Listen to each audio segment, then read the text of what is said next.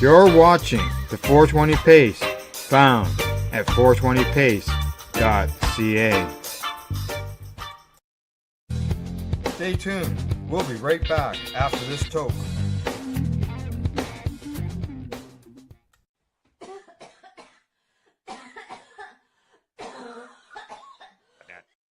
The views expressed by the individuals during this broadcast are their own opinions, and they may not be the same as those of their group or other organizations they may be involved with.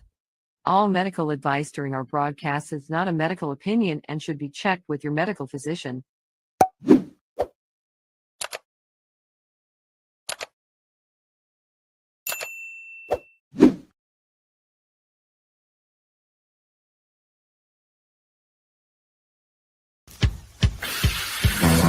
Oh yeah, baby, that's lovely.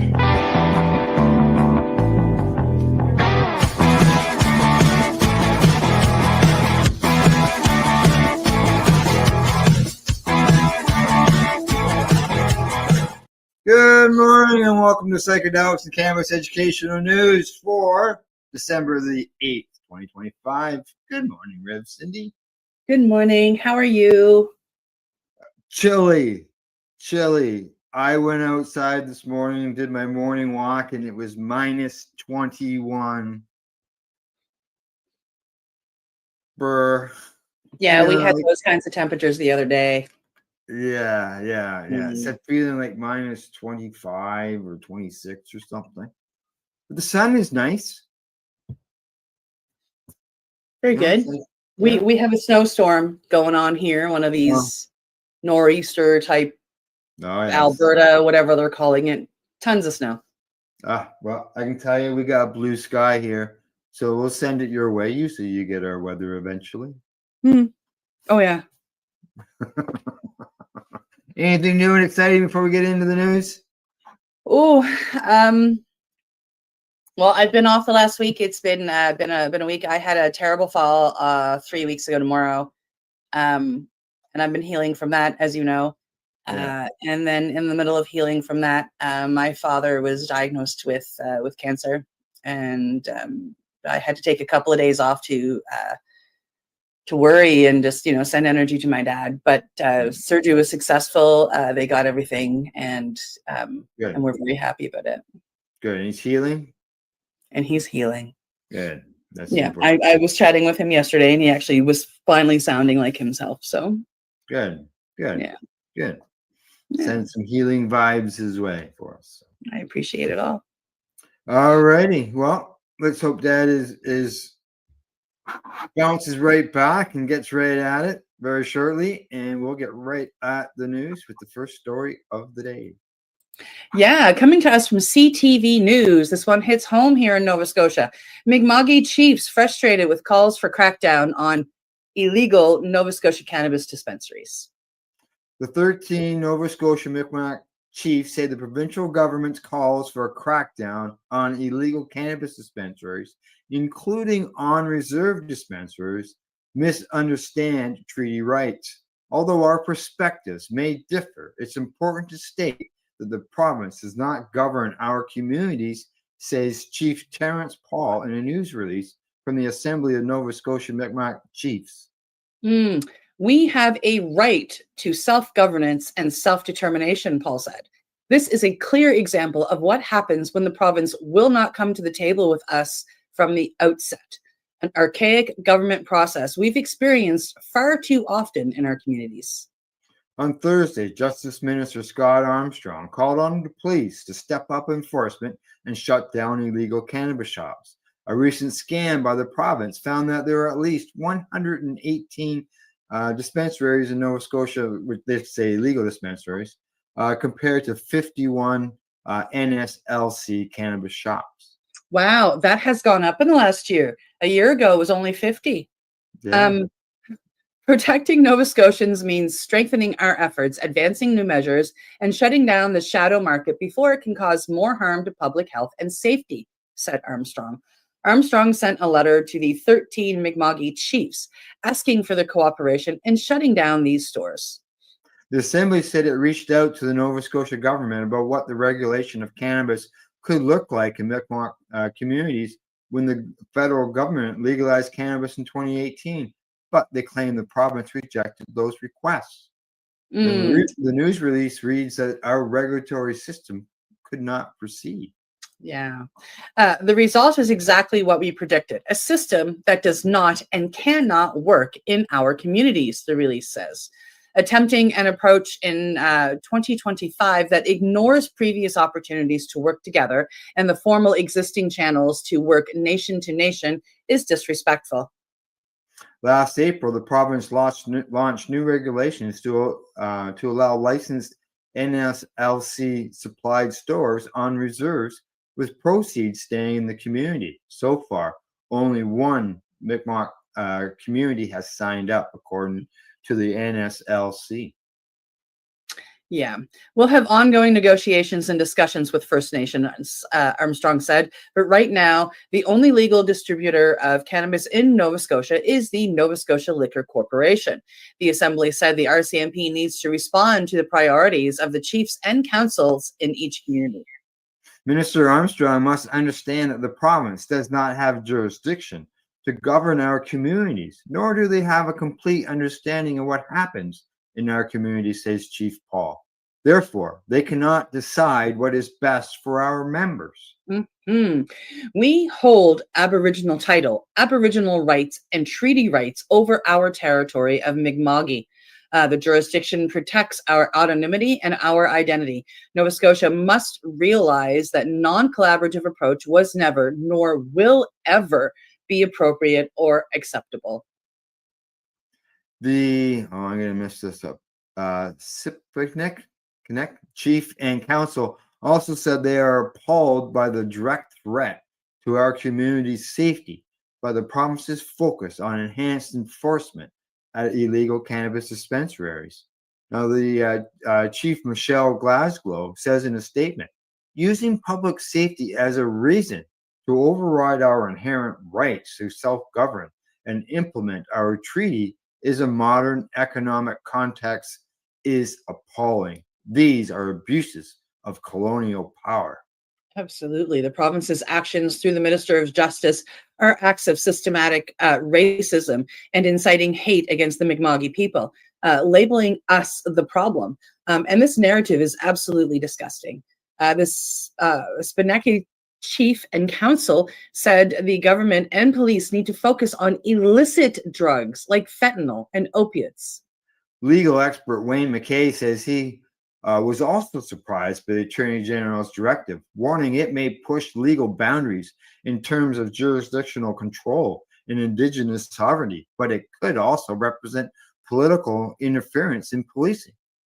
Goes on to say that it's not a clear violation. It's kind of a borderline case. It's not, for example, directly like what U.S. President Donald Trump is doing, targeting specific individuals or operations, but it's a little to that borderline that it's really the concern there. Attorney General Armstrong maintains the law is clear and that Nova Scotia Liquor Commission stores are the only legal retailers of cannabis in Nova Scotia, and that includes on reserves.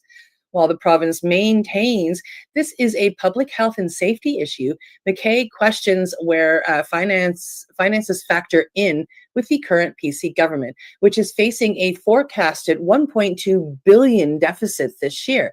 The cannabis industry has been lucrative, seeing profits grow each year since it was legalized in 2018. Now, the NSLC cannabis sales totaled more than $127 million last year. That's up from 121 in 2023-24. And there's some numbers there for the years.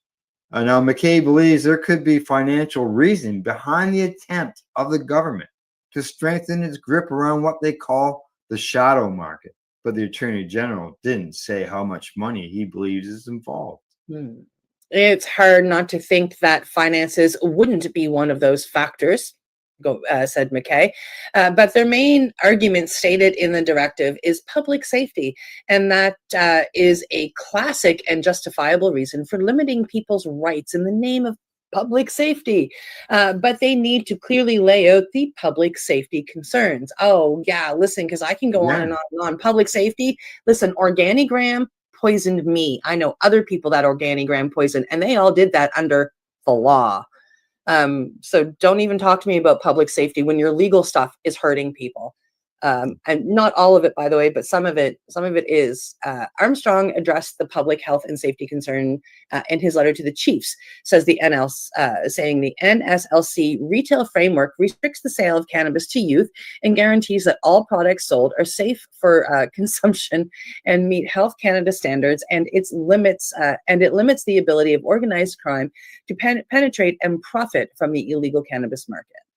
The RCMP says mandate letters from government are routine, and the directive from the Justice Minister doesn't change their policing approach. Now, we are committed to respectively collaboratively relationships with First Nations communities, says Constable Mandy Edwards, who's the public information officer with the RCMP Halifax Department. She says that we will ensure enforcement is carried out respectively. Well, yeah, and the police would not say whether they have conducted any raids since the directive came out Thursday or if they plan to do so. There you go. Yeah, it's it's getting nasty down there from what I'm reading as far as them wanting to shut down the reserves and stuff, and here in Ontario, as you know, I'm in the middle of 2 reserves that got like a total of like 80 to 100 stores. Yeah. Yeah, I mean, like, going down, I mean, I love to go to the Green Mile where the healing house is. Like, I mean, literally, you start on one end and you go for 2 kilometers, and, there are literally 50 to 60 dispensaries as you drive down those 2 kilometers. It's insane. When they say it's the Green Mile, they truly mean it's the Green Mile. Yeah, and by the way, in the middle of I haven't heard our government talk at all about doing anything. No. In the middle of all of that, there is, in that particular Green Mile, there is a child care facility. Yes. Yeah. Oh, yeah. And there's also a community center. Mm-hmm. And I believe a school as well. A school, restaurants. Yep. Yeah. And everybody's okay. Yeah. Gas stations. They had to lower the speed limit because there was just so much traffic. So many people were going there. So. All right, time for us to move on to the next story of the day. Here we go. Coming to us from StratCan, medical cannabis registrations stabilize in early 2025 while personal production licenses decline. Oh. The number of medical client registrations with federal licensed sellers remained relatively stable in the first 3 months of 2025 after several years of declines, according to the newest update from Health Canada. Registrations for personal and designated cultivation of cannabis for their own medical purposes decreased 28%, while exports increased exponentially. 28%, that means more than a quarter of the people that were licensed to grow their own cannabis just aren't doing it now. Yeah. There were 161,267 such registrations as of March 2025, compared to 160,705 in December of 24. Then it went up. Declines began in late 2019 after a peak of nearly, we're talking about just licenses here, I think, 370,000 such registrations with federally licensed medical cannabis sellers. The decline was briefly interrupted by a significant increase in the second half of 2020. Registrations with federally licensed sellers saw Ontario leading with about 82,500, representing just over half of the total. Alberta followed with almost 22,000, and Quebec was third with just over 16,000. Nova Scotia slightly surpassed British Columbia by about 500. Go Nova Scotia. Now, Atlantic Canada, with a combined population of nearly 3 million in 2025, accounted for 23,611 total registrations. When analyzed on a per capita basis, Saskatchewan recorded the highest number of registrations, really, followed by PEI, Alberta, Newfoundland, Labrador, and then Ontario. Now they say while registrations with federal licensed sellers remain steady, the number of individuals registered with Health Canada for personal and designated cultivation of cannabis for their own medical purposes decreased 28%. That's from 15,767 to 11,304. This represents a significant decline compared to with a 5% decline in the previous 6 months. This represented a decrease of 4,463 registrations for personal designated production from 3 provinces, British Columbia, Quebec, and Ontario, with the numbers listed there. The category of authorization has shown significant decrease from a peak of just over 47,000 such registrations in September of 2021, although it saw a brief resurgence in 2024. The majority of individuals who assess cannabis for medical purposes under the Federal Cannabis Act and its regulations do so by obtaining cannabis products from a federally licensed seller. The average daily amount authorized by healthcare practitioners for these individuals who access from federally licensed sellers has ranged from 2 to 2.5 grams per day since the Cannabis Act came into force in October 2018. 2.6. Yeah, like 3 grams for like 2.6. yeah. So you're looking at, let's say, let's just look at the veterans end, $6 per gram. So that's $18 per day times 30 days. That can add up to a lot of money. Oh yeah. Oh yeah. Oh yeah. Yeah. They cover half of my prescription right now, and it's quite expensive. And just think of the people who don't have any coverage. Listen, I mean, when I see my bills every month that VAC pays, and I get it. It's expensive out there, and this is where I think a lot of the Indigenous dispensaries come in that we were just talking about, that offer much better deals and much better rates than some of the cannabis that we have legally. The average daily amount authorized by healthcare practitioners for individuals registered to access cannabis for medical purposes from federally licensed sellers was 2.5 grams per day. The average daily amount authorized by healthcare practitioners for individuals registered with Health Canada for personal or designated production, however, was more than 10 times larger at 33.4 grams per day. This has remained relatively stable since mid-2023, but is down from a peak of 44.9 in early 2022. There were 4,172 healthcare practitioners associated with registrations made in the previous 12 months with federally licensed sellers, and 764 associated with active personal designated production registrations. Of these, there were just 169 healthcare practitioners who authorized amounts equal or above 25 grams per day, and only 5 who authorized amounts equal to or above 100 grams per day. The majority, that's 82%, of healthcare practitioners who authorized amounts equal to or above 25 grams per day were located in British Columbia and Ontario. All healthcare practitioners who authorized amounts equal to or above 100 grams per day were also located in BC and Ontario. The amount of dried cannabis Health Canada has endorsed for export has continued to increase, reaching a new high of 31,560.19 kg in February 2025, before dipping slightly to 31,134.68 kg in March of 2025. This represents a 124% year-over-year increase from March of 2024. Cannabis oil exports also reached a new high of 3,756.58 liters as of March of 2025. These figures have fluctuated significantly on a monthly basis, having exceeded 3,000 liters 2 other times since January of 2024. And there you go. Numbers. You know, it's nice that the licenses are remaining steady. I was surprised by the going down. Like, I can't see where people would think it was cheaper to just go to the store and buy it. Yeah, way cheaper, much cheaper. When you count in the cost of your electricity, your time, what you have to do to prepare it, to look after it, to cut it, to everything else, when you can go to an Indigenous store and get it for $2 or $3 a gram. I don't know. That's what I like now about growing outside, is that the sun doesn't cost you money.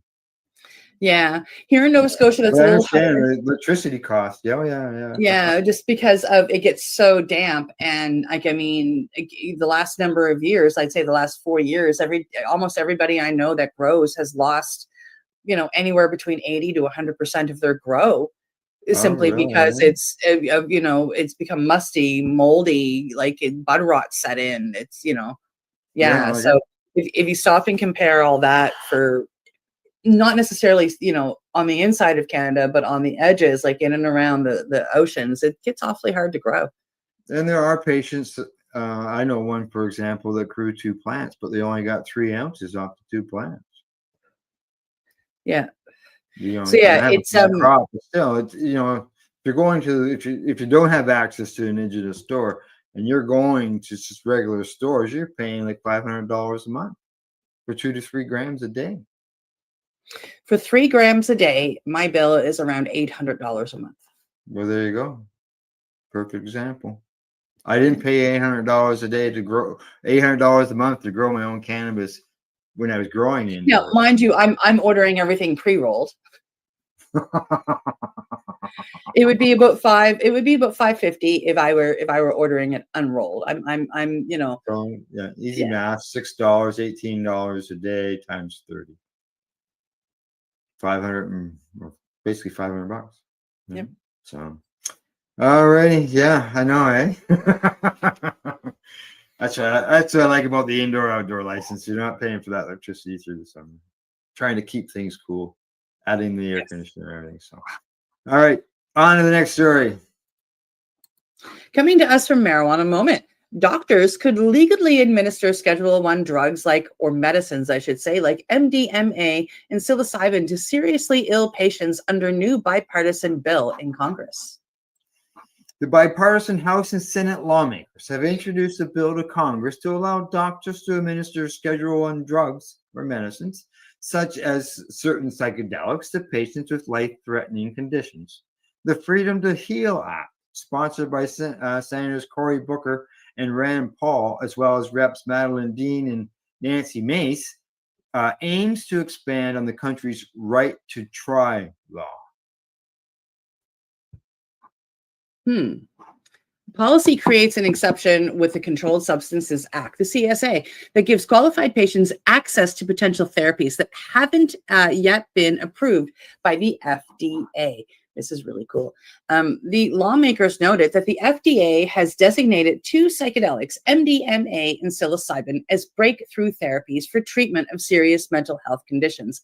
Yet the Drug Enforcement Administration, the DEA, currently has no pathway to authorize physicians to administer the medicines, despite the broader right to try policy, they said.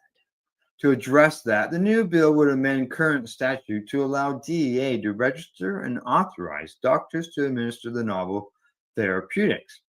They say that patients facing life-threatening illnesses or severe mental health conditions deserve access to every possible treatment, including investigational therapies such as MDMA and psilocybin that have shown to be safe and effective in multiple clinical trials, Booker said in a press release.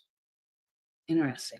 Thousands of Americans, many of them veterans, are desperate for access to these therapies after exhausting all approved treatments in the United States, he said. The Freedom to Heal Act is critical legislation that will remove unnecessary barriers and give physicians a pathway to legally administer these potentially life-saving treatments. All four bicameral lawmakers introduced a bill last session that similarly sought to leverage right to try laws and expand access to Schedule 1 medicines for severely ill patients, albeit with provisions differing from those in the current proposal. In 2022, Booker and Paul teamed up on an earlier version of the legislation. Mace, as well as then Representative Earl Blominer, sponsored the House version that year. As a physician, I have seen how critical right to try can be for patients who are running out of options. Yet current law leaves doctors with no clear legal way to administer investigational therapies that fall under Schedule 1, Paul said on last week. Now, it goes on to say that this bill creates that pathway. I am glad to work across the aisle to ensure patients and their doctors are not blocked by federal barriers who have exhausted standard options. This is a practical reform that honors both patient autonomy and medical judgment. Dean, for her part, said, as families across the country face the growing mental health and substance use disorder crisis, we must expand their options for care. Our bipartisan legislation reduces barriers for physicians to provide compassionate use of several innovative and potentially life-saving treatments, including MDMA and psilocybin, the Congresswoman said. Our loved ones, including our veterans who served and sacrificed, deserve to heal. Congress must work to make that recovery possible for more people. The bill represents a departure from what the lawmakers proposed in previous years. The prior version would have created a procedure through which current Schedule 1 drugs that are deemed breakthrough therapies by FDA or qualify for a waiver under the Federal Food, Drug, and Cosmetic Act could be transferred to a lower schedule that would make them easier to study and promote drug development. Relatedly, a Washington state doctor has spent years pursuing various legal and regulatory pathways to allow the clinic to use psilocybin in palliative care. His clinic has presented DEA with multiple proposals to legally cultivate or otherwise obtain psilocybin to treat patients under right to try. The agency has denied them all. We believe Congress should act with urgency to pass the Freedom to Heal Act. Martin Steele, president of the Veteran Mental Health Leadership Coalition, said, it is clearly wrong and immoral that veterans are leaving the country they selflessly serve to access potentially life-saving treatments that should already be available within our borders under right to try. Lives are on the line. Let's act now, he said. There you go. Mm-hmm. Yes, let's act now. Exactly. Why put it off? Delaying things, right? So 1, 2, 3, 4. One more story. One more. I just did the same thing. I thought that was the last story, but it's not, obviously. So this is the last story before we go to break. Here we go. Here we go. Coming to us from Normal. Cannabis inhalation associated with symptomatic improvements in adults with autism spectrum disorder. Adults with ASD report significant improvements in their symptoms following cannabis inhalation, according to data published in the journal Nature Scientific Reports. Researchers affiliated with the Washington State University and the University of New Orleans reviewed data from 111 self-identified ASD patients between the ages of 19 and 70. Now, study participants self-medicated with cannabis and reported their results in real time on the mobile technology platform StrainPrint. Investigators accessed nearly 6,000 separate StrainPrint entries compiled over 74 months. They reported using a large data set from self-identified autistic adults self-medicating with cannabis. We found that ratings of the severity of negative affect, which is anxiety and irritability, were reduced 75.78%. 75%. Ratings of the severity of repetitive behaviors, compulsive behaviors, were reduced by 70.41%. That's huge. Yeah. Ratings of the severity of problems with mental control, concentration, were reduced by 68.59%. Holy cannoli. And ratings of sensitivity, skin and sound sensitivity or sensory overload, were reduced by 68%. Holy Joe. For immediately before to shortly after inhaling cannabis. Moreover, these symptoms were reduced rather than exacerbated or unchanged in 98.3% of the cannabis use sessions. Holy cannoli. These findings are among the first to indicate that cannabis is perceived to improve highly prevalent symptoms associated with ASD in adults using cannabis for symptom management.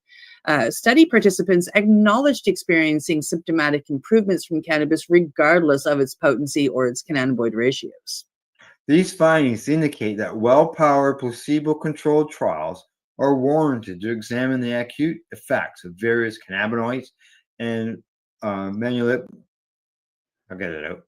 Manipulations of cannabinoid symptoms system on ASD symptoms. The study authors conclude. The findings are consistent with observational studies involving patients enrolled in the United Kingdom's Medical Cannabis Registry, was similarly reported for adults with ASD experienced improved symptoms and reduced their use of prescription medications following their use of medical cannabis products. There you go. Interesting. Cannabis for adults with ASD. And look at what it does. The improvements were huge.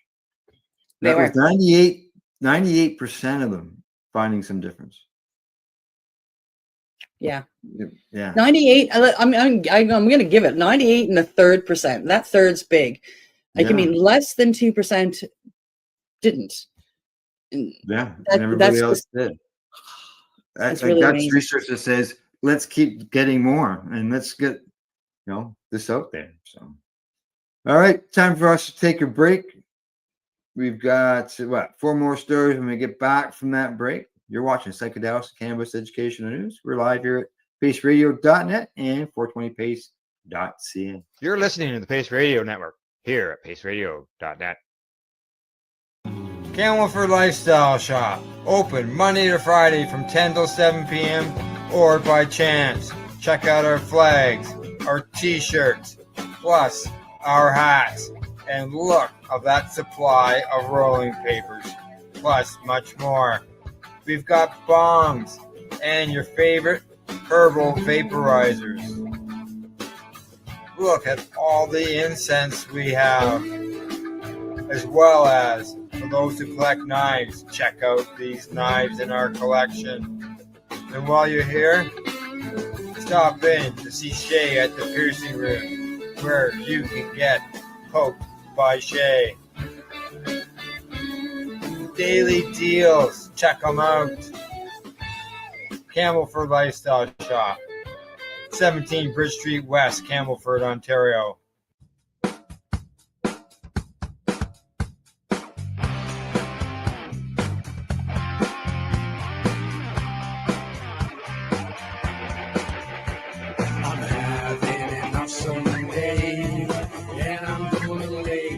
Stays that way. I'm having enough someday, and I'm gonna make sure it stays that way. Limestone City Hydroponics is Kingston, Ontario's hydroponics shop. Take your growing to the next level and create the optimal environment with a tent kit, or maximize your yield with an ebb and flow flood table kit. Either way, Limestone City Hydroponics has more sizes and options to fit your needs. Are you looking for the power of the sun that adapts to your budget? Then look no further, as they have professional grow lighting. They have indoor grow systems that are easy and cost effective, with many options to fit your living space and lifestyle. Cultivate your growing potential. We have everything you need to succeed. And if you can't make it to the store, they offer local delivery to the greater Kingston area. Remember, when you're looking for experts to help you grow, then look no further than the locally owned Limestone City Hydroponics, 105 Sunderland Drive in Kingston, Ontario. Call them at 613-548-0420. Rerolled Saturdays. Check it out. Nothing but non-stop cannabis and psychedelic programming. Find it at 420pace.ca. You're listening to the Pace Radio Network here at paceradio.net. All right, you're watching Psychedelics and Cannabis Educational News. We got 4 more stories to bring up before we're done for the day. And of course, the big psychedelics and cannabis. And we're going to start off with the psychedelic story. Here we go. Here we go. Coming to us from Cornell Chronicle. A dose of psilocybin, a dash of rabies point to treatment for depression. I'm also going to note that David Nutt right here, I'm going to say it's probably the same David Nutt that was involved with the British Columbia, not the British Columbia, but the British government. And he told them that they should legalize cannabis for medical purposes, and they didn't like that. Now, an international collaboration led by Cornell researchers used a combination of psilocybin and the rabies virus to map out and where the psychedelic compound rewires the connections in the brain. Specifically, they showed psilocybin weakens the corticocortical feedback loops that can lock people into negative thinking. Psilocybin also strengthens pathways to subcortical regions that turn sensory perceptions into action, essentially enhancing sensory motor responses. The findings published December 5th in Cell. The lead author is postdoctoral researcher Wan Jiang. The project is the latest in a trial of discoveries by Alex Kwan, who got his PhD in 2009, who's a professor of biomedical engineering in Cornell Engineering and the senior author of this paper. Kwan's lab studies the ways psychiatric drugs such as psilocybin, ketamine, and 5-MeO-DMT rewire the brain's neurological circuitry with the goal of developing therapeutic treatments for depression. Psilocybin, which is the active ingredient in magic mushrooms, is a promising candidate for pharmaceutical development because the clinical trials have shown that psychedelic medicines can reduce symptoms in people with depression for weeks and perhaps even months after a single treatment. In 2021, Kwan's group used high-resolution optical imaging to show that a single dose of psilocybin induces structural plasticity, the brain's ability to reshape its structure by rapidly growing dendritic spines that lead to synaptic connections. A lot of people were excited about the earlier study because psychedelics are promising therapeutics, but we don't know why they work. Our study showed that the rewiring of the brain lasts a long time, Kwan said. One of the key questions was that even though we show the new connections, that new connections are being made, we don't know where they connect. The goal of this study is to figure out what exactly are the parts of the circuit that get rewired. To do that, Kwan's group took a new approach. Instead of using optics to image individual synaptic connections, they paired the psilocybin with one of biology's wiliest adversaries, the rabies virus. The virus, created by collaborators at the Allen Institute for Brain Sciences in Seattle, would move through and chart the brain's very complex wiring diagram, Kwan said, much like Google's mapping car roams all the streets in a neighborhood. With psilocybin, it's like we're adding all these roads to the brain, but we don't know where the roads go, Kwan says. Here, we use the rabies virus to read out the connectivity in the brain, because these viruses are engineered in nature to transmit between neurons. That's how they're so deadly. It jumps the synapses and goes from one neuron to another. First, the researchers injected a single dose of psilocybin into a mouse's frontal cortical pyramidal neurons. Then, a day later, they chased it with a variant of the rabies virus that could transmit across a synapse and labeled these connected neurons with fluorescent proteins. After the virus had incubated in the mouse for a week, the team imaged its brain and compared the results with a control mouse brain that had only received the virus. The fluorescent tagging revealed that psilocybin had weakened recurrent connections with the cortex, feedback loops that may explain why a depressed person fixates on negative thoughts. Remuneration is one of the main points for depression, where people have this unhealthy focus and they keep dwelling on the same negative thoughts, Kwan said. By reducing some of these feedback loops, our findings are consistent with the interpretation that psilocybin may rewire the brain to break or at least weaken that cycle. The researchers also saw that the sensory area of the brain becomes more strongly wired to the subcortical region, strengthening the link between the perception and action. Initially, Kwan expected to find connections between one or two regions of the brain, but he was surprised to discover psilocybin's rewiring involved the whole brain. This is really looking at brain-wide changes, he said. That's a scale that we have not worked at before. A lot of times we're focusing on a on a small part of the neural circuit. The extensive pathway mapping also showed that the amount of firing activity in the brain may determine what gets rewired by the medicines. That inspired the researchers to demonstrate that by protruding and manipulating the neural activity of one brain region, they could actually change the way psilocybin rewires the circuitry.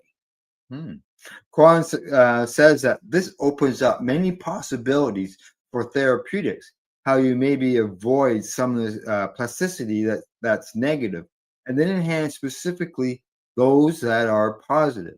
Now, co-authors list a bunch of people here that are involved in this, and the research was supported by One Mind at the National Institutes of Health. Mm-hmm. There you go. The stuff that keeps coming out, rewiring brains, and it's just wow. Yeah, well, that's what neuroplasticity enables us to do, is to rewire those pathways that we don't want and change them. And then psilocybin has been proven to go in and help the brain rewire after brain injuries such as, concussions or stroke. Yeah. Who knew? Like, geez. Good stuff. All right, we're gonna move on to the next story. Mm-hmm. Coming to us from StratCan, Canadian retail cannabis sales continue to show annual growth. Year over year, retail cannabis sales in Canada have continued to inch upwards, with $475 million in sales in September, just down from a new peak of $503 million in sales in August. Despite some slowing from previous rapid growth, the market continues to show upward pressure on an annual basis. The two most recently reported months were up 2% in August and 7% in September compared to the same periods in the previous year. August and December have historically been among the highest months for cannabis sales in the past. All the kids are leaving for university. Christmas. Unsurprisingly, Ontario saw the most sales, followed in a distant second by Alberta. British Columbia and Quebec are neck and neck in third and fourth. Those were followed in order of highest sales by Manitoba, Saskatchewan, Nova Scotia, Newfoundland and Labrador, New Brunswick, PEI, and the Yukon. The provincial figures are unadjusted for seasonality. Statistics Canada regularly updates their monthly sales figures as new data comes in, causing these numbers to fluctuate over time. Here's a graph for you. As of December, there were more than 3,800 authorized locations to purchase cannabis in Canada. More than 1,800 are located in Ontario, followed by Alberta with 723, BC with 543, Alberta's got 244, and Saskatchewan 200. Quebec has 108 retail locations. Newfoundland has 63. We have 51 here in Nova Scotia. We've got an extra one. Yay. New Brunswick has 50. The Yukon has 6. While PEI and the Northwest Territories have 5. And Nunavut has 3. And honestly, for PEI, 5 is probably more than enough. Canadian households spent over $9 billion on cannabis last year in 2024, and the majority of it coming from the legal market. That we know. Lots of money. Lots of money. There's no doubt about that. Lots and lots and lots of money. Yeah, and maybe why it goes back to that first story of the day that's going on down there in Nova Scotia, right? Lots of money. Well, there are ways around that for the government too, but they don't want to look at any of that. I get it. I agree that the Indigenous should be able to do what they want. Their land was stolen. They were, we all know the stories. So making a deal that there is 50 cents per gram should be paid to the government, for whatever there's got to be a middle ground there somewhere. Do you know what I mean? Like the taxes on it, the per diem on it, the something on it, but leave them the frig alone. Yeah, there was something in the story there about some money going back into the community to come onto the legal system. But a lot of these places give money back to the community, and they don't just these dispensaries. Is the same as they are out there. It's more than just cannabis. It's Yeah. festivals around it. It's, learning around it. It's, like there's so much more than that. It's a very large part of the community, right? And Exactly. Alrighty, 2 more stories to go. Here we go. coming to us from TVP World, Czech doctors can prescribe medicinal magic mushrooms from 2026 on. All right. Patients in Czech Republic with depression and other conditions that do not respond well to conventional treatments will be able to take medicinal magic mushrooms from next year. Strict new rules have been introduced which permit therapeutic psilocybin, the ingredients within magic mushrooms, to be prescribed to patients. This makes the Czech Republic the first European country to allow psychedelics to be used to treat depression. The guidelines have been drawn up by the Psychiatric Society of the Czech Medical Society and specify who can administer the medicine and under what circumstances. The low toxicity of psilocybin, minimal to no risk of addiction, and generally high safety levels have also been demonstrated. The Ministry of Health said, and they said that the change in the law is not expected to affect a large number of people, but it represents a significant step for mental health treatment. That news site expats wrote. Until now, patients have only had the chance to undergo treatment as part of scientific studies. Health officials said antidepressants work roughly 70% of patients, and psychedelics could provide an effective alternative for the other 30%. I think that they've got those numbers backwards, in my own opinion. And this is what their website has reported. Psilocybin will be used in therapeutic sessions, typically lasting 6 hours with 2 qualified therapists. The dose would depend on the patient's weight and must not exceed 75 milligrams per month. As you go back to that other story we had where with the ASD and the numbers that they were getting on the improvements, if it's 70% is good enough for an antidepressant to be prescribed to a patient, then shouldn't the numbers for the ASD go a long ways to prescribing cannabis to somebody with ASD? Mm-hmm. Oh, yeah. Yeah. Now, they say at the moment there are a few dozen specialists in the Czech Republic who could administer the sessions, and they are mostly based in the capital, Prague, and the second largest city, Brno, in the south. Director of National Institute of Mental Health, Jerry Horek, told the Czech news agency that the exact start date of the psilocybin prescription program, as well as future levels of access, will depend on insurers.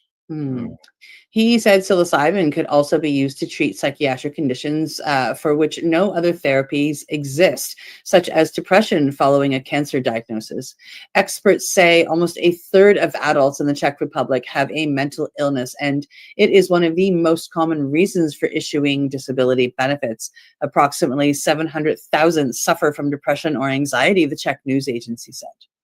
And in 2015, the country legalized medicinal cannabis, which is most commonly used to treat pain, MS, rheumatoid arthritis, or in the treatment of cancer.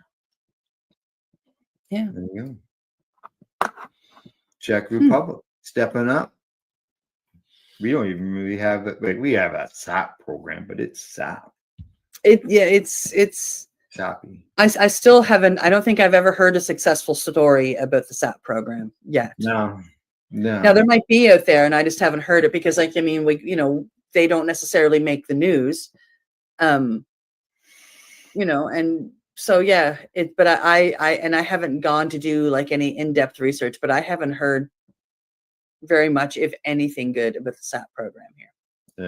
Yeah. All right. Last story of the day, and one that I'm looking forward to reading because I think we need these here in Canada. Brought back from Canada. Yeah. There we go. Yeah, coming to us from MJ Biz Daily. Are consumption lounges the next frontier for legal cannabis? Yes.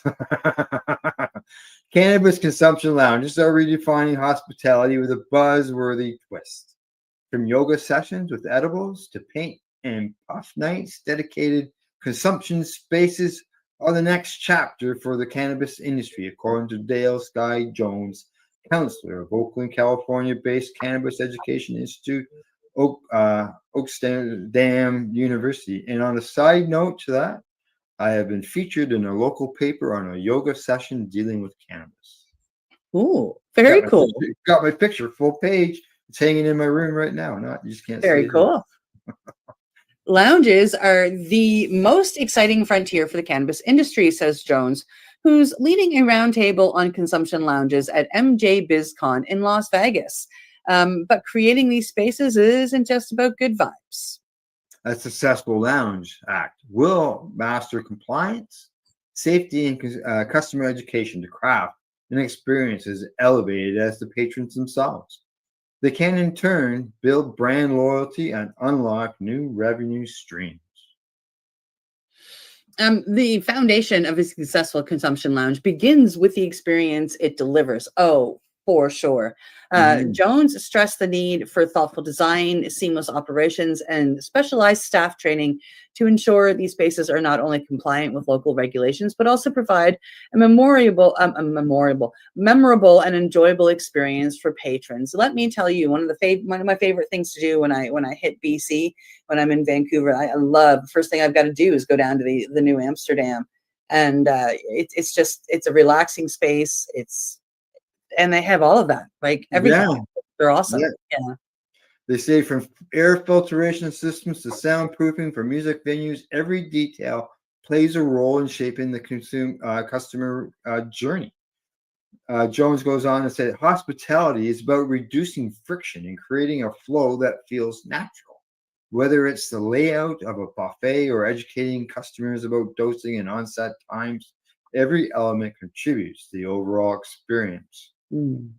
Staff training is crucial, especially recognizing signs of overconsumption and managing cannabis naive customers.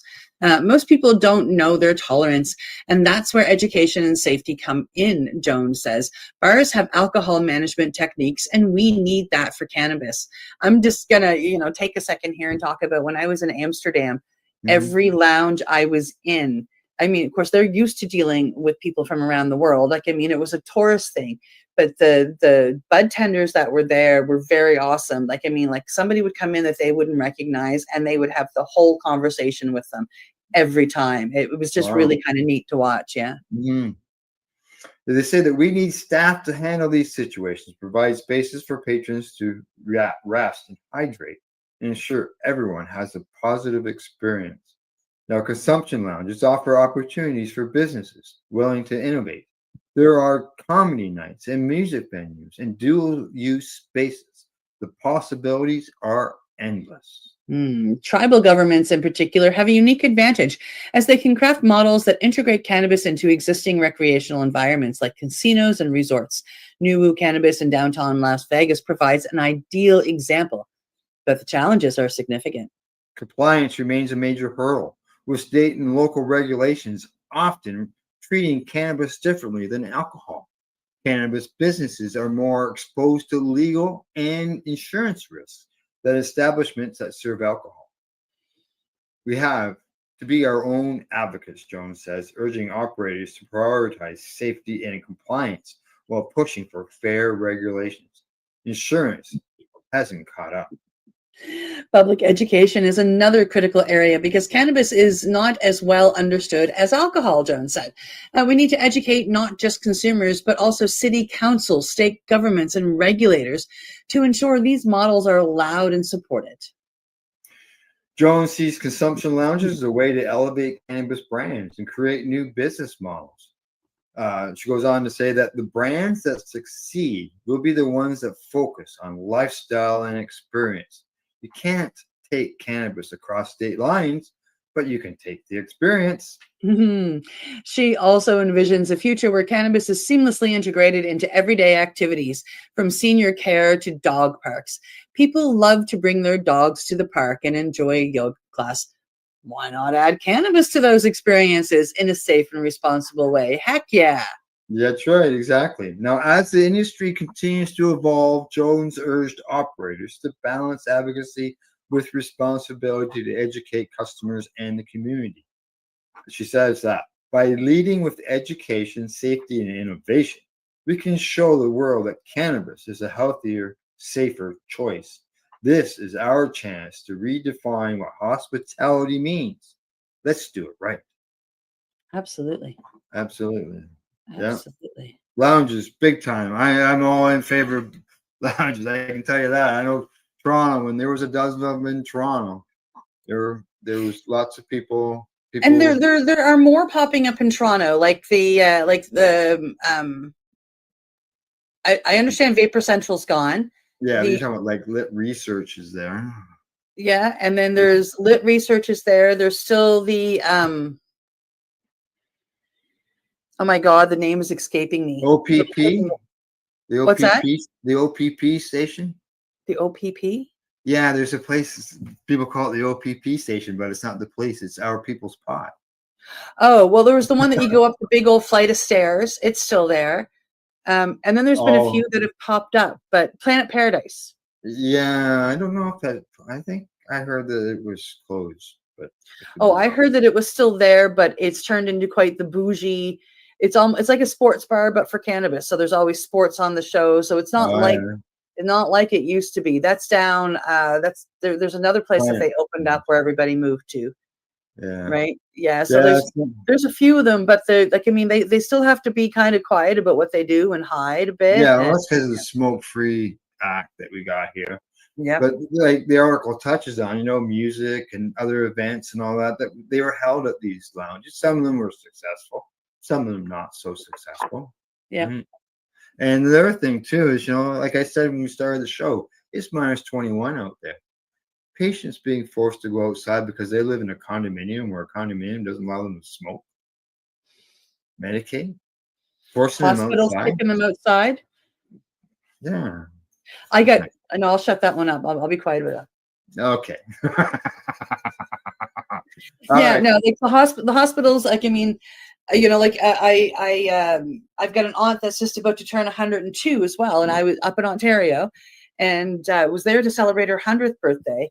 And these old age people are they're kicked outside. Yeah, they're allowed to have it. The nurses will help them roll it, but they still have to go outside to use their medicine, right? Right. Yeah. Exactly. It'd be nice. Like I understand there's the smoke concern, but can they not create some space for them to go to? Used to do it with cigarettes. Used to. Yeah, I remember those days. All righty. Other than that, anything else before we say goodbye? Yes. One more thing. I am going to share this. We have this Wednesday coming up again at the Halifax Library in the BMO room. Our next in our speaker series this week, we have Angela Amiros stepping up. She is a cannabis therapist, and I was able to sit with a session with her. She's really pretty amazing, and she's going to talk about integrating the journey, a practical guide to psychedelic integration.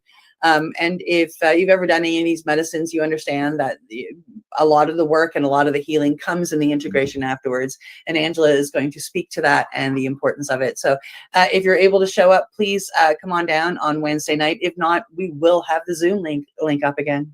All right. And people can be able to watch it through the Zoom link and see what's going on.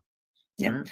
And on Friday, we have our social coming up, and you can get information about that on the site. We don't have an event made up for it, but it is, I can't remember the name of the place downtown, but it's on Tower Road in Halifax. You can reach out to me or reach out to the Nova Scotia Psychedelic Society for that information, but we have a social coming up, and we're going to have an open forum on harm reduction. Good stuff. All right. Way to go. Good work going on down there. All right, that's a report for today. I hope you found it educational and informative. And thanks to our sponsors, Limestone City Hydroponics.ca, Camelford Lifestyle Shop, just so you know, they have 10th anniversary sale going on there at Camelford Lifestyle Shop, as well as at ease.ca. And don't forget to educate, medicate, do not incarcerate. You're listening to the Pace Radio Network here at paceradio.net. The opinions of the individuals during this broadcast are their own and may not be the opinions of their group or other organizations they may be involved with. All medical advice during our broadcast is not a medical opinion and should be checked with your medical physician. Enjoy the buzz of legalization with Campbellford Lifestyle Shop. From lights to plant nutrients, books, consumption accessories, and more, we've got all your basics to grow or consume cannabis. Visit our info center or take a look at our piercing services and body jewelry, now available in-store through Campbellford Lifestyle Shop, 17 Bridge Street West, Campbellford. Limestone City Hydroponics is Kingston, Ontario's hydroponics shop. Take your growing to the next level and create the optimal environment with a tent kit, or maximize your yield with an ebb and flow flood table kit. Either way, Limestone City Hydroponics has more sizes and options to fit your needs. Are you looking for the power of the sun that adapts to your budget? Then look no further, as they have professional grow lighting. They have indoor grow systems that are easy and cost effective, with many options to fit your living space and lifestyle. Cultivate your growing potential. We have everything you need to succeed. And if you can't make it to the store, they offer local delivery to the greater Kingston area. Remember, when you're looking for experts to help you grow, then look no further than the locally owned Limestone City Hydroponics, 105 Sunderland Drive in Kingston, Ontario. Call them at 613-548-0420. We are people advocating cannabis education here at paceradio.net. You're watching the 420 Pace, found at 420pace.ca. Stay tuned. We'll be right back after this toke.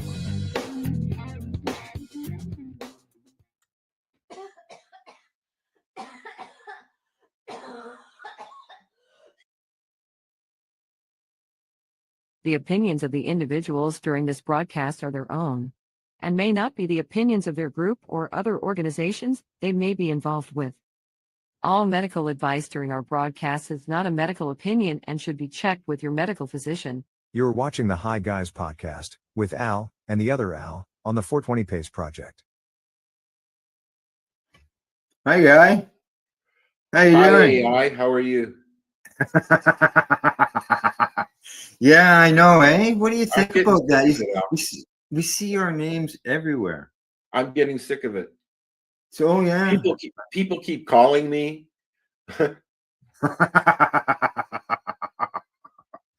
Yeah, people send me questions all the time, wanting me to solve things for them. I think they should have used a small I for They the did I. at the beginning. Did they? Because it just ow, ow, ow everywhere. No. We're very popular. It's a popular name now. I have a strain to review. Do you? And we've got a message from Allison that we can play. It is in our chat, if you wouldn't mind pulling that up, Al. It's in our chat, but on Yeah. Facebook? There's a couple of things in the chat on Facebook. Oh. And also, it looks like we're going to have a white Christmas. Yeah, I'd say that's pretty well guaranteed right now. We're I supposed to did get see another- Yeah, I What? saw one day in the forecast over the next 2 weeks it actually gets to 0. Everything else, yeah, and lots of snow. Oh, is that we were all? talking before the show. I'm expecting another 20 centimeters here in the next 24 hours. We've already had several minus 31 days here, dude. Not feels like. We just had a yesterday morning it was minus 21. Yeah, minus 21 and minus 31 are a little bit colder. Yeah. It's she doesn't even want to go out for more than five minutes. Does your dog like to go out? Yeah, yeah. Well, she's a husky, isn't she? Yeah. Like a husky. Yeah. She is Malamute cross, correct. As Rosa And I was is told don't a call her husky, mastiff, and lab cross. So all snow dogs. And yes, but she does the my paws, they're so cold. Oh yeah. Stephen looks out the door and goes, no, turns around and walks away. I'm waiting for him to jump into the snow one day when I have the door open. Oh yeah. Yeah. Are we lagged today? I think we are. Yeah, we are. Lag. So we've had some interesting things happen in the world. Well, it's only because I had to start up Facebook and stuff like that. I think it's a resource hog. You know, my own computer here. You know, So. I've got 2 Facebook pages open. I've got this open on one computer, and then I've got Facebook and other stuff on the other computer. As I mentioned earlier, my computer is excommunicado. Yeah, exactly.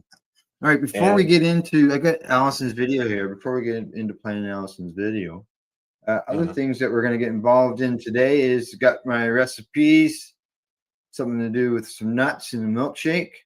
Ooh. We got some news, and I'm sure some of it we're going to be probably with an extended talk, and got some events as well, information.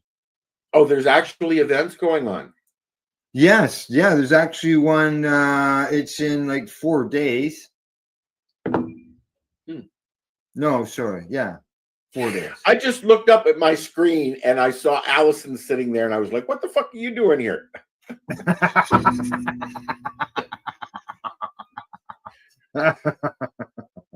Yeah. And before we get into that, also, don't forget to hit the like and subscribe button. No matter what and you know what? Soon I'm going to set up stars, because I need to raise some money for a new computer.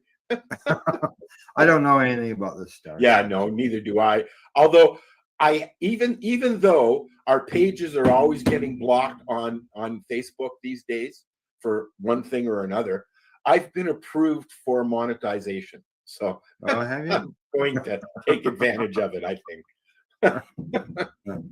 Okay. So message from Allison. Right? Yeah, go ahead. Here we go. Hi, this is Allison Murden from Burlington, Ontario. Oh, that's Canada. very low. Here, let me turn you I'm a up. retired law enforcement here in Canada, where I was charged with trespassing and having an unknown substance on premise when I was in an establishment here in Burlington, watching my friends play some fluffy guy. Anyway, my lawyer, Paul Lewin, worked an incredible, magical thing and ended up being able to have them drop my charges. So I have no longer do I have charges for either trespassing or having an unknown substance on premise. But I still am continuing with my fight. I'm fighting for all drugs to be legalized and regulated all around the world. I want people to understand how people like me live without access to these substances as I am right now. I have no psilocybin. I have lots of pills, but I wouldn't be awake to do this. So that I don't want. I want to enjoy my life while I have it. From my heart, I'm so thankful, Lewin. And I thank my partner, Gary. And I also want to thank specifically Nicholas Pope for offering to testify by video. On the day of my court hearing on December 2nd was the original day. And now it's no longer going to be. So you don't need to show up at court for me, everybody. And lastly, again, and not at all least, I want to thank everybody from around the world who has supported my fight to legalize and regulate all drugs all around, that they can be studied And again,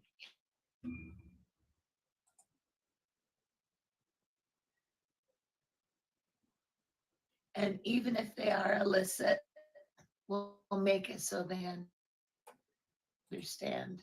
So thank you very much. I always want to say how much I appreciate and love every angel that's ever helped me in this world. Thank you so much. And again, together we will. You know what? I have to say, I've known Allison as you have. She's been a co-host for both of us for a long time. She's one of the first people that I met when we were searching for help for Kelly's ex-husband's sister, who had Lynch syndrome and was sitting in a hospital and needed some oil. And I had not met Allison ever before. At the Freedom Festival, we met with her, and she gave us some oil for Roxanne out of the goodness of her heart, without even knowing us, really. We had just appeared. I'd gotten to know Amy, and we were doing the show and stuff. But she herself is an angel. And although she's having a rough time now, she hasn't stopped. She's the first person always at the Global Marijuana March in her wheelchair out front. And this year she couldn't go because Gary forgot to plug in the battery. Let's be honest. But yeah, I'd love to hear what you're saying, Al. Would you? Yeah, I can't remember the first time I met Allison. I know it was in the early days of my advocacy. Probably through my friend Diane, and then would meet Allison maybe at an event. It was probably the first time that I met her. Yeah, that'd be 20 years ago, at least. So 2022, maybe. I mean, yeah. 20 or 22 years, maybe. Yeah. Yeah, exactly. So, and it could have been at a treating yourself booth at some non-cannabis event while we're there educating people. You know what it is I am very open about my mushroom use. I go to things, I go out, I shop, and but I don't walk around with a drink in my hand. And that's all that's happened is she had a drink with her medicine, and she went to an event, and they asked her to leave. Yeah. She says that she got a waitress she's never dealt with before, and she goes to this place all the time, apparently. Correct. Yeah, she's there all the time. And then they called the cops on her. And unfortunately, here in Canada, once the police are called, it's their call, not the owner of the restaurant. It's their call, whether or not they're going to continue the investigation or charge you, right? Yeah. So I don't think that they do that in the States. I think that they read you your rights and they investigate, and they either charge you or they don't. But I mean, I get that it's their bar, but Allison's a frequent flyer at this bar, and the owner should have been consulted before the police were called. That's all. Yeah. I'm not sure exactly who called the police. Yeah, exactly. So, now whether that became something that was, I don't know I've never done any training. What's the self-serve training? Is there anything in there that tells them that they're supposed to automatically call the police if they see something like that happening? I realize how would they know? I don't You know. know, I think what it was a was drink. It is wasn't that she was sitting in there smoking joints like the old days. exactly, but what it is a lot of bars and restaurants. Some will let you bring your own stuff in, but a lot of bars and restaurants won't even let you come in with a Tim Hortons coffee or something. Yeah, yeah, and that's more likely what's happened here. So this Exactly, and employee, Allison, being the advocate that she is, spoke up and said something, and then they went, "Whoa, you can't do that here." I'm assuming. You know, I know Allison. I know the way she is. Somebody puts their foot down, she puts it down in front. You know, so yeah, I have to. I'm trying to think if it was whether I was talking to her or whether it was one of her comments that I had read. Is where I'm getting my information from. So, well, we asked her, and she answered me while we were on the air a few weeks ago. So. Well, I'm playing with the size of this. I see that. I thought, geez, what just moved on the screen? There. That keeps it below the picture. Well, no, it'll migrate into it if there's more comments, and we'll see that when somebody says hello. If somebody says, I suspect that our pal is watching. So we have some YouTubers watching. So Buddy will be in there. Yep. Probably. Yep. Yeah. Exactly. All right. Played the video. What? We played the video. We played the video, so that means that I have that question that I always ask you, and that's, what are you smoking? I need to change that. I need to change a lot of things. If I could get my fucking computer to work, I'm enjoying the consistency of the big bag of buds. Big bag o' bud. And what do you have in there this time? Well, usually I get a split combo, which is an indica and a hybrid. And I like that because then I get a third one when I mix them together. But they didn't have any. So I got an ounce of purple cherry punch. Oh. Yeah. It's 290 THC and 0.91 CBD. All right. Got a question. Got a comment. Buddy Weeds I told you Buddy was there. Hi, Buddy. How'd you know it was me? How'd I know? Well, you know, you kind of appear about 5 minutes into the show usually, both of my shows. So, so I'm enjoying this because it's not high THC, and I'm not feeling overwhelmed. Sometimes a high THC strain will make me feel a little bit overwhelmed. Yeah. More so than a sativa, to be honest. It's weird. I know. Well, with my dopamine levels different, because my ADHD, it literally reacts differently, right? Like Ritalin. If I take Ritalin, I calm down. If you took Ritalin, you'd be off fucking doing a study bee at a fucking university or something. Oh yeah, for sure. You know, Ritalin is still the number one study drug on most university campuses. So they've probably changed that to crack now, but whatever. Okay. Oh God, what am I smoking? I don't know. What are you smoking, Al? Something you grew, I guess. Oh no, I know what you're smoking. In my Shadowizer. Now, did you put the top on? Yes. And are you liking it better? I just put it on last night. Oh, okay. What we're talking That's about the is three coil. Exactly.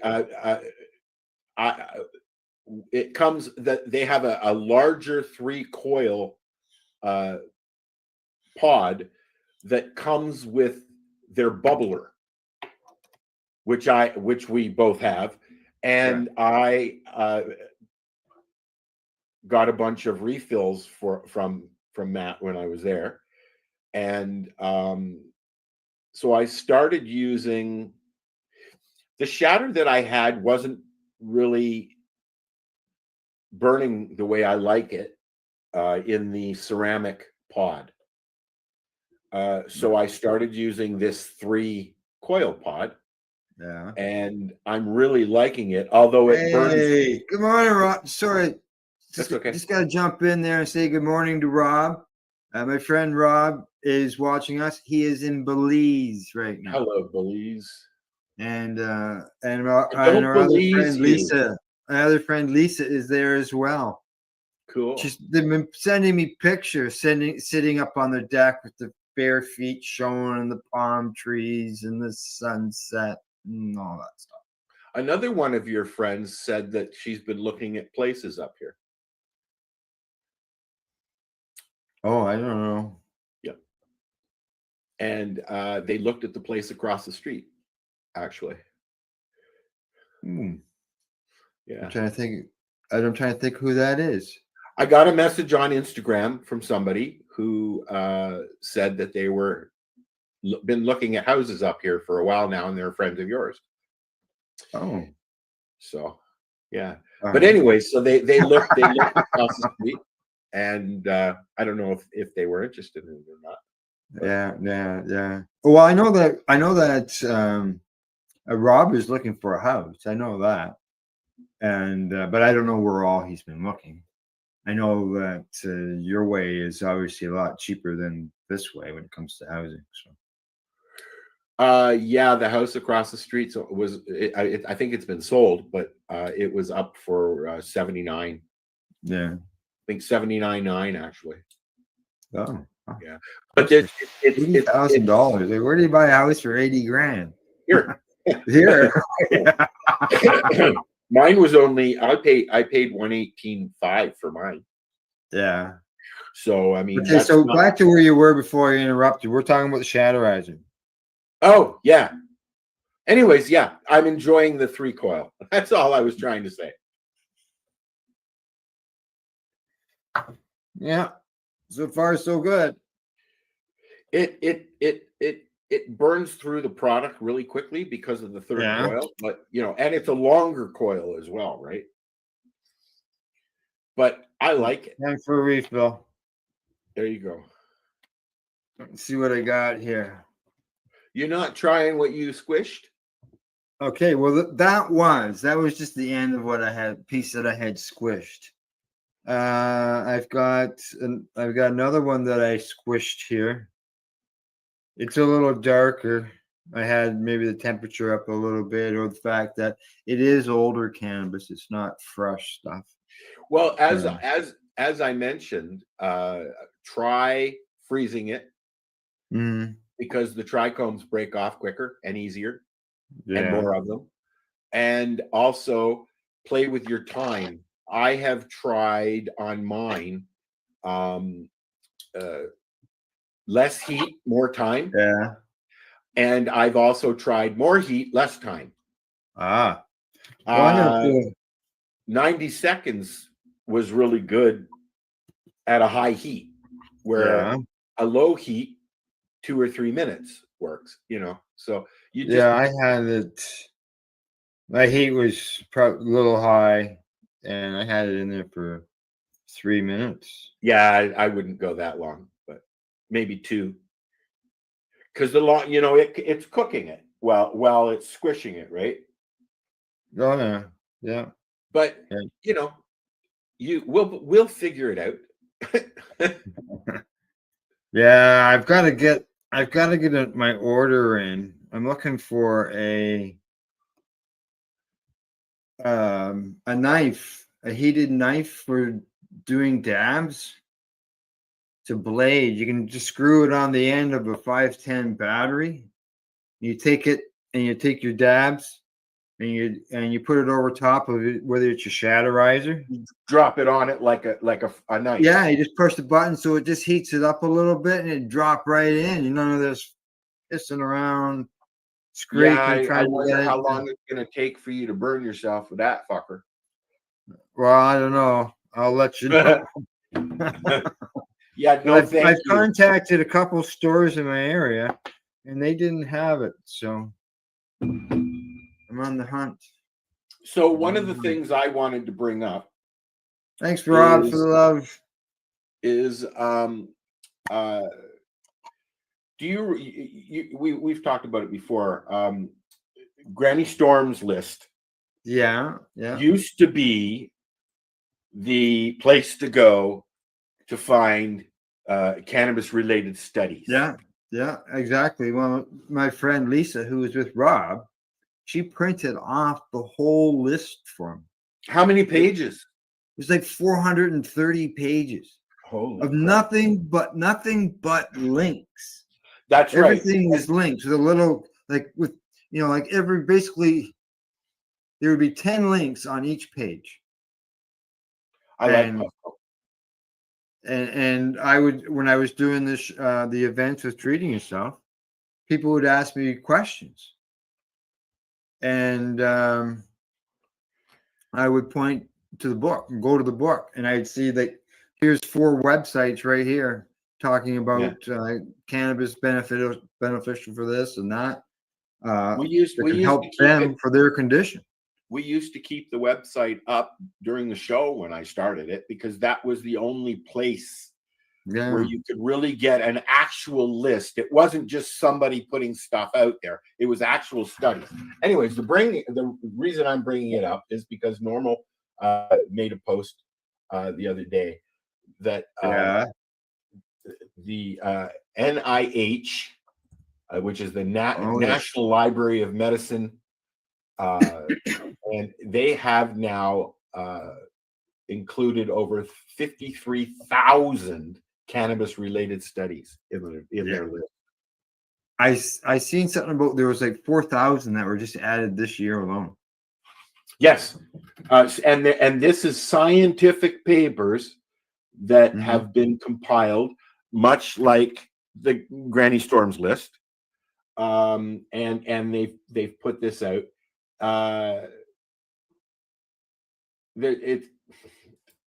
It's amazing the access to the information that's out there. But here's the sad part: we're still fighting. Yeah, we are. We've got all this information, and because of a few boobs that are out there in the world that have something to say or something to be heard, yeah, they're fucking it up for the rest of us. They've got how many scientific studies do we need before somebody says, "Hey, wait a minute"? Oh yeah, well, there's quite often we'll report in the news of a article of a study that was something that we talked about 10 or 15 years ago or more. Yeah, and I'm sure a lot. I'm happy to see it. I'm happy to see that it is out there publicly, but it is behind. I'd say, obviously. Can I get you to lower those comments? I feel like I'm just barely over the screen. You want to make it lower? Lower. Oh, that's too big. Hang on. Is that better? I don't know. It's still the same height to me. Oh yeah, it's still the same height. Oh yeah. Yeah, nothing changed really.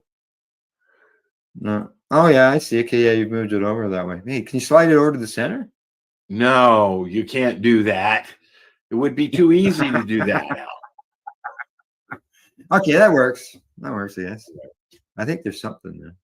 But okay, yeah, because I feel like I'm that guy that's just over the deck. Okay. Just so you know, we got yeah, I got I see Buddy Weeds has made a suggestion of the Puffco hot knife. Oh, so you looked it up? So I looked it up. Or you could just go in and get your parents fine silverware and a torch and do it that way. for free. Oh, so torch, yeah. I jest. As we were packing up my mom's condo, I actually found hot knives, like knives that I used as hot knives as a youngster, and I realized that they were her fine silver. Yeah, there it is in use. Look at that. Just drops right in there. Yep. Well, Hey, my friend. I have discovered that if you take your tool and you heat it up before you use it, that happens. So because I hate it when it's, you're in there, you're smoothing it out, you're ready, you're in, and then the whole thing sticks to your tool. Yeah. So that would stop that. Yeah. Yes. Yeah, I have just just my normal dab tool here, and it's gotta get in there and scrape it off and all that. Well, that's what I'm saying. If you heat it up before you do it, it won't stick to it. Oh, you're suggesting me to do that? Okay, because I've done it in the past afterwards, and I wasn't just heat. Yeah, heat. That's too hot, I thought. Heat up the end with your lighter, like you would a doobie, and then do your work inside the bowl, and it won't stick to it because the utility is the thing been warmed up. Has been warmed up. Yeah. So it just kind of slides right off. It doesn't stick to it. I hate that. You get in there and you're just about ready to use it, and it just pulls out the whole fucking thing, and you got to do it again. Yeah. I know. It's just, and then it's all stuck up the side. It's not down, down where it should be. And that's the difference between using a coil and the ceramic pod. With the coils, you have to be a little bit more delicate with it when you're filling it, when you're cleaning it, when you're scraping it. The coils got glass on them, don't they? No, they do not. They're open. just like that one. If you open that one up, you'll see, you can actually see the coils. It's the same on the small one. But with the ceramic one, you don't see the coils. They're underneath the underneath. Yeah, and they don't. Yeah, they are exposed. Yeah, there is no glass. Heat it up that much, as much, I should say. Wow, it does. Like you said, it uses it up really quick. Yeah. Yep. There's a little bit left in there. Now you're making me want to go get mine.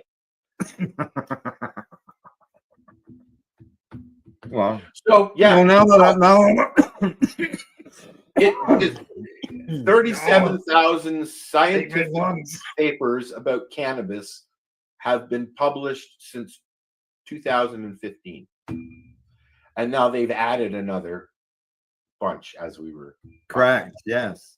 Right. Yeah. And it's up to 53,000. I don't know how many studies and links are on Stormcrow's list, which is still available, and seems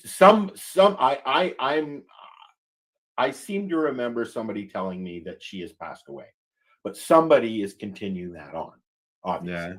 Yeah, you mentioned that. I think last time we were talking about her, that you thought that maybe she had passed on. I haven't looked into that, so I don't know. I looked into last time we were talking about it. I looked, and it's being updated. Yeah, so good. Somebody's still going. But my point is, I'd like to know how many scientific studies are on that list. I'm sure there's more than 53,000. There's a lot, and some of her stuff included links to newspaper articles and stuff. It wasn't just It was. I see Buddy Weeds has suggested compile. I see Buddy Weeds has suggested a cold scoop with the dab tool and lighter to warm it as it flows into your coil.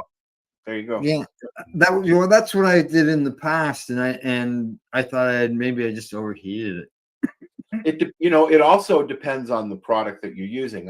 When I use oil in my Shatterizer, I will either use the oil pod, or I will do exactly what Buddy just take a cold scoop and then let it drip in, right? Yep. I guess with the tool, it just is like with hash, controlled. when I get a piece of hash to warm it up, I stick it to the side of my tea. I stick it on the side of the glass of my tea, and it warms it up enough that I can put it into a snake. I don't like breaking up my hash. I like to snake. Oh yeah. Well, the other day, actually Sunday, I took some. I've collected hash here and there over the years, and nice thing about it never goes bad. So the other day, I crushed up a bunch that had gone, hard, ground them up, and laced my doobies full of some nice ground up kiff, and Yum. yum. And did Yum, you yum. notice this week or last week, Dave announced that the Happle and the other one, the Dewdrop, are now Dewdrop. available on the cannabis, The OCS. the OCS website. Yeah, I read a post this morning, and he said it was. What he said is, it's available for retailers, and he said he hoped that it was available for the general public on the OCS website. Well, I'm sure. Yeah, I'm and sure now it's he on the also website. updated that there are 15,000 now that have been sold, Wow. 10,000 that were handmade, and 5,000 that have been produced by the. I was just going to say, yeah, he's signed up with a company to reproduce them, and so he's not. I'm sure he's still making the odd one. He's making skull versions. Yes, I saw that. Yeah. Yeah. He's got the skull Dewdrop and a skull Happles. I'd like one of those. Yep. Even though I can't use my Dewdrop. It just I just it's one of those things. I've got the Dewdrop sitting right here on my desk, and you can see the right here. You got my Happel. It's over there. I got to put it in I have a plastic container, like plastic coffee containers with big lids on them. Put some alcohol in there, and then put the Happel in there. Take it out in the morning, give it a rinse, and it's done. Nice and easy. You could, I don't know. No little hidden chambers and things to have to clean out and curse and swear at because you can't get at it. Yeah, mine's a mess. I need to do mine. Yeah, I got my Roar vapor bong that I've got, and The big one that you got, the one you won. no, that was the one that I didn't win that one. I had to buy that one. Oh, I thought you won. Yeah, I bought that off a local guy who had won it. So it's got his name on it because they engraved the names of the winners into the basis of the cool. vapor bong. Yeah. So Jake's name is in there, Cool. and on it, and the percolator is a long stem that goes down the center of the bong, and if anything builds up on that stem, you can't It's get hard. in there to clean it properly, right? The Soak it and soak it and soak it. the student glass Mhm. cleans up nice. You can take it apart and put it in the dishwasher. But depending on what detergent you use, you might mess up your finish because that's not supposed to go into the dishwasher, obviously. Oh, But, okay. the new detergents that they have for dishwashers have a lot of acid in them, eh? Do they? So yeah, but it Cleans the cleans food up out. the glass really nice. You put all the parts in a little basket and put it into the dishwasher and done. Done. Yeah. All right. Talking about done, let's move on. There we go. No, I don't want to. Yes.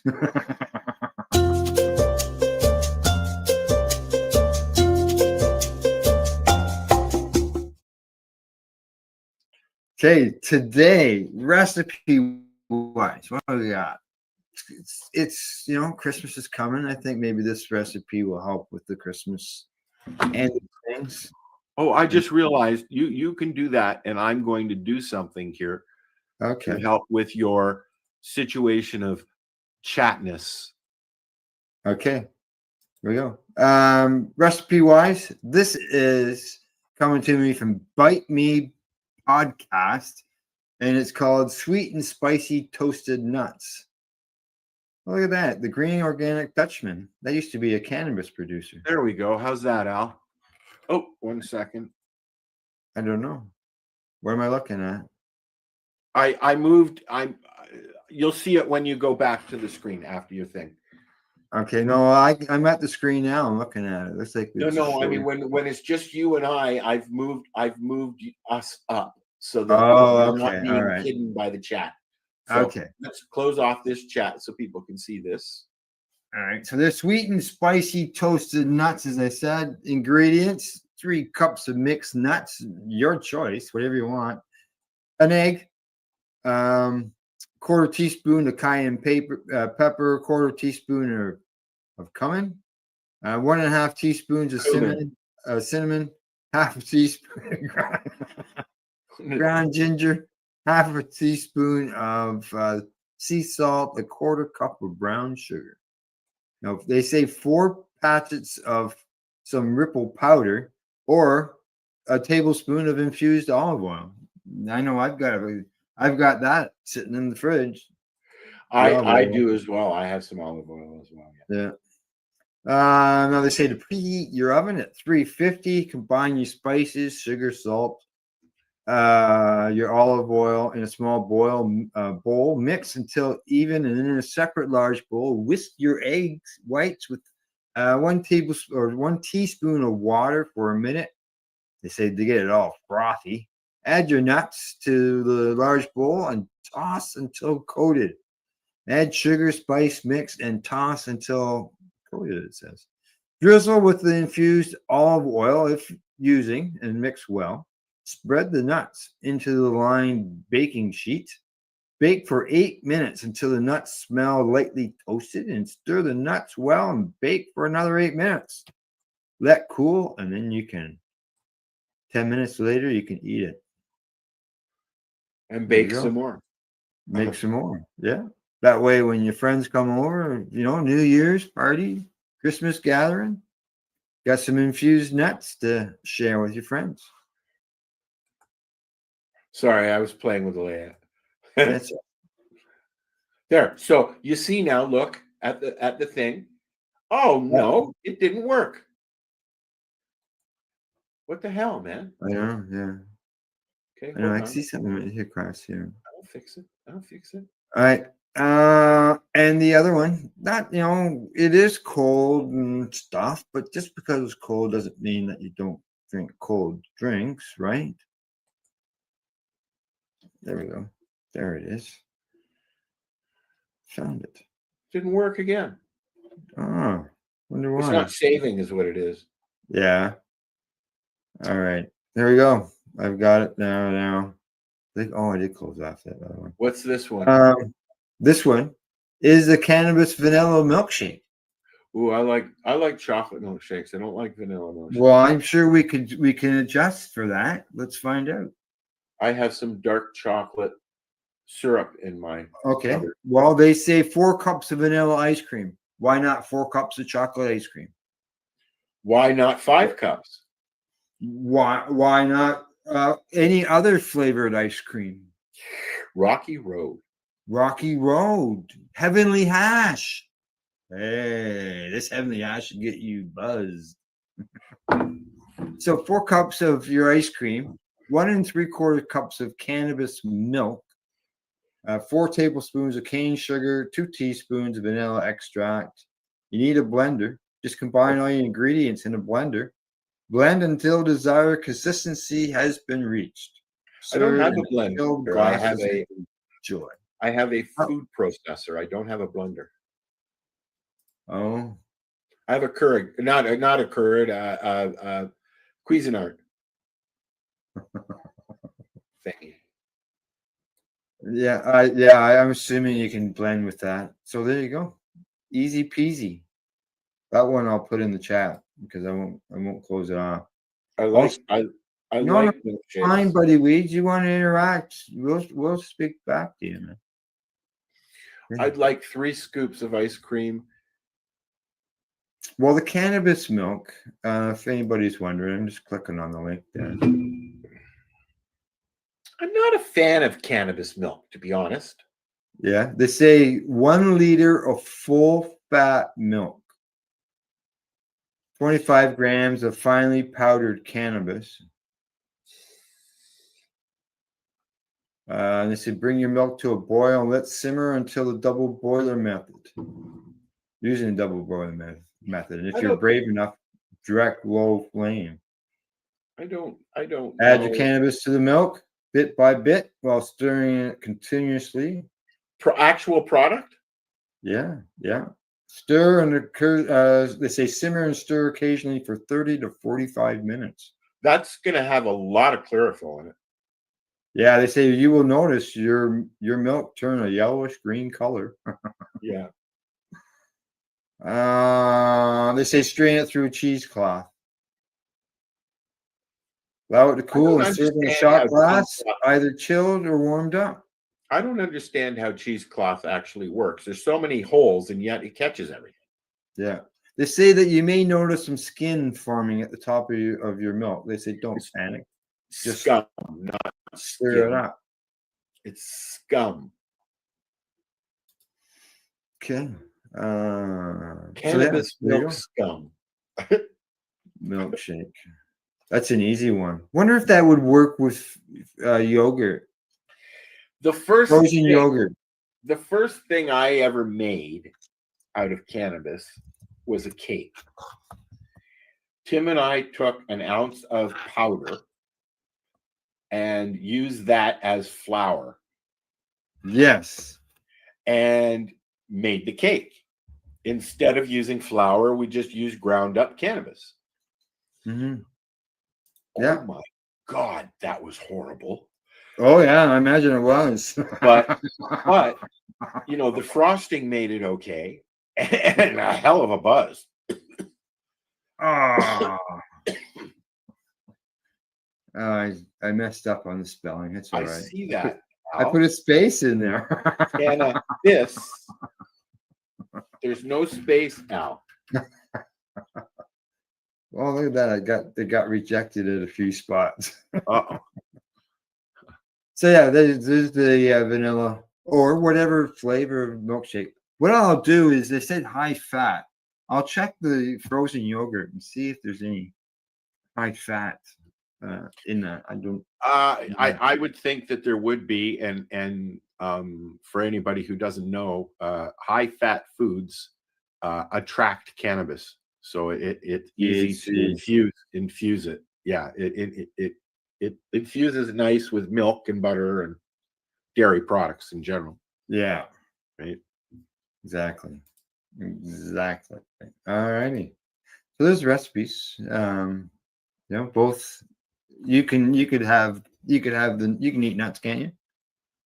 I love nuts. I had nuts last night. I had a trail mix last night. Did you? I miss nuts. I like nuts, but unfortunately my gut does not. Oh, yeah. I like eating, cashews and all that stuff, but you can't anymore.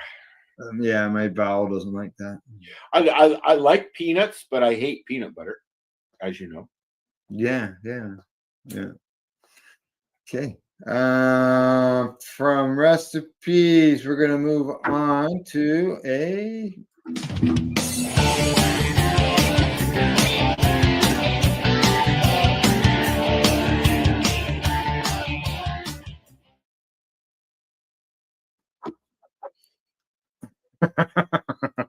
okay. I have got geez, did I throw it out? Oh, I did. I've had this container of wild card. Oh, it's in. Yeah. Welcome to the show. We're going to watch Al look for something. Enjoy. Yeah, well, damn. Oh, well. I had this container of wild card rosin that's been sitting here waiting for me to consume, and I haven't. Because now you've thrown it out. Correct. But I opened up the container, and what I found was, that this stuff was over a year old. I like cannabis oil or coconut oil as well, but Yeah, I use coconut oil and the olive oil. It I depends what's prefer- available at the local grocery store I sometimes. prefer the coconut oil over the what is it, MTC? Even though it's different, but it's the same. Yeah. I find that the MTC, which they use in a lot of products available on the market, Yeah. it makes me poop funny, Oh. whereas coconut oil does not. I don't mind olive oil. I use it to cook. Yeah. The thing too, like when you make with coconut oil, is that at that point it's so universal. You can use it to cook and eat, and you can use it to make topicals and lotions. I made a mixture of extra virgin olive oil, Bloody wheat, and cannabis oil, and and then you put it in the fridge and it congeals like a butter, right? Mhm. And then you just take a scoop out and throw it into whatever you want. What'd you find, Al? Find what you wanted? Yeah, I was just I took the dab out of the product. No, I didn't find the label, the package. I think it is in another garbage can, which is in the other side of the house. So I have to leave. Maybe put exactly, a song on buddy. it. Exactly, Huh? buddy. Although they use the MTC in a lot of the legal market products, they use MTC. Yeah. A lot of people don't like the taste of the coconut oil. Yeah, and some people it bothers their stomach. Well, with me, it's the MCT that bothers my stomach. Yeah, it's never bothered my stomach. Was it modulated coconut something? I don't know what it stands for, but yeah, I use it. I don't use that hard white waxy stuff. yeah, I don't like it. I'd rather just use butter.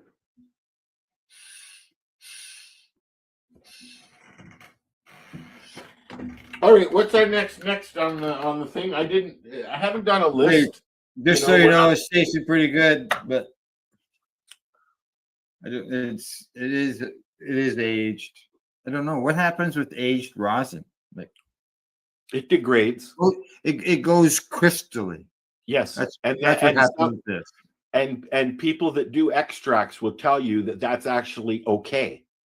It actually gets very potent when it's at that stage.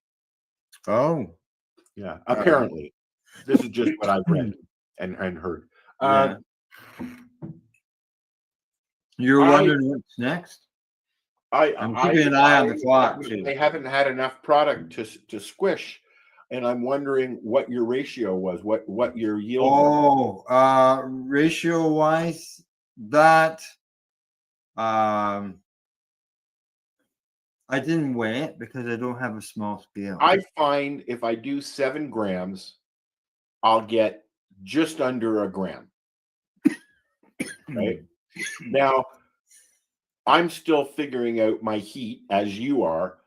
The difference between mine and yours is my plates are 2 probe. There's 2 heater coils in each one, not 1. You only have 1, I believe, right? I couldn't tell you offhand because these are on loan to me. So I know. I haven't. I don't know anything as far as technical. Just turn it on and make it work. It's got a heated plate, top and bottom. Mine as well, but my plates have 2 probes in it, not just 1. Most people just get one probe. I thought, more heat the better. Yeah. Fucking Spread plates are out. not cheap for your fucking squishers, man. That was like $800 for plates, right? Yeah. Just Oh yeah, I plate. know exactly. The actual press is only a couple $100, $300 maybe. Mm. You can get it at like the one that Al has is a Canadian Tire automotive press. Yeah, it's sitting there on the table, and I just hit the switch and turn it on. And mine is a 10-ton Maxim press that I've got plates on. yeah, That's all it is. If you're thinking about squishing, it's not that. And then Nug Crusher. What's that? Nug? Oh yeah, the Smasher. Nug Smasher. You can buy. They're I think they're $700-800. I think maybe a little bit more than that. And everything's right there in a little box. Yeah, I think they have like a 2-ton and a 4-ton. Yeah, and it's a plunger. You have to push it There are down. Yeah, there are plungers. Where ours is like the one Hydraulic pump. The one that Al has is my old one, and that flaked out at the lounge. And we were going to put you can hook up a compressor to those. Yeah. Right. And they work really well. But these have the pump, right? It's not leaking, eh? No. When I got it, it was leaking all over the fucking place, Al. All you had to do was take it apart and put it back together again. Yep. There you go. I miss you.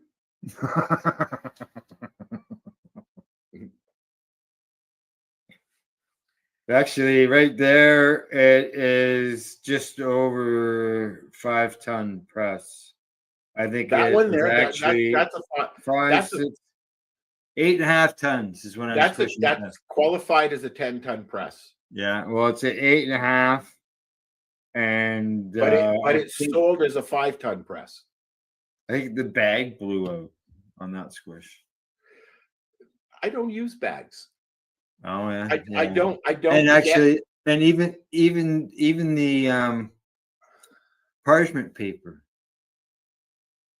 I just probably had it just in there wrong or something. Because as you know, I helped my friend do it for quite a while. We went to different places. He was always the guy who ran it. So now that I've got it and set up now and starting to use it, I'm really just new. Yeah, me too. To do my own squishing. So yep, it's I'm still in the experimental stage of everything. Well, I was, when I had access to the reservation weed, I had more than enough to squish. I'm not going to go and spend $130-$140 on an ounce and then squish half of it. It just, well, that's the thing too, right? When you have your own product that you can put in there and play and experiment, then you've got enough. The yield, unless when you get the heat and the timing down and the pressure, and you get a good yield out of it, then great. But I mean, I'm sorry, to take 7 grams of flour and only get a half, maybe 0.9 of a gram out of it when you squish it. No. I mean, that would cost $80 to do if I did it with weed that I bought, right? Oh yeah, I know what you mean. We pay that much money and then you do this to it, and you got this little left. So I see Buddy there. He says 10 grams. He gets 10 grams of flour. He gets 2 grams of rosin. Yeah, that's about right. Yep. But like I said, it depends on your heat, your pressure, and length of time. Yeah. He suggests to go to YouTube. Oh yeah, there's lots of video out there on YouTube. But once Al and I get together, get it all together and learn how to use this thing, we're going to have a live squish off. You're more than welcome to join us if you like. Yeah. Yeah, I'll be able to take the computer into the room because I'm not bringing it out to the computer. I'll tell you. That's one thing. It is heavy. It is heavy. I have mine on wheels. Yeah, I can roll it around the house. Yep. Wow. Yep. No, mine's stationary. But yes, it is heavy. I had to carry mine up my stairs from the basement because nobody was around, and it took me about 15 minutes to do one step at a time, just kind of. Yeah, and you got a bad shoulder. I have more than a bad shoulder, but yeah. So. I'm always worried that my shoulder's going to come out of its socket because there's screws holding it in and stuff, right? So like every time it clicks, I'm like, oh fuck, is it loose? Need some oil. All righty. From the product review, I'm 1/10 Tin Man. Yeah, I probably should have, like I said, I probably should have played a song and went and got the label for this because I think it's in my room with the squisher. Oh, you're still thinking about where your product is that you lost? Well, yeah, we'll discuss it next. That's going to bother you all day long, isn't it, Al? No, I'll just go get it after the show. The wild card. Sure that's where it is? Yeah, I'm sure it's there. Yeah. Why don't I just got mine, buddy, as a birthday present, and I actually left it sitting in my tent up at the farm, and people come over and used it. Yeah. I think you come over and used it at one point. Why don't I'm going to play something here since we're talking about Dave and his Apple and everything. I'm going to play a little promo here of the Apple. All right. On the documentary. That'll give me 2 minutes to go see if I can find the package. All right. I'm going to take away the comments and you go ahead and do that. And I'm going to go and make a bagel because I'm feeling kerfuffle. Okay. You got 2 minutes, just so you know. Alrighty. Okay. This, guys, is a BT bottle with a little straw on the end of it. Okay. Back in the day, we used to have glass bottles, soda pop in glass bottles, okay? Soft drinks. And this was built for the old school hash. This is the hash that your uncles and your grandparents would get.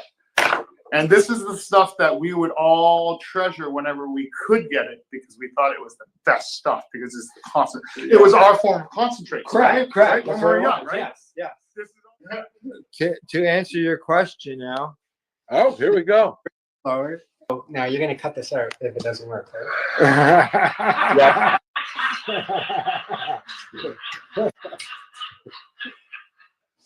Just cut it out now. These are the 4 or 3 tools I use to form and shape the happers.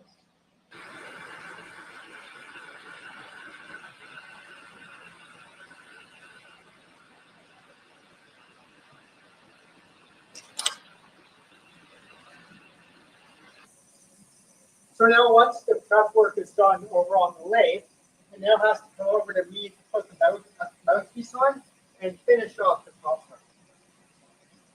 So first up, I just need to clean up and close off the top that's left over.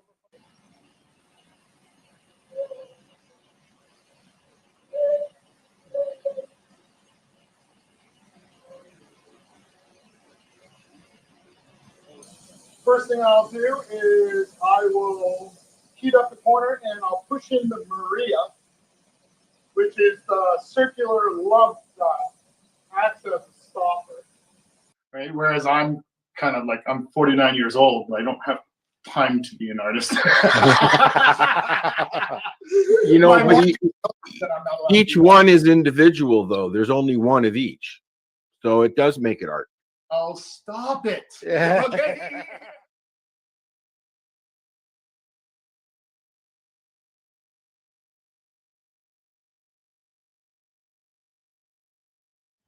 Hey, I'm back. Al's still out making his bagel. But that was a promo that we created for the Apple. As you can see, we went to Dave's shop, got video footage of him making his Apple, and it's like about a 52-minute long documentary. And every once in a while, we'll run it during Saturdays, re-rolled Saturdays. Now, I see Buddy Weeds has made some comments. He says, I've started fresh frozen bubble hash. So are you squishing the bubble hash, Buddy? There we go. There's his comments right there. He's got 4 presses, been squishing for 7 or 8 years. Well, you're speaking with a newbie, buddy. Oh, here comes Al with his bagel. Yeah, sorry. I was like, I put the bagel on and I was like, shit, that's going to take 2 minutes. Hash rosin. There you go. Yeah, making hash rosin. I was at my friend's place and we squished some of his hash that he had made. And we couldn't believe it. The bubble hash he had made, just the amount that came out of there was like, holy shit. It's a good thing that there's a catcher in the bottom of the parchment paper.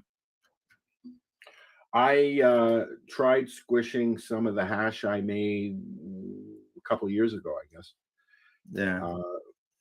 And I was shocked at what it did to it. Yeah, Buddy Weeds, he may know my friend, the guy, Mr. Squishy. Mr. Squishy stole my Mr. name. Squishy on Instagram a lot.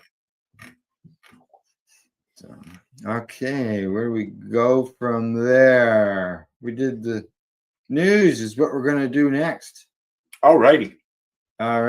And we've got some talking to do. Here we go. I was reading this article this morning, and you won't believe what happened. Tell me.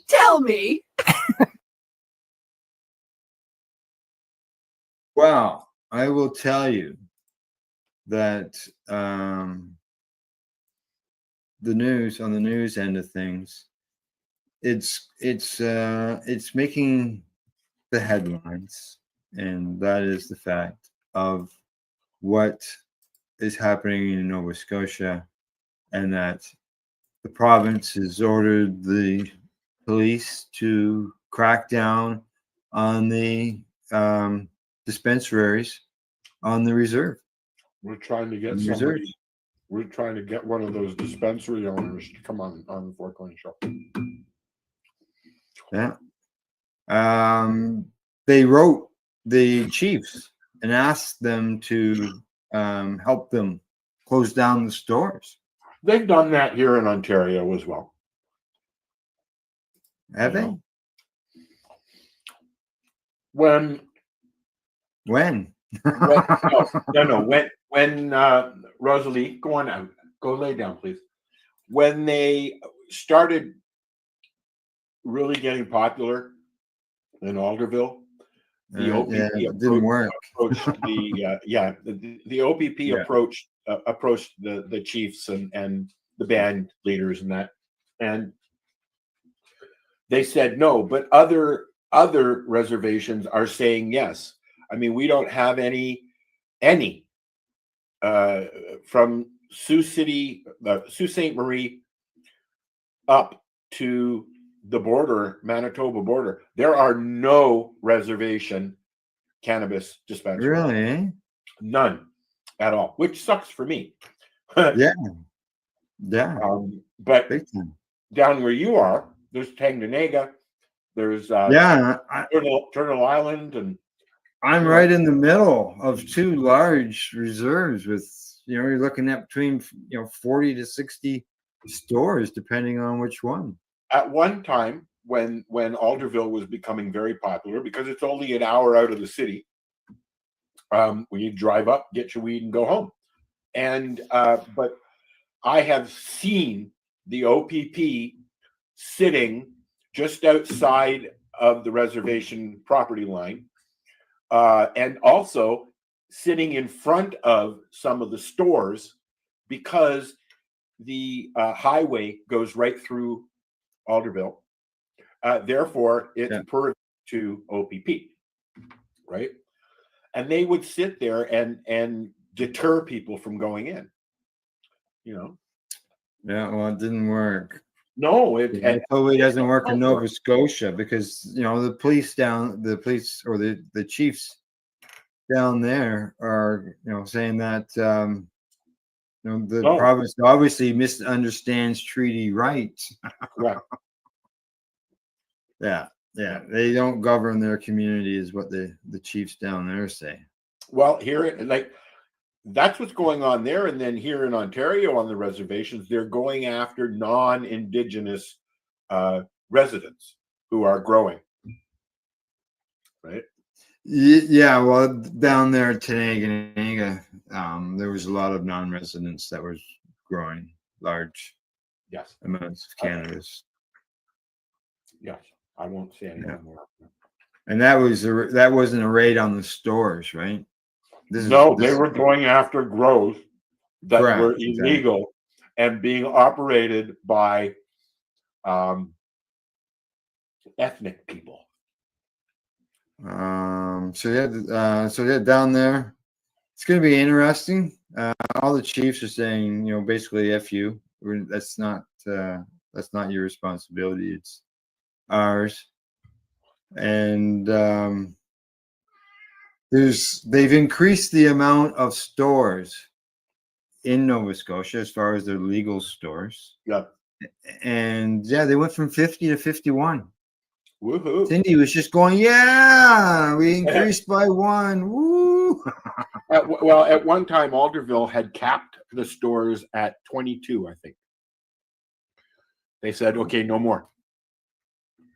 Right. Now, can you hear my cat howling? No. It's in the living room because he just ate. He has to tell the world, I just ate. There's no more food in my bowl. I want more. Yeah. So Buddy's answered my question, and he does know Mr. Squishy, and I see that. No. I know him through you, Al. I went, oh. That's good. Yes. Mr. Squishy and I, we get together every couple of weeks and get together to have a dab. I've met him. Yeah. See, Buddy's got a few words on. I've been to his garage. Yes. Let's see. Yeah, another chief says that Minister Armstrong must understand that the province does not have jurisdiction to govern our communities, nor do they have a complete understanding of what happens in our communities. Therefore, they cannot decide what is best for our members. Obviously, somebody in the government thinks otherwise. Yeah. He says that we hold Aboriginal title, Aboriginal rights, and treaty rights over our territory. This jurisdiction protects our autonomy and our identity. Nova Scotia must call it an inherited right. Yeah, that a non-collaborative approach has never, nor will ever be appropriate or acceptable. There are in Wawa, there is a legal dispensary on a reservation, and I believe there's one in Fort. Yeah, I can't remember that Fort something there up near Thunder Bay, but they are legal entities. They're not reservation dispensaries. They're legal stores. The Nova Scotia government saying that they are doing this for public safety. Sure. How many people have died from Indigenous cannabis? Just that guy that ran into a tree. There you go. Now they say here that excuse, another chief says that using public safety is a reason to override our inherent rights to self-govern and implement our treaty in a modern economic context is appalling. These are abuses of a colonial power. They say that the province's actions through the Minister of Justice are acts of systematic racism and inciting hate against the Mi'kmaq people, labeling us the problem. And this is narrative to absolutely disgusting. They said the government and police need to focus on illicit drugs like fentanyl and opioids. You think? Yes. Yep. A legal expert says that he was surprised by the directive, warning it may push legal boundaries in terms of jurisdictional control and indigenous sovereignty, but it could also represent political interference in policing. Yeah. This professor says it's not a clear violation. It's kind of a borderline case. It's not, for example, exactly like what U.S. President Donald Trump is doing, targeting specific individuals or operations. But it's a little to that borderline, and that's really the concern there. So, and the Attorney General there says, I disagree. So he's going after them. And people have been holding protests and stuff going on. Yeah, this is the new Attorney General in Nova Scotia who I don't. Yeah, Buddy will know this because he was listening to the show on Friday. Marcel knows him, as does Darcy, and we had a long conversation about the gentleman that Al's talking about on Friday. Yeah. Alrighty, that is gone. It's not cool. It's not cool. And I gotta watch your time. You've only got a little bit of time there because you've got an appointment you got to get to. I have to run. Well, not me, but I have to run somebody to the hospital for noon. So okay, and so I'm just gonna fly through this. Okay, you fly, and I'll roll. All right, and because I want to get to this one as well in the news end of things. Okay, here we go. There it is. Medical cannabis registrations stabilized in early 2025, while personal production licenses declined. They declined by 25%, Al.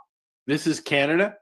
This is in Canada, yeah. Registration of federal licensed sellers now with Ontario leading with 82,000. Where's the exact numbers here? I know a lot of people who have, I know 28%. A lot of people who have been licensed for a long time who have said fuck it. So I get that.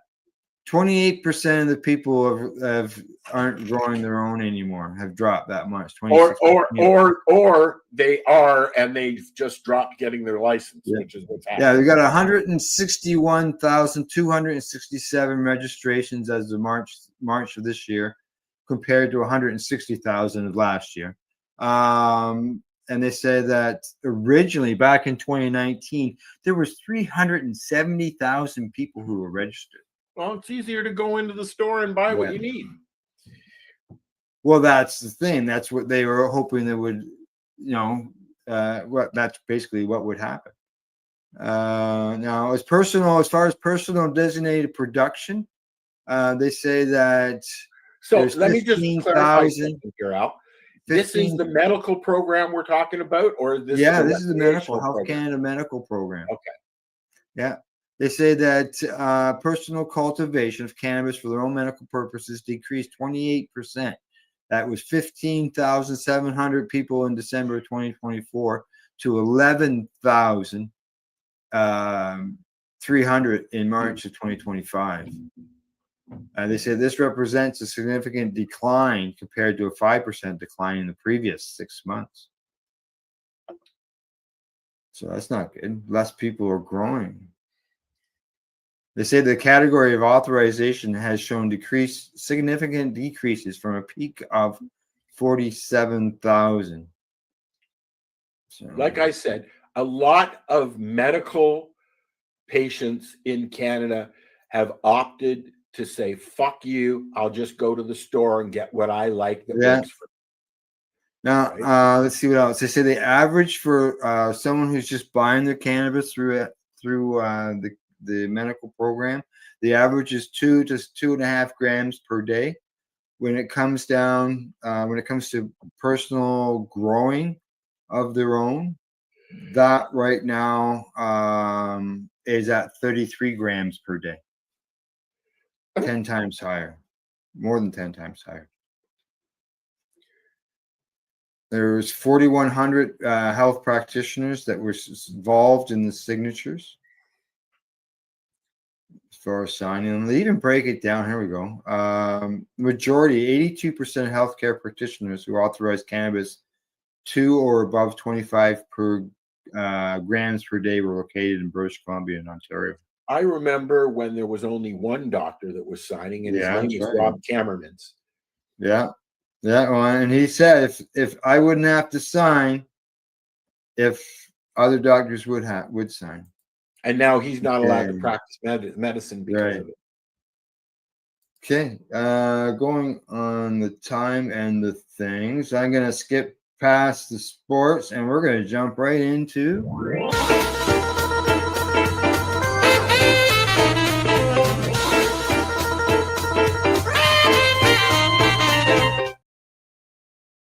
I've had mine since the MNAR, buddy. So, yeah, long time.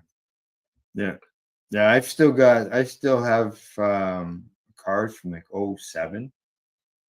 I know a few people who had Section 56s in lieu of the program before the program started. Yeah.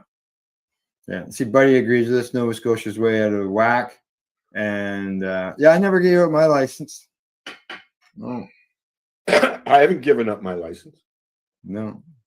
So, events.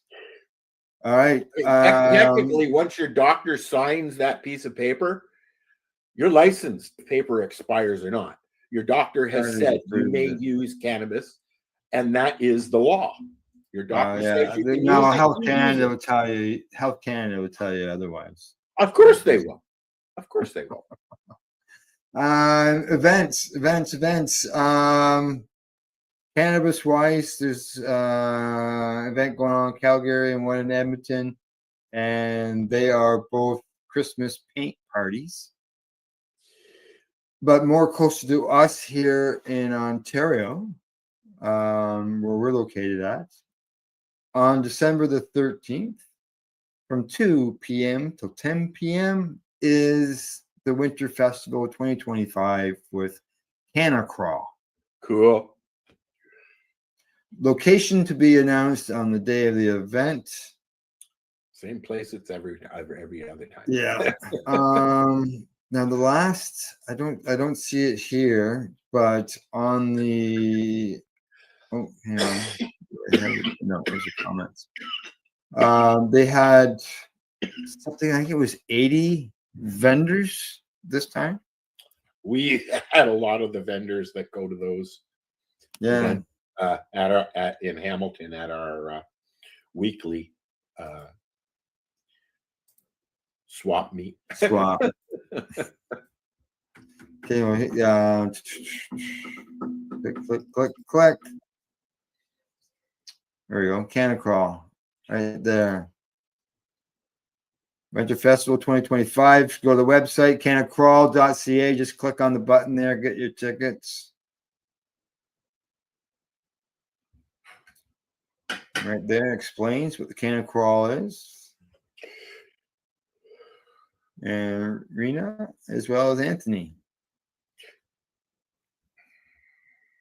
I like Anthony. Yeah. I get along with Anthony. He's a hoot. He really is. Okay, so Canna Crawl, December the 13th, Hamilton. And one other one that's already happened. Okay. Yeah, buddy, I agree. Cannabis is my way of life. The MJ Bowl down in the US from the MJ BizCon. Yep. They have announced their winners. And they say cannabis, California cannabis. Something that the California MJ Bowl winners. There we go. Flower, Decibel. Is Garden, this what Steve Bloom posted? What's that? Did Steve? Yes, yeah, it is actually. Yeah. Celeb Stoner. I got something for you too. I just clicked it on. There we go. I'll put these up on the screen. Yeah, so we can see it right there. Different strains there. Papaya solventless rosin. Yes. A friend of mine makes some papaya solventless rosin. Squishes it. That's Mr. Squishy. Okay. Dreamstar. New York winners. They're on the screen. The vapes, edibles, concentrates, pre-rolls, flour. There you go. NJ Ball. And before we say goodbye, we had that break. Not just for you to get a bagel, but for me to get this package. Oh, you found it, did you? I found it. Yes, I found it.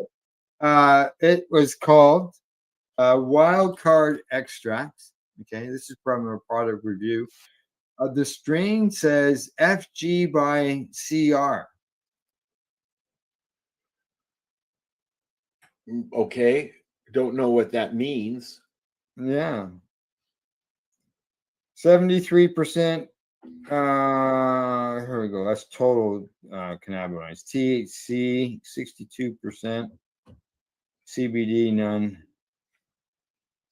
70% THCA.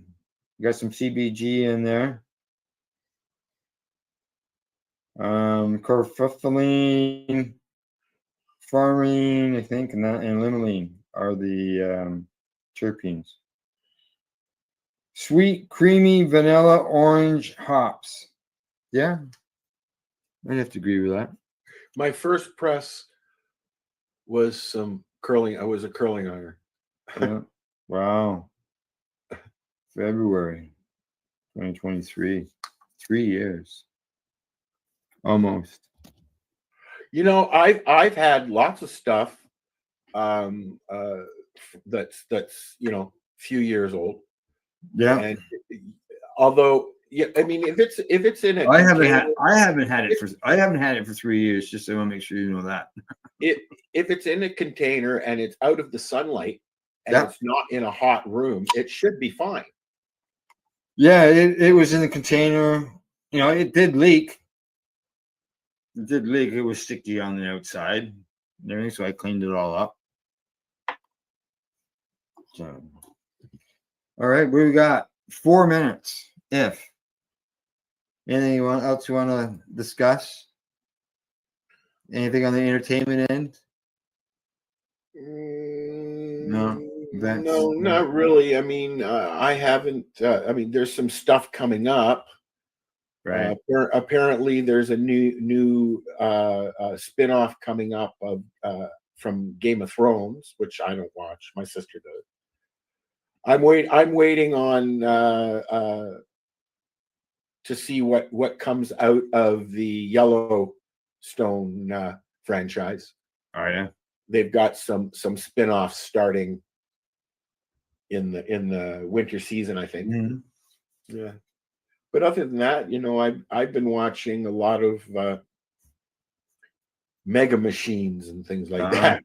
I haven't been watching many shows lately. I'm still watching that series, The Billionaire Bunker. It's starting to get the backstabbings going on. Yeah, this is the people who are in the 900 feet in the ground in a bunker. Like that. Billionaire bunker. That's what they're in there because the world has been scorched by nuclear war and all that stuff. Which is not yet. We'd be dead if it had. Just a bunch of hunky dory. They're just controlling these people. Is all they're doing down there. I've seen similar things where they build condos out of old missile silos. Mm-hmm. I've seen those things. I guess it's the same kind of thing. Under the ground people.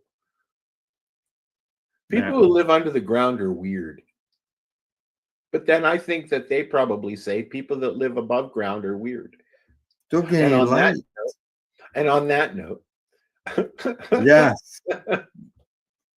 All right, it's good to find it. It doesn't have a stop. It never will. All right, good stuff. Yes, Buddy Weeds, you have a great weekend as well. Thanks for the information, background information. It's always good to find out about our people who we talk with while we're here live on the broadcast. So, all righty. Well, Al, anything? That's it. You're done. Got to clean off the car, and the sun's coming out now, and it stopped snowing. Look at that. All right, there you go. You got the weather forecast at Terrace Bay, Ontario.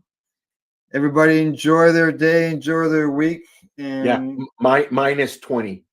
Well, hey, that's what it was the other day. And I went outside and I thought, gotta go out, gotta get out, gotta take the dog out. Right? Okay, next week. I see there's a comment there. Yep. No problem, Buddy Weeze. Thanks for chatting and thanks for sending us messages. Interactive. Getting together. It works. So I'll see you all later. Bye-bye.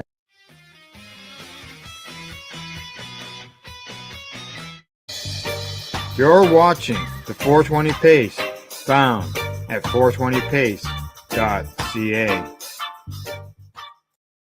Rerolled Saturdays. Check it out. Nothing but non-stop cannabis and psychedelic programming. Find it at 420pace.ca. Stay tuned. We'll be right back after this toke.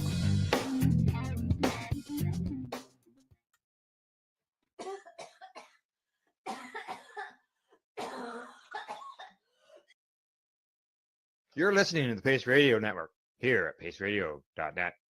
The views expressed by the individuals during this broadcast are their own opinions, and they may not be the same as those of their group or other organizations they may be involved with. All medical advice during our broadcast is not a medical opinion and should be checked with your medical physician.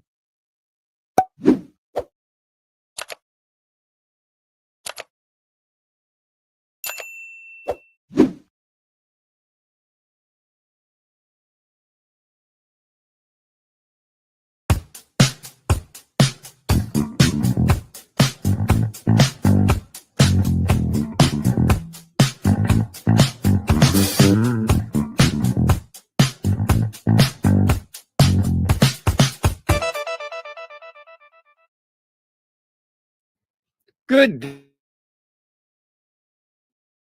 Uh-oh. day, July 8th, 2025. Did you catch me nonchalantly trying to look at the date up in the corner because I forgot? I hope nobody noticed. Absolutely beautiful day out here on the West Coast. It has been a few just incredibly awesome scorchers. I have to say it's been awesome walking at the beach and hanging out and just laying in the sun, letting the old mitochondria get all excited through at a cellular level. By the way, mitochondria like sunlight. How you doing? I'm good. The weather is nowhere near as nice down here. It is gloomy and dreary, and we have some supposed lightning and thunderstorms coming at some point in time later today. I'm, it could be happening any moment. So hopefully it doesn't happen and I don't lose power. Fingers crossed. Oh, but that's a bummer. Up to the day, we had some gorgeous weather. I was out walking around the woods on Sunday, and yeah, it was great. Well, tell us about the Sunday. Well, a previous guest of ours, Jessica Gavin, came to know. She lives in New Brunswick, Moncton, I believe, and she drove the 4 hours to come down and do a hike, a foraging hike with people. And a friend of hers, Chef Fiona, who's also a forager, prepared an amazing meal. And let me tell you, amazing meal. The only things that she didn't forage were the bread, and then she had some brie and the pasta. Everything else in the meal that she prepared came from the forest. So it was completely foraged. It was absolutely wonderful. So Jessica took us on an amazing walk. We found all kinds of mushrooms that, I never, never saw before because I just, I never looked for them. Like they're this fucking big. That big. This fucking red one that it took up quite a bit of space, but it was only like a little tiny bit, tiny mushrooms. You're muted for some reason. And now you're frozen, I think. Oh, Steve, I think you're frozen. Steve is frozen and muted. But, oh, there he is. He's back, but he's still muted. And he left us. I love it when technology issues happen. Steve is back. It'll be a technical difficulty day. I'm not sure what happened there. Everything froze, and then it was a big glitch, and now here I am again. Yeah, you were muted, and then you brought your crock up to show all of your thingies on your crock. And there's actually a name for those, but I can't remember what they are. Yeah, I was gonna say, did it look like this? But then it kind of, for me, it just froze with the crock up there, and I looked, and everything was frozen. So yeah, gibbets. They're called gibbets. Those things on your crocks, gibbets. Oh, I just remembered. I have 2 grandchildren that are very into these things. So, well, just so everybody knows, both the Crocs and the gibbets were gifted to me. It's not like I ran out and bought a whole batch. Sure, Steve. Oh my. Yeah. So the guest we have on today, we have been trying for weeks, and just things, instead of going like this, just kind of went whoosh. Oh yeah, we had him booked for 1 week, and then I think I was having a bad mental health day. I think then the following week he couldn't make it. The following week was Canada Day, and now we're here. A month later, 4 weeks, we get to bring him on. And he's a previous guest. We've had him on before. We absolutely adore this guy. Should we bring him on? You should do Ladies your drum roll, and yes. gentlemen, please welcome to the podcast, the one, the only, the host of Just Talking, Justin McCarthy. How you doing, brother? I'm good. How about you guys? Fantastic. Oh, here we go. Froze again. That's okay. Steve can freeze up out there on the West Coast, and yes. We can keep going. Oh, is that what's happening? Is it just my thing locking up? Yeah. Okay. Yeah. Then I won't sweat too hard when it happens. Our broadband is too stretched out, I guess. You're in BC, I'm in Quebec and Montreal, and you're down in Nova Scotia in the Valley, right? Yeah. What, you are in Montreal now. Have you moved there? Are you visiting there? Yeah, I am temporarily moved, I guess you could say, a trial and error.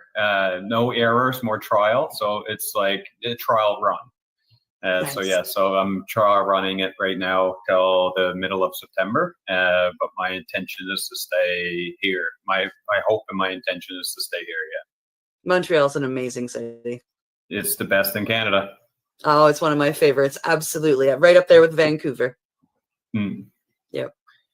Well, I'm a little partial to that Vancouver one. So. Yeah.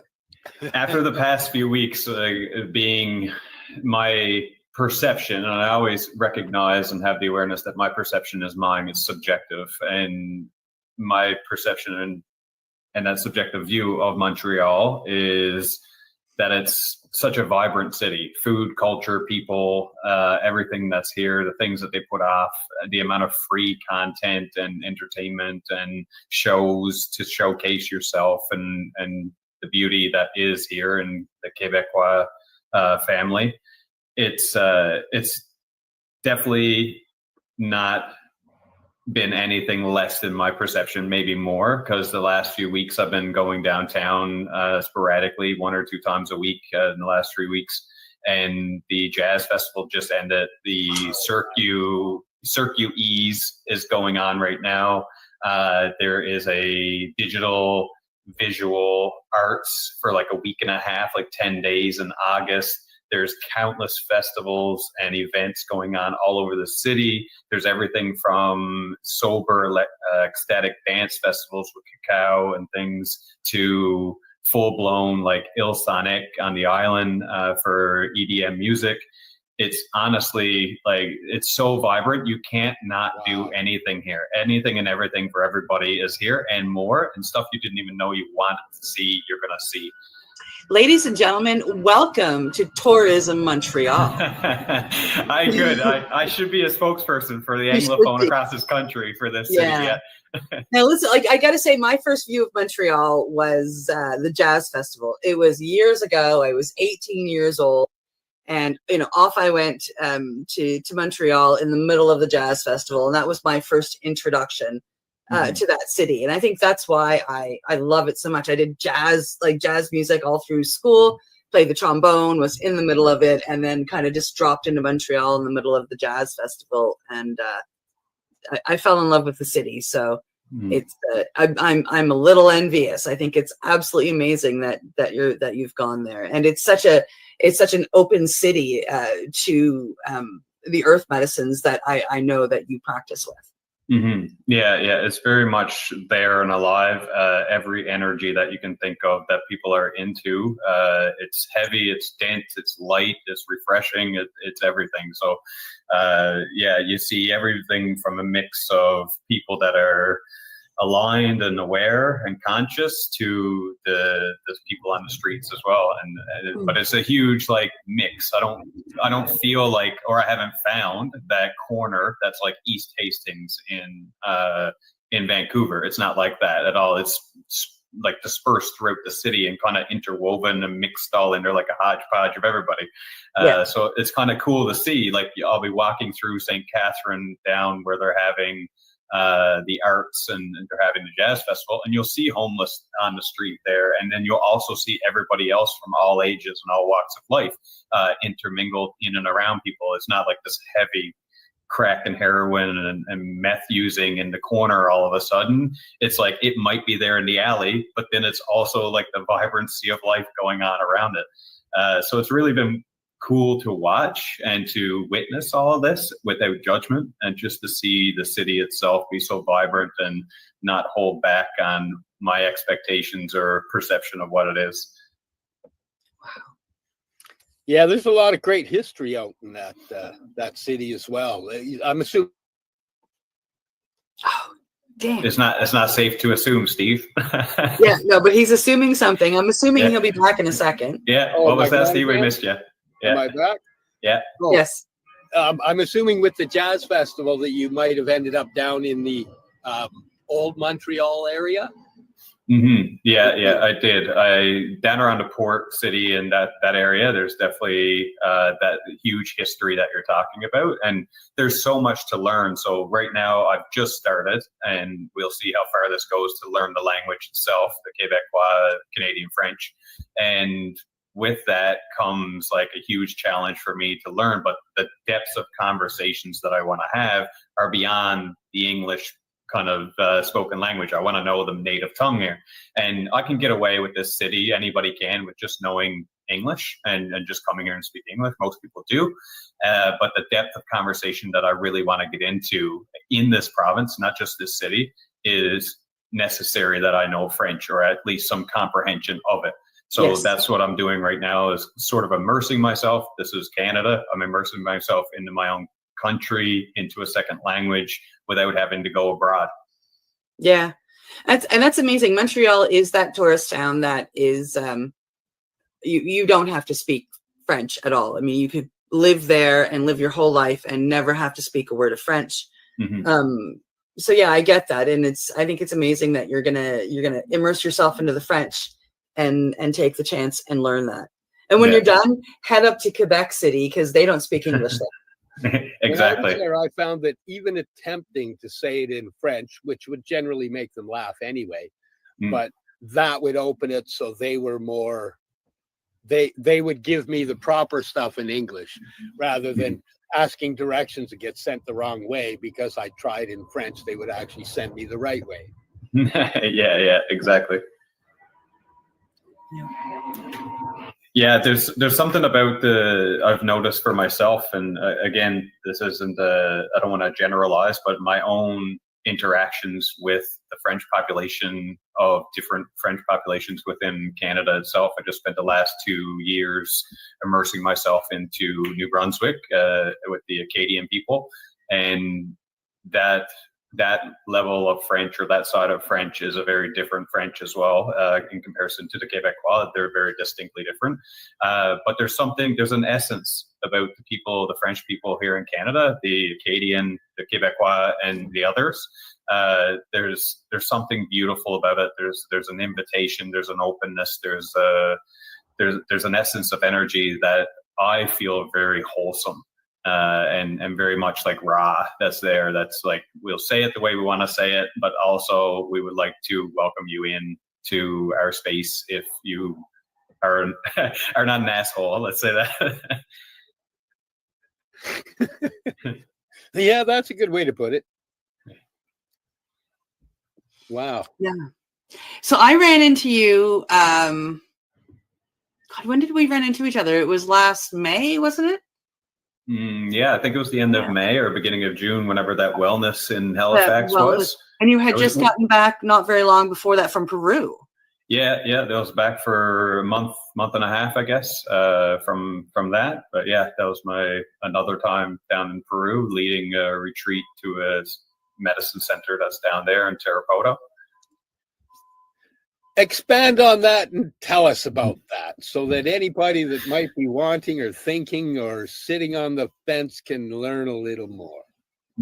Yeah. So it was a 8-day, 7-night retreat with ayahuasca. You're pretty much a standard entry-level retreat where you drink ayahuasca 3 times with the Shipibo tradition. This is the more of an individual but collective immersion into the medicine in a maloka, and so everybody sits on their own mat around collectively together, grabbing your brew 3 times throughout that 8 days, and 3 different ceremonies, 3 different nights, and each time you go up and work with the shaman, with the maestro. And the ayahuasquero will give you your brew and then also sing either Olympias or Icaros to you, depending on what your needs are from your interview with them. And you can work on a lot of your own things that you're going through as you come out. I'm helping guide people there. I set people up to go with me. I also go, I participate. And while we're there, I help with the guiding and coaching before, with the intention setting, set you up to come with me, and then while we're there I can help you through any things as well, and then also the integration coaching after that is open to the person, all wrapped in with the initial fee of what the retreat is. Wow. Yeah, I think you froze again, Steve. But we got your audio, so that's good. I don't know what's going on out here today, but it just seems to be a little bit. Yeah, I noticed it was a little glitchy. I'll send Elon a message for you to see if we can get that Starlink out to you. Yeah, then I won't have to. Yeah, then I won't ever freeze up. Yeah. So tell me, you talked about the going down there and the what goes on. Tell me something you would consider a miracle that you've experienced through those journeys. It's been so interesting for me. I think these questions are always great questions. I always love the invitation, because each year or each time that I go down to do this work, I would say that my answer would change. So my answer is continuing to change with the change that's in myself. So if you would have asked me this 2 years ago, I probably would have been really a huge advocate for plant medicine and talking about how it's the be all end all and perfect and this is what everybody needs to do. Kind of like, let's just dose everybody so we can all wake up kind of mentality. And now I'm at a point where it's very much my own personal journey, and I invite the open door for people to join me so they can go on their own, whether they're just starting with something like ayahuasca or 5-MeO, or if they are advanced and want to go to this center because they specialize in master plant dietas. And this is the Shipibo tradition with the dietas, and they're different depending on who you go with, but this one specifically. So with myself, what would be a profound miracle? I would say that I've come full circle in a sense that I've gone through what I've been able to map out is a bit of a spiral of a spiral. And I say spiral, not like spiraling, but spiral as in like a helix instead of a linear line of awakening. And there's, on the one that I've created, there's 7 stages, and there is a loop that you get stuck in from 2 to 4 and potentially try to bypass from 2 to 6. And I won't get into too much of it, but if people want to reach out and dive further into it, I have a whole kind of creation that I have done with an explanation of all of it. And it's quite simple to break it down, the levels of awakening. And for myself, the full circle is to come out the other end now to start a potential new helical spiral, but with the awareness that none of the other things that I did needs any attachment to them. So I'm sort of like fragmenting and letting go of everything. And I would say that's the miracle of becoming lighter with non-attachment or detachment from everything that I've already come through in the last 4 years.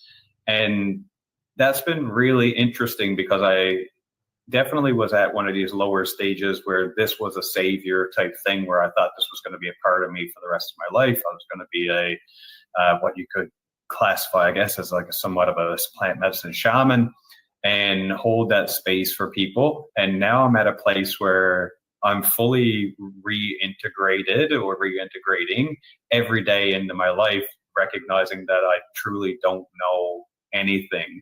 And I love that place of freedom and lack of expectation or pressure on my shoulders to walk through life and just to allow the human experience to be what it is. Wow. Wow, indeed. Awesome and profound words. That was beautiful. I never know if this stuff resonates with people. I just know it's my journey, and that's really like my perception of it, or I try to articulate it as best I can through my words and expression, the way that I conduct life and the way that I go about it. I'm human like everybody else, and I really see myself as that. But by seeing myself as that, I've been able to see other people as it too.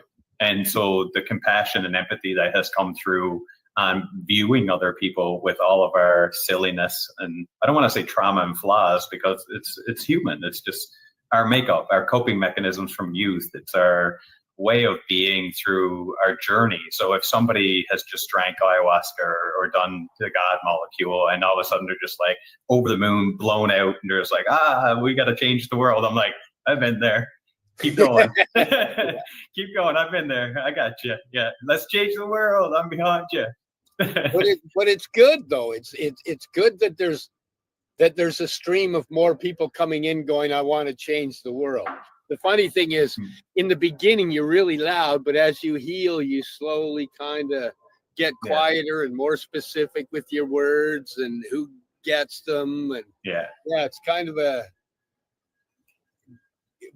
but I find that the traumas and whatnot all vary.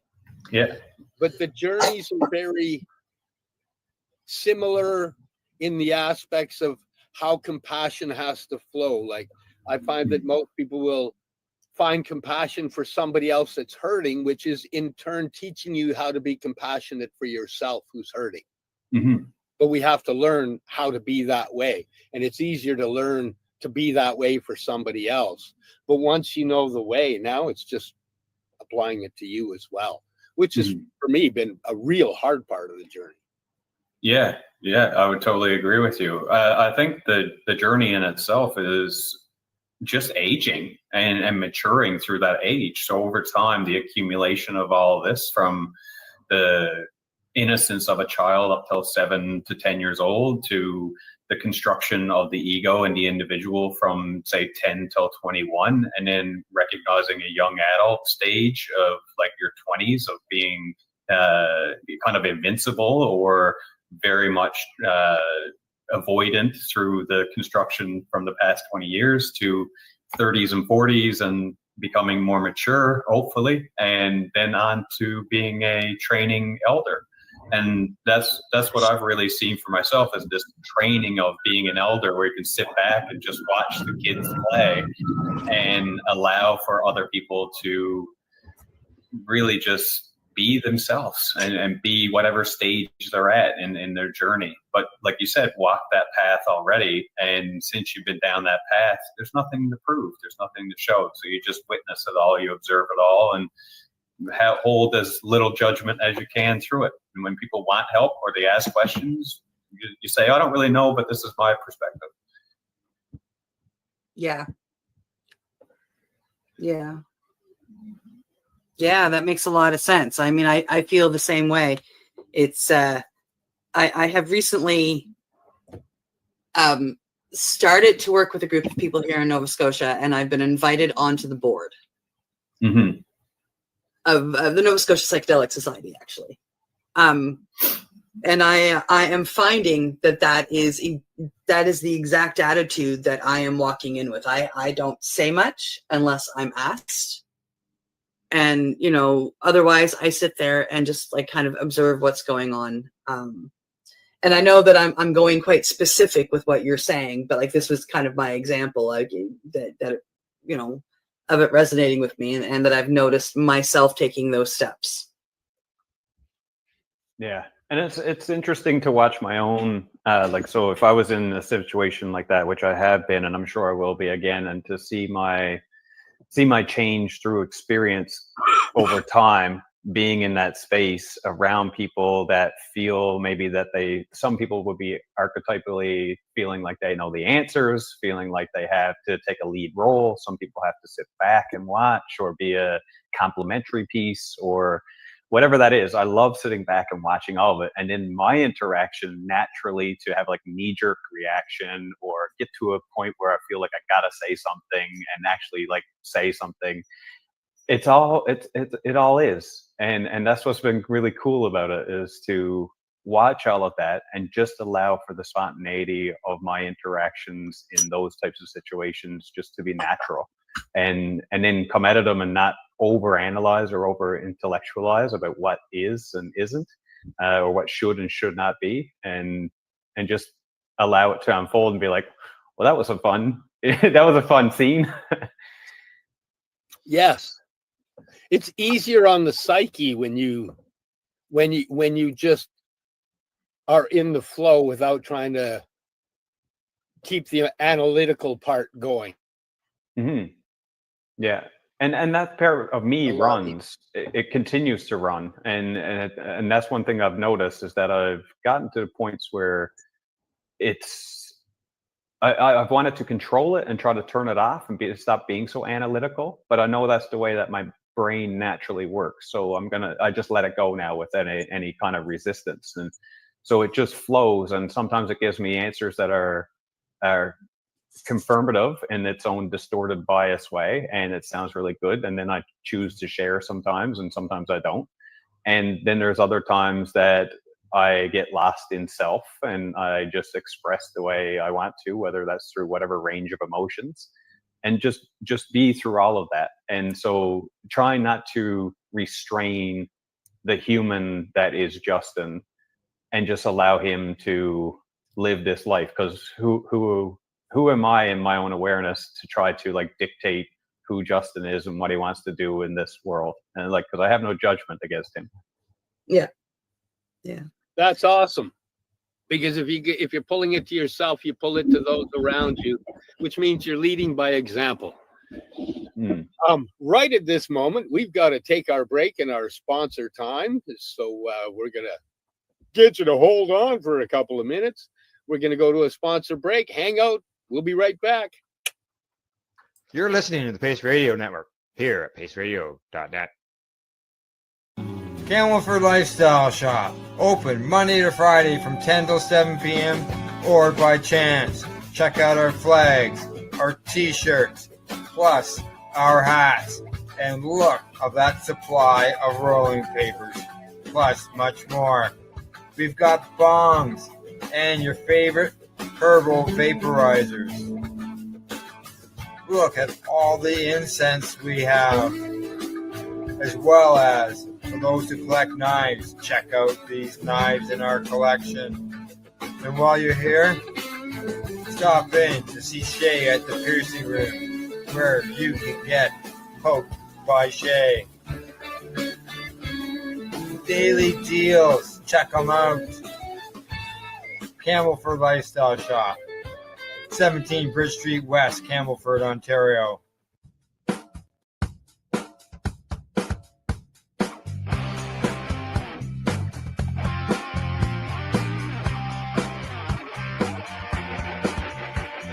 having an awesome day, and I'm gonna make sure it stays that way. I'm having an awesome day, and I'm gonna make sure it stays that way. Limestone City Hydroponics is Kingston, Ontario's hydroponics shop. Take your growing to the next level and create the optimal environment with a tent kit, or maximize your yield with an ebb and flow flood table kit. Either way, Limestone City Hydroponics has more sizes and options to fit your needs. Are you looking for the power of the sun that adapts to your budget? Then look no further, as they have professional grow lighting. They have indoor grow systems that are easy and cost effective, with many options to fit your living space and lifestyle. Cultivate your growing potential. We have everything you need to succeed. And if you can't make it to the store, they offer local delivery to the greater Kingston area. Remember, when you're looking for experts to help you grow, then look no further than the locally owned Limestone City Hydroponics, 105 Sunderland Drive in Kingston, Ontario. Call them at 613-548-0420. Rerolled Saturdays. Check it out. Nothing but non-stop cannabis and psychedelic programming. Find it at 420pace.ca. You're listening to the Pace Radio Network here at paceradio.net. Good day, and welcome back to the Mushy Moment podcast for Tuesday, July 8th. We're here with Justin McCarthy. You have a podcast running. I do, yeah. And I love the name. Just so you know, I the way you did that is awesome. Tell us about it. Yeah, so the name is Just Talking. It's definitely been a highlight of things I've been doing since the new year, and finally been able to get it going. And you started this podcast with some technical difficulties, and every time that we have these virtual or digital spaces, there's something to be said about the technical issues that we have. And that Just Talking podcast is, my name is in there. So if you take the letters within there, it's Justin, Just Talking. The spin and then on the name Just Talking with the T and the G gone is like a Newfie slang, because being from Newfoundland, we drop on the letters everywhere. So that's what we're doing, is raw conversation similar to this. We're just talking. It really goes off of the curiosity that I have about the guest. So if I find somebody that I'm curious to know more about, typically a stranger, someone that I haven't met before, that comes on, because news stories, like many novel things, is intriguing to me. I want to know about their story, both personally and professionally, how they come to do what they do, or how they got through what they got through, and then be able to have that conversation from anywhere to 60 to 90 minutes with them. There's 24 episodes with a bunch of people lined up over the next couple of weeks. While I'm here in Montreal, I'm setting up more of a professional studio for myself, where I have like a full screen and monitor. Everything is set up, so I just push the power buttons and turn it on, stable internet, these types of things. And so my intent is for it to grow, and I feel I feel right now it's been really successful. I wanted to get to 21 episodes without any kind of analytical overview or assessment from me, just allow the feeling and the observation of how it was running through 21 episodes to just do what it needed to do naturally, just ebb and flow, bob and weave, to have issues, to not airing certain episodes, to guest cancellations and everything that you don't expect with before you start it. And then just to see how that works. And you never know until the experiences happen. So I wanted just to experience 21 episodes. And why I say 21 is there's a number out there that's floating around in the podcast space that if you get to 21 and you're active, then you're amongst the top 1% of all the active podcasts that are out there. Because a lot of people start them and stop them, usually around between 1 and 5. And it's kind of like this novel thing you get into. A lot of people don't even start it. They just have the idea, I want to start a podcast type narrative, and then it never happens. But if it does, a lot of people stop somewhere before 5. If they get to 21 or double digits at least, there's usually a huge halt or stop on people because it's a commitment. It's a constant commitment to release one. I release one every week, every Monday morning. I have one edited, ready to go on YouTube, Spotify, and anywhere that you can stream. And it's been fun. It's been really fun. I feel like my ability to have a conversation is good, and then to ask questions and be a natural interviewer. So it's been interesting to see that this part of me is something that I would like to continue to grow and through the experience to get better at. So it's something that I want to continue to do for the foreseeable future, as long as technology and everything allows me to, because it's really interesting to have conversations and raw conversations and get real and have that emphasis of real raw emotions or what people think, even if it's messy or wrong in the collective eyes, just to allow that stuff to come out, because I feel like that's where we learn the most, not just about ourselves, but about like collectively everybody around us. What are we seeing right now from online dating to the hyper use of narcissism and toxic masculinity to modalities within spirituality or grand awakenings through things like plant medicines or Kundalini awakenings, whatever that is for people. The conversations on Just Talking are about that. And so I try to keep it as kind of dinner table-esque as I can, and also on track to be a flowing conversation of somewhat of an interview loosely. And that's really what it's about. It's about having a broad, general conversation about the guest and what it is that they're doing and what they're into in that point in time in their life. What's the biggest surprise that hit you from when you started podcasting? Oh, great question. Honestly, I turn it back to myself again, not to be self-centered, I guess, but to recognize that there's a part of me that felt that I would be good at this. And obviously there's a self-doubt or a narrative within myself that says, yeah, but everybody's good at something. And, or you're good at it, but how good can you be? Is the stat, is the audience going to be reflective, and the measurement and the metrics going to be reflective of how good you think you are? And that actually has been one of the things that recognize that, hey, you know what, this is actually something I am good at. This is something that if I wanted to pursue it, I think over time it could grow into something that would be sustainable, or at least something that I continue to do as a commitment long term. And because it's something I enjoy, not just for financial or monetary value, hopefully in the future, but actually because I enjoy doing it and I get to network and meet people.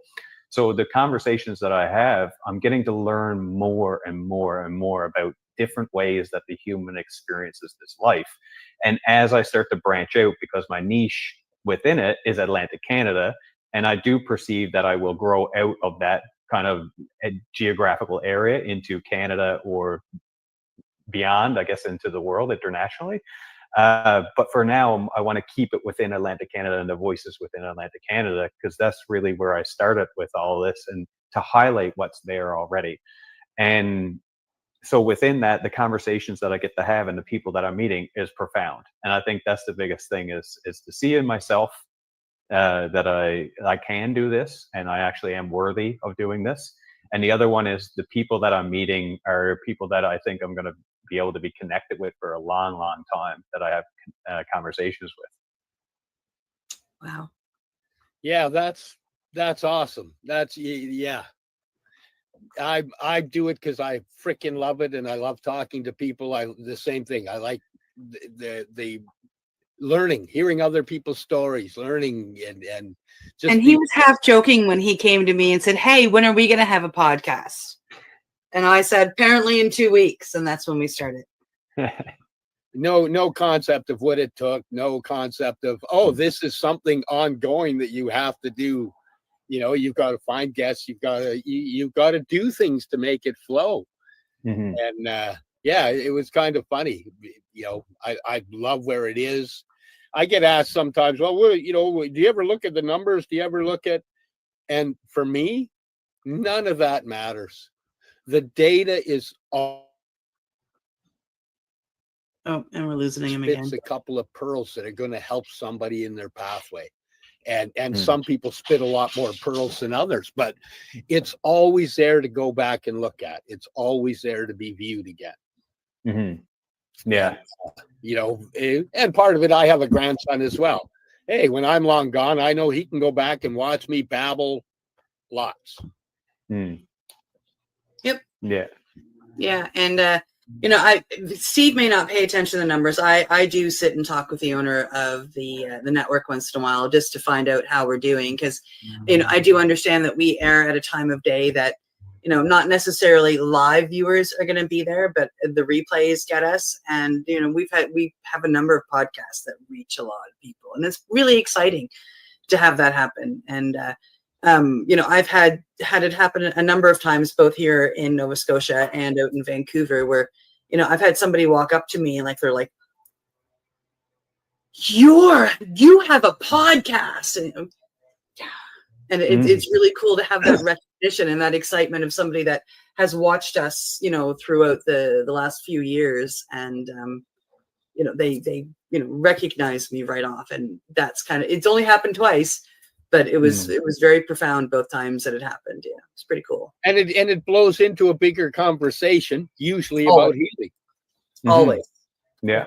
Always. Yeah. And then you get to hear their take on it, like how they viewed it or how it hit them. And I'm always surprised by that part of it is how they interpreted it through their own lens, and the things that actually resonated with them from that podcast is stuff that I never would have imagined. Like in my synapses, summary, point by point, what this podcast is about. Sometimes what's within those lines is actually what resonated the most with people.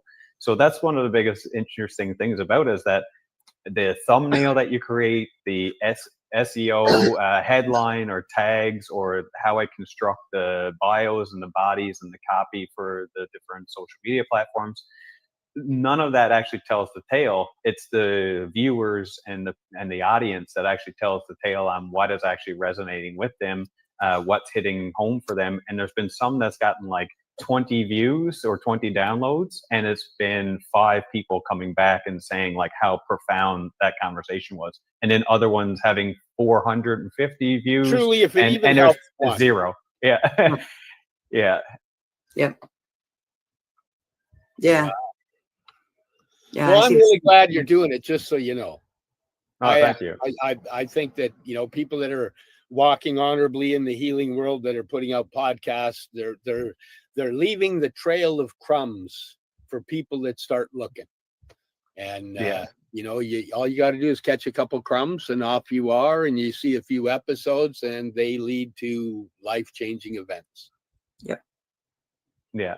Yeah, it really does. And collectively, if we're all talking about these things, then it creates a new reality within our society. And so the more that this permeates outwards, which it is doing, and of course we see the double side of that coin being spirituality becoming trendy, or all these different retreats and modalities becoming kind of like taboo and interesting in a way that like people are becoming more hurt or more I'll use traumatized for lack of a better word, through what it is that they're doing, and re-traumatized even. And that is all a part of it. Like that has to happen as well. Everything gotta get blown wide open for us to allow to see what is actually worth keeping at the end. So we'll pick up those crumbs like you're talking about that are worthy, and those are the things like the 2,000-year-old teachings of Buddha, and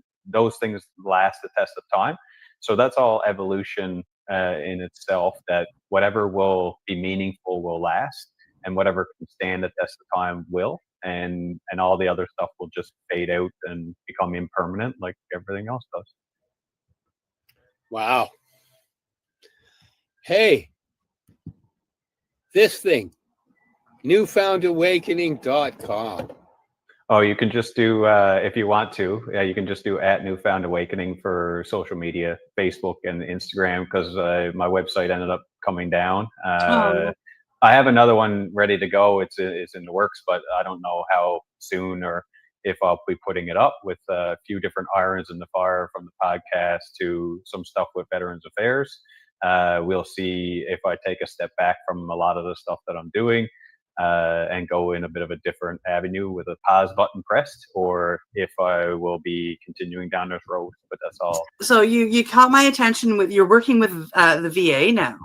Yeah. Doing? What are you doing? Yeah. So I got a big backstory. I got 10 years in the military, 3 years Army, 7 years in the Navy. And through that, I ended up having a back injury when I got out in 2016. I did a vocational rehabilitation at that time, before any of this stuff was happening.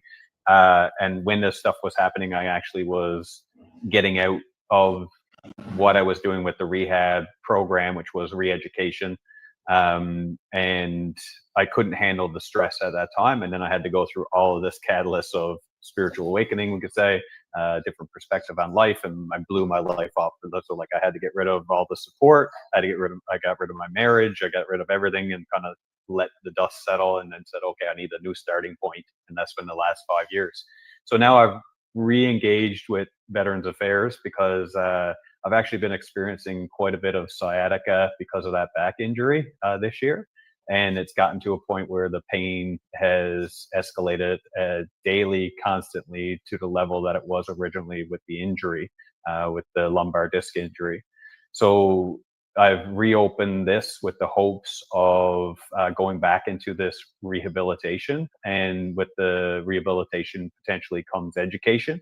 And I'm hoping to go back to further my education and finish my degree and post-secondary education, to now get myself to a place where government and society is able to see what I do with the credentials behind me as well. That's the hope, that's the intent, and we'll see if that goes in that direction. The other one, like yourself, I believe, correct me if you're wrong, with some mental health issues because of the environmental impacts that are within that space. So that's another claim that's been reopened and looking at getting reassessed in a way that I'm very positive about the outcome, to be honest, with the findings and stuff that's there from my past and the impact from my service years.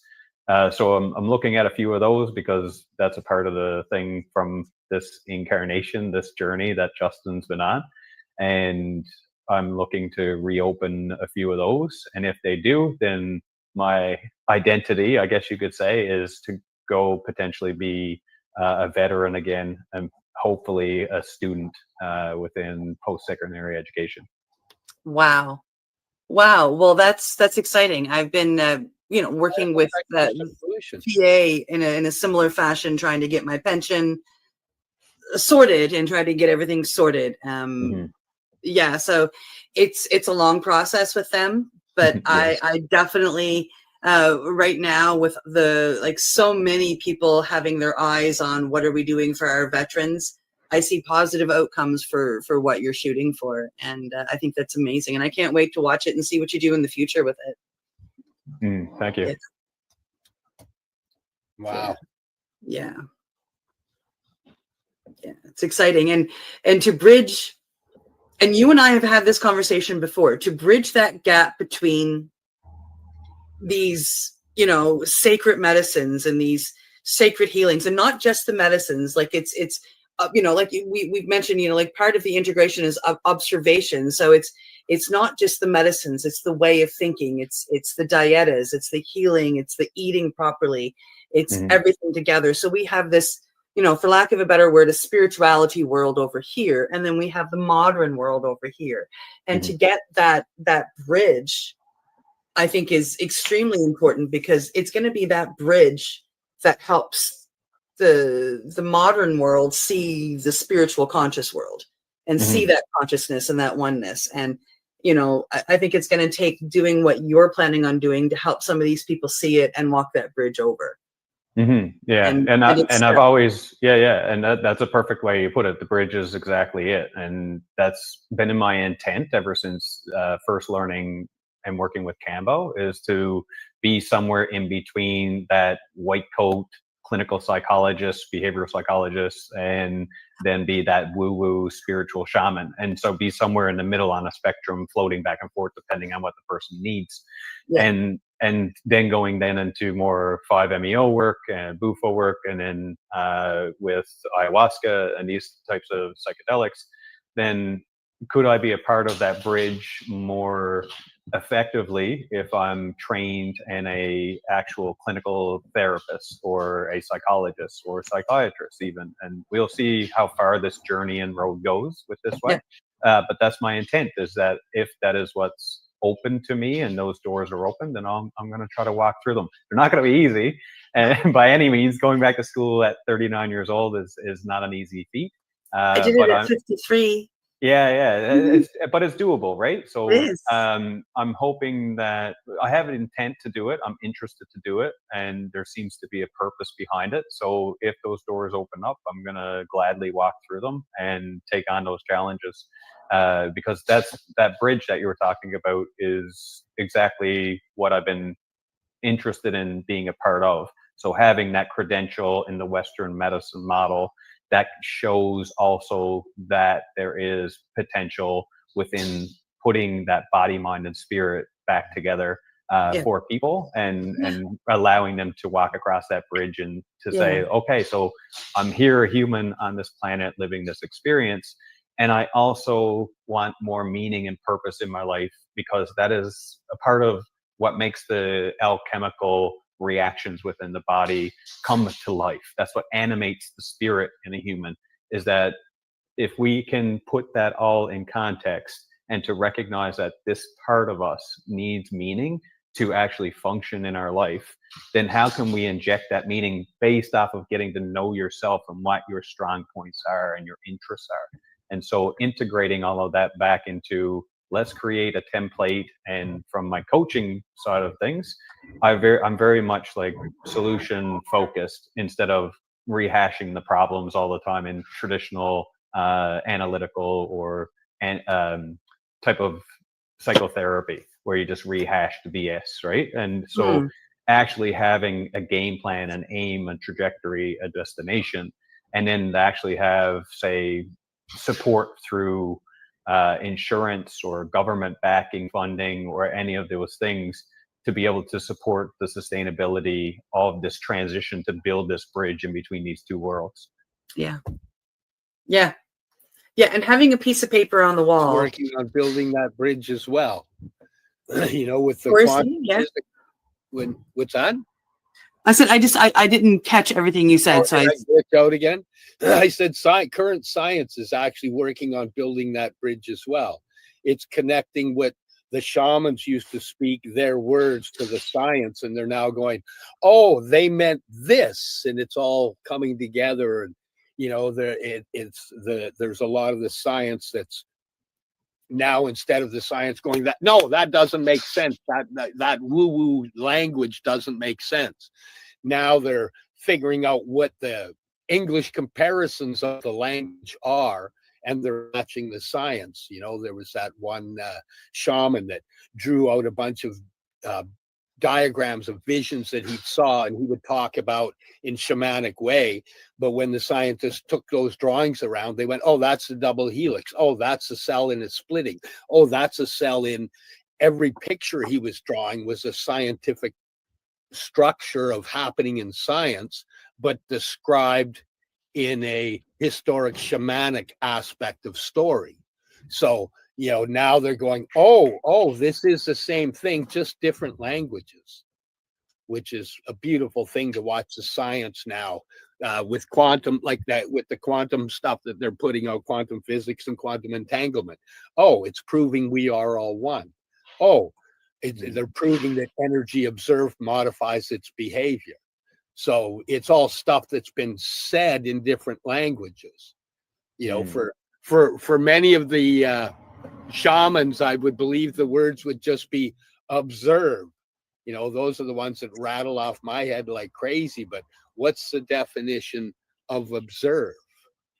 Right? Everybody has a different version. But if a shaman says to you, observe, and you're stuck on your definition and you're hyper vigilant thinking you're observing all the time, you're not observing. Observing is observing without any emotional context, so that the energy can modify itself just by being observed.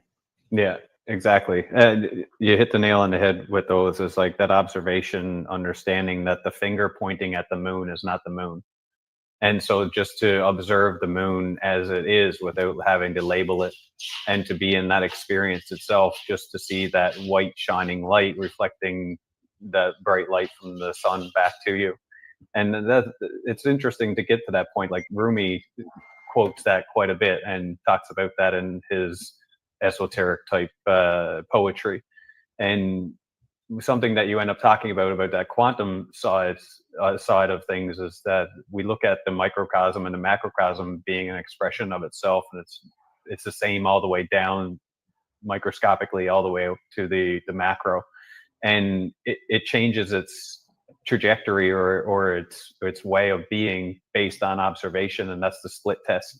And that's a really interesting test, because when you put it that way, we recognize that through our own psychological and interesting validation of things is that we act a certain way depending on observation of ourselves. So if somebody observes, say, a child, and they're watching a kid, and then they say, mom, look at me, or without saying, mom, look at me, they end up doing something more risky, or they end up doing something more courageous or adventurous. We do this based off of people observing us. So that's why people are making TikTok videos today, and the validation that comes out, it's natural. It's natural to want to be validated. And now there's an inauthenticity. I'll say this with a grain of salt. It's like not all of it is authentic. It comes from a place of what we could say wounding, and this need for validation because of mother and father wounds. But it still all is a part of the human experience, which is awesome. But I love that you referenced the quantum side of things and all the other things too. Sorry, I have a loud plane flying over right now. Whenever he goes muted, it's because he's right under the flight path. Flying over. Yeah, I did a little AI digging with some stuff, and asked a trail of what are the 10 things people should know if based on these teachings, and I just kept it running and ran it through all the religious teachings, all of the or a whole bunch of the martial arts tenets, all of the top psychologists, all of the top scientists, current and past.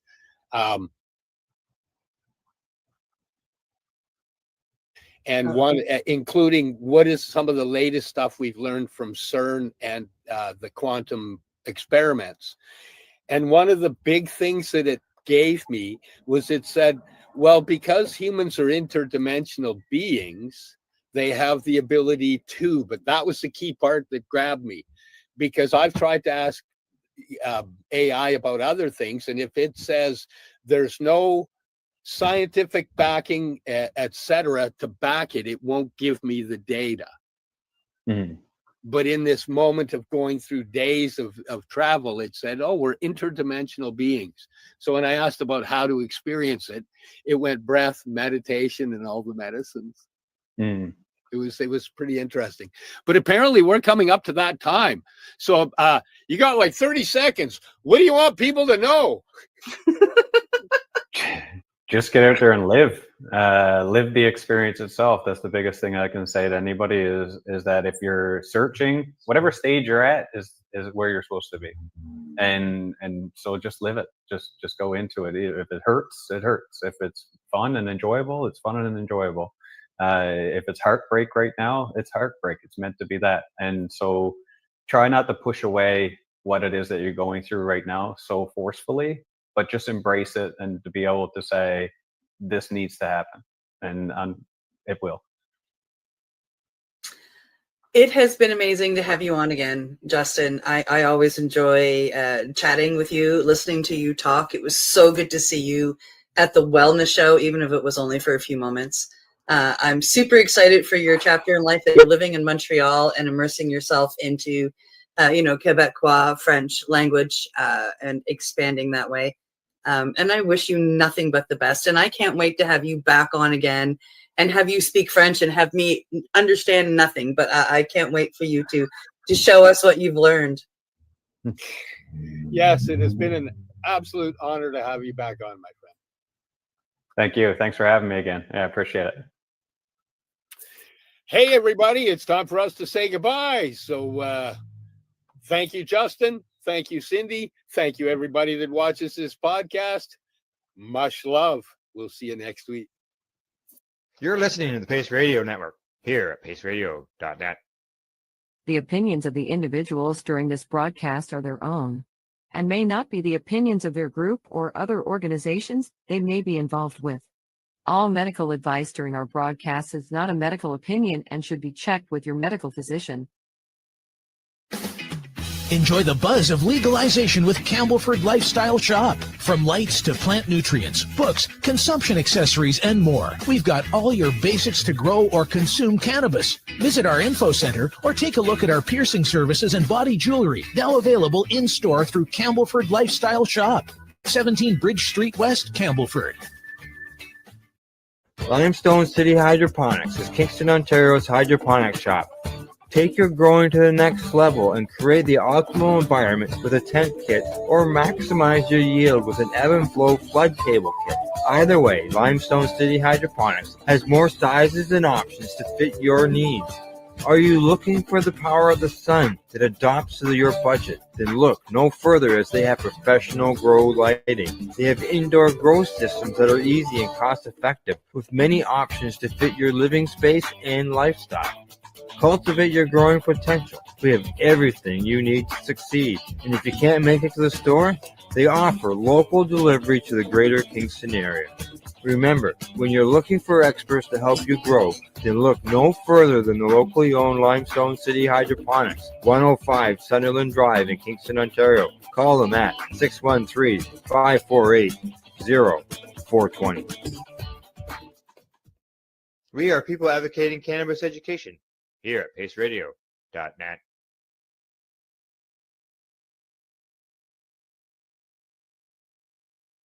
Adults with ASD report significant improvements in their symptoms following cannabis inhalation, according to data published in the journal Nature Scientific Reports.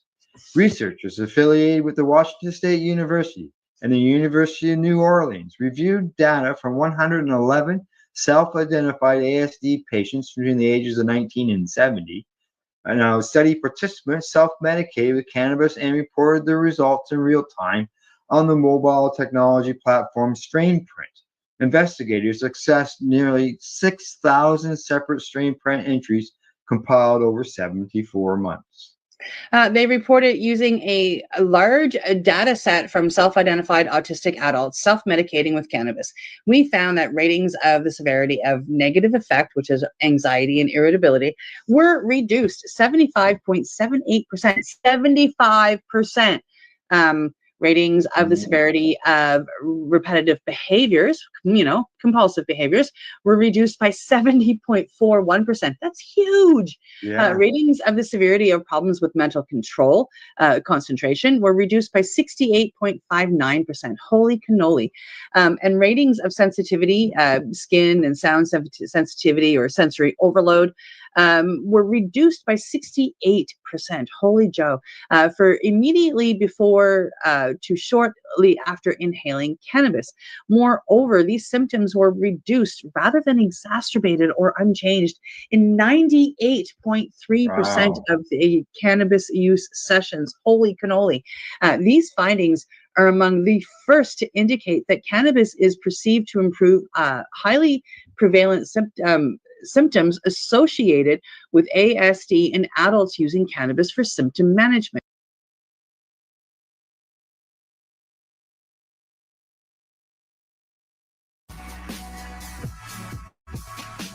Tune in Fridays at 7 p.m. Eastern Time on 420radio.ca.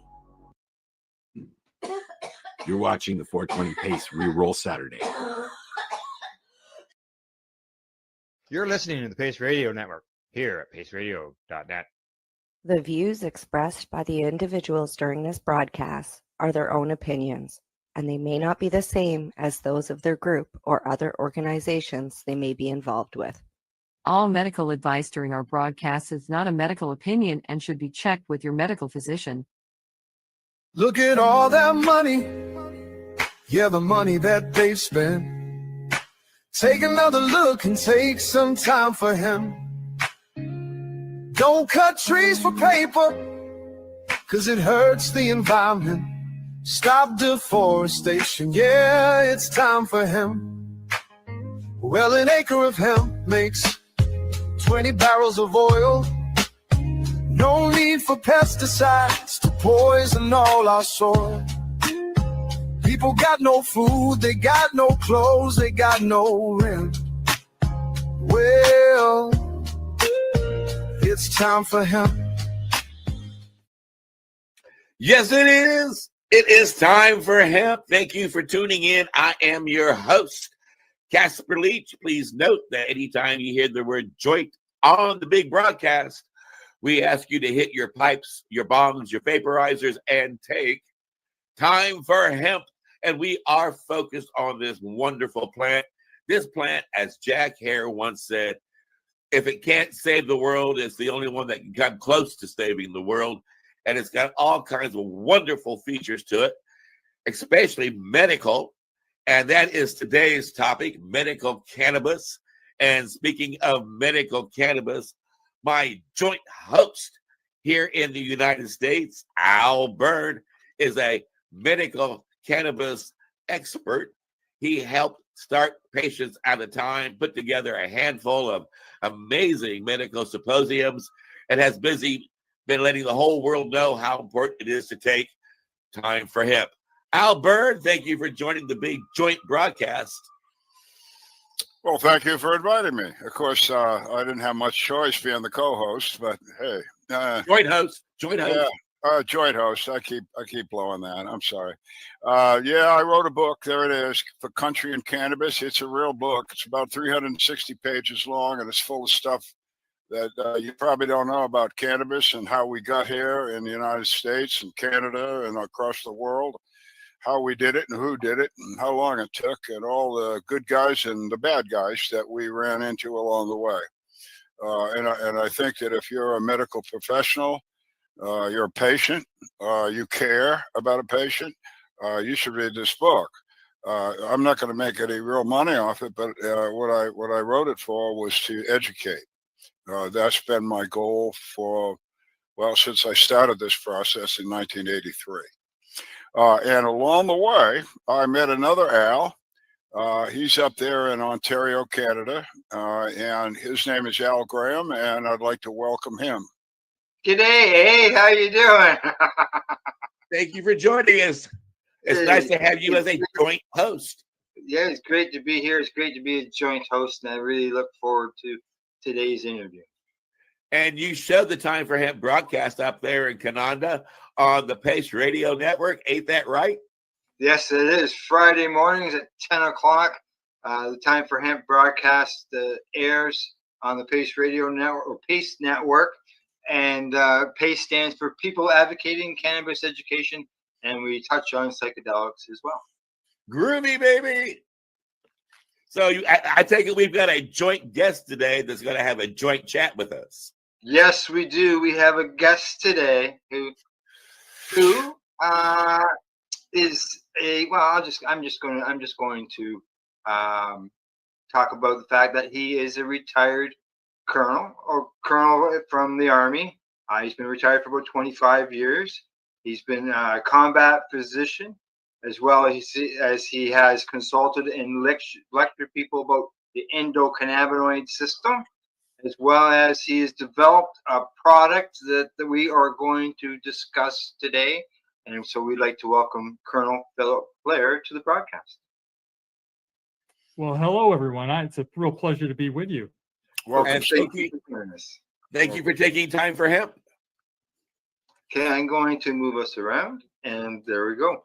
All right, Colonel, usually we like to start the show by finding out a little bit of information on our guests and give us a bit of an idea how you got involved in the cannabis community, and obviously as a retired colonel, fill us in on your military background as well. Yeah, a real pleasure. Well, at 17, I joined the United States Military Academy in 1968, and I graduated in 1972. I spent 2 years in the artillery learning how to kill people. Wow. And then I graduated to medical school at University of Miami, where I changed my ways. And I did residency in family medicine for 3 years in Augusta, Georgia. And from there, I did rotations around the country. I've had 17 different assignments throughout the world, including Italy, Germany, Hawaii, Saudi Arabia, different locations. And I ended up in Kansas, going back home. From there, during that time, I did do a stint at the first Gulf War as a DISCOM surgeon, and I was the manager of about 6 or 8 medical companies during the warfare. And we did the 3rd Armored Division, which did the end around, the Hail Mary approach into Iraq and Kuwait. And we stayed there about 6 months. And I got a taste of the oil wells burning as well. Oh. From there, I became the director of primary care and emergency medicine at Fort Riley, Kansas. And I retired and came to Longview, Washington. And I spent some time in occupational medicine, but then I retired very directly. And I took on different positions as locum tenens for filling in for doctors who are out of country in Newfoundland and Alaska. And then I joined a company that was doing disease management in kidney disease. I spent about 10 years with them. From there, I discovered and I developed my own disease management program with 4 dietitians, and we were deploying different types of dietary approaches using a low carbohydrate approach, and we were having terrific results. But I was introduced to cannabis at that time with a CBD company called Elixinol. And from there, I signed on with them and started counseling people about the use of cannabidiol or CBD. And for the next 6 years, I stayed steady with them, learning all the science that I could, lecturing, talking, exploring all the benefits of a full spectrum cannabis as well as CBD. And during that time, I learned about another compound that is also found in cannabis, a terpene that is also a phytocannabinoid called beta-caryophyllene, or I abbreviate it BCP. And from there, I developed my own product. I had it manufactured, and I've been producing that for the last 4 years from my company. And I've seen enormous benefits of this, and it mirrors most of the benefits of cannabis very specifically. So that's just to give you a detail of what I've been through. Wow. I want to jump in here with a question. soldier to soldier, comrade, and friend to friend, you've had a path where you have seen an enormous amount of grief and enormous amount of injury and complications to the human body that have had to have wrenching effects on your psychic and your spirit and your soul that probably put you into a more compassionate spirit and a more compassionate path. How have you managed to walk through your path and still bounce with a happy smile on your face today, all that you've struggled with? I mean, you have dealt with quite a heavy burden, and I recognize that. And I'm certain it's not been easy, the path you've walked. Well, I've relied on hemp and hemp products for most of my benefits, and I've always been driven by helping people, very specifically trying to help people, veterans and all people, and whatever disease. And being a family practitioner, I've delivered babies. In fact, I delivered my own 2 children, as a matter of fact. But in addition, I've always been out there trying to help people and help overcome these chronic illnesses. And that's where I entered the dietary regimen, because I found that was the most effective way to mitigate against many of these problems. And then I got into the veterans, and I was working with the veterans and trying to get them to overcome the post-traumatic stress disorder and traumatic brain injuries as well. And when I discovered cannabis, I was blown away by the denial that we've had for almost a century about the benefits of cannabis for individuals and their mental health. In fact, I actually wrote a book, Medicinal Cannabis in Mental Health Care and CBD, and to aspire to these particular benefits for the mental health of everybody who can use this product. And so I am completely endorse hemp. I completely endorse the products that are being derived from it. And I think the focus is on the endocannabinoid system, the system that permeates our bodies, but is denied by the general medical care. Well, I salute you for all you being able to go into all those battles and walk into all that grief and tragedy with the attitude that you're going to make it better and not be afraid of it, not turn away and run from it. So thank you for all that you've done and the service you've given. And now I'm bipolar. You talked about how this helps with your mental stabilities.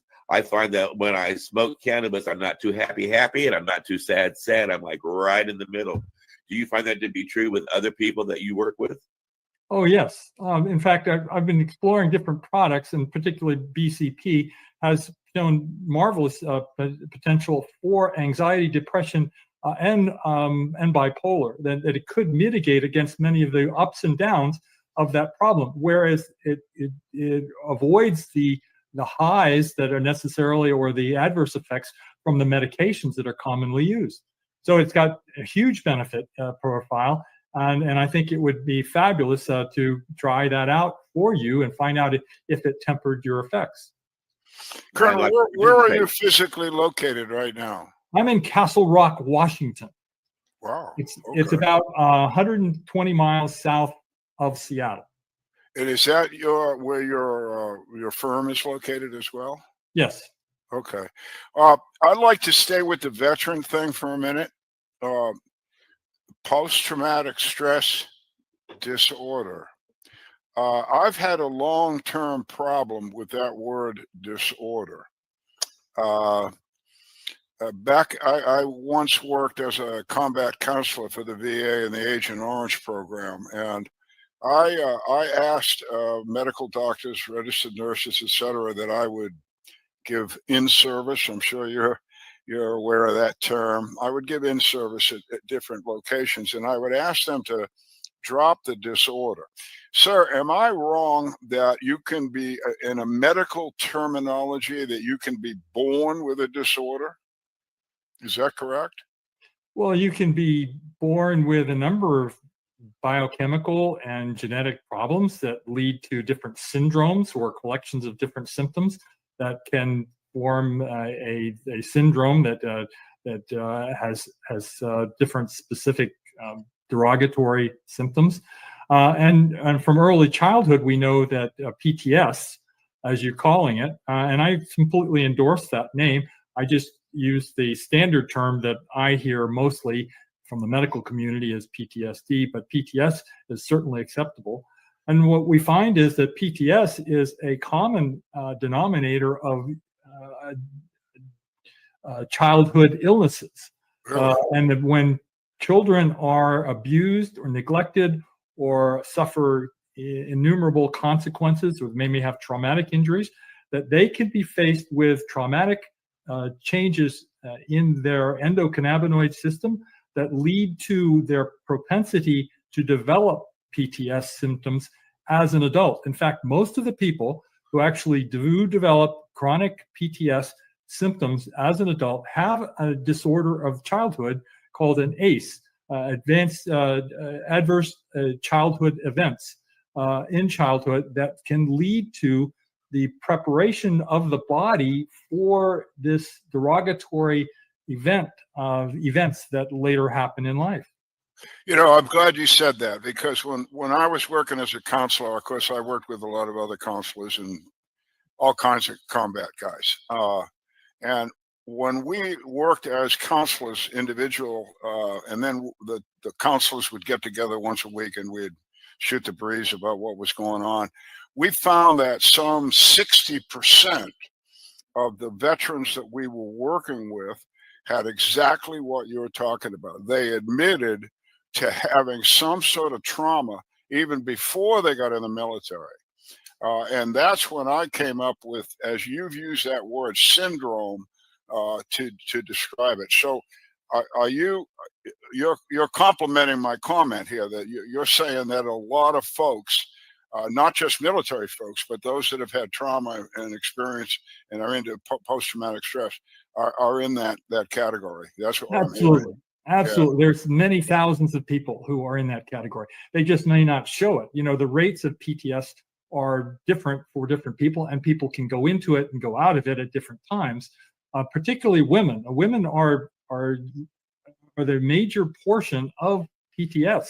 It's not the military, it's women who have suffered the greatest consequences of PTS.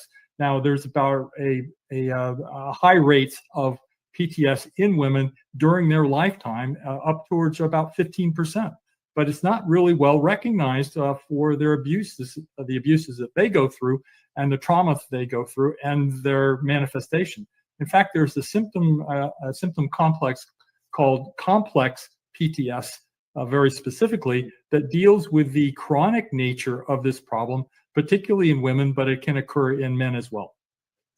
And the 15% are sexual, control, getting beat up, from all causes.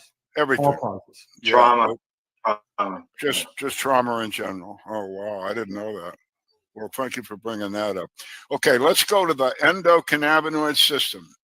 I first heard those words in 1988 from a researcher at the University of Indiana, and her name escapes me right now, but I didn't know what she was talking about. I was setting up these academic conferences, and I was put on with her, and she came in and she announced this endocannabinoid system, which I understand, if I'm correct, is not only in all humans, it's virtually in all living creatures except insects. And I also think that the endocannabinoid system, again, please correct me if I'm wrong, is the defining system of life. In other words, it controls my body, it controls my immune system, my nervous system, et cetera, et cetera. Is that all correct? Well, to some degree. Now, it's the endocannabinoid system was actually identified in hyphae, the hydra, the small animal. And then from there, it's progressed in different animals. All animals have it, except for insects. You're right. But that progression has been multifold, and it encompasses a great deal of systems. And those systems have gotten very involved in animals and humans. Essentially, animals have the same endocannabinoid system as we do, but ours is much more elaborate with additional receptor systems that are involved. Now, the endocannabinoid system was actually, I believe, it was established in the early 1990s because they identified the CB1 receptor and the CB2 receptor in 1993. And they also identified some of the other cannabinoid substances, endocannabinoid substances that permeate the body.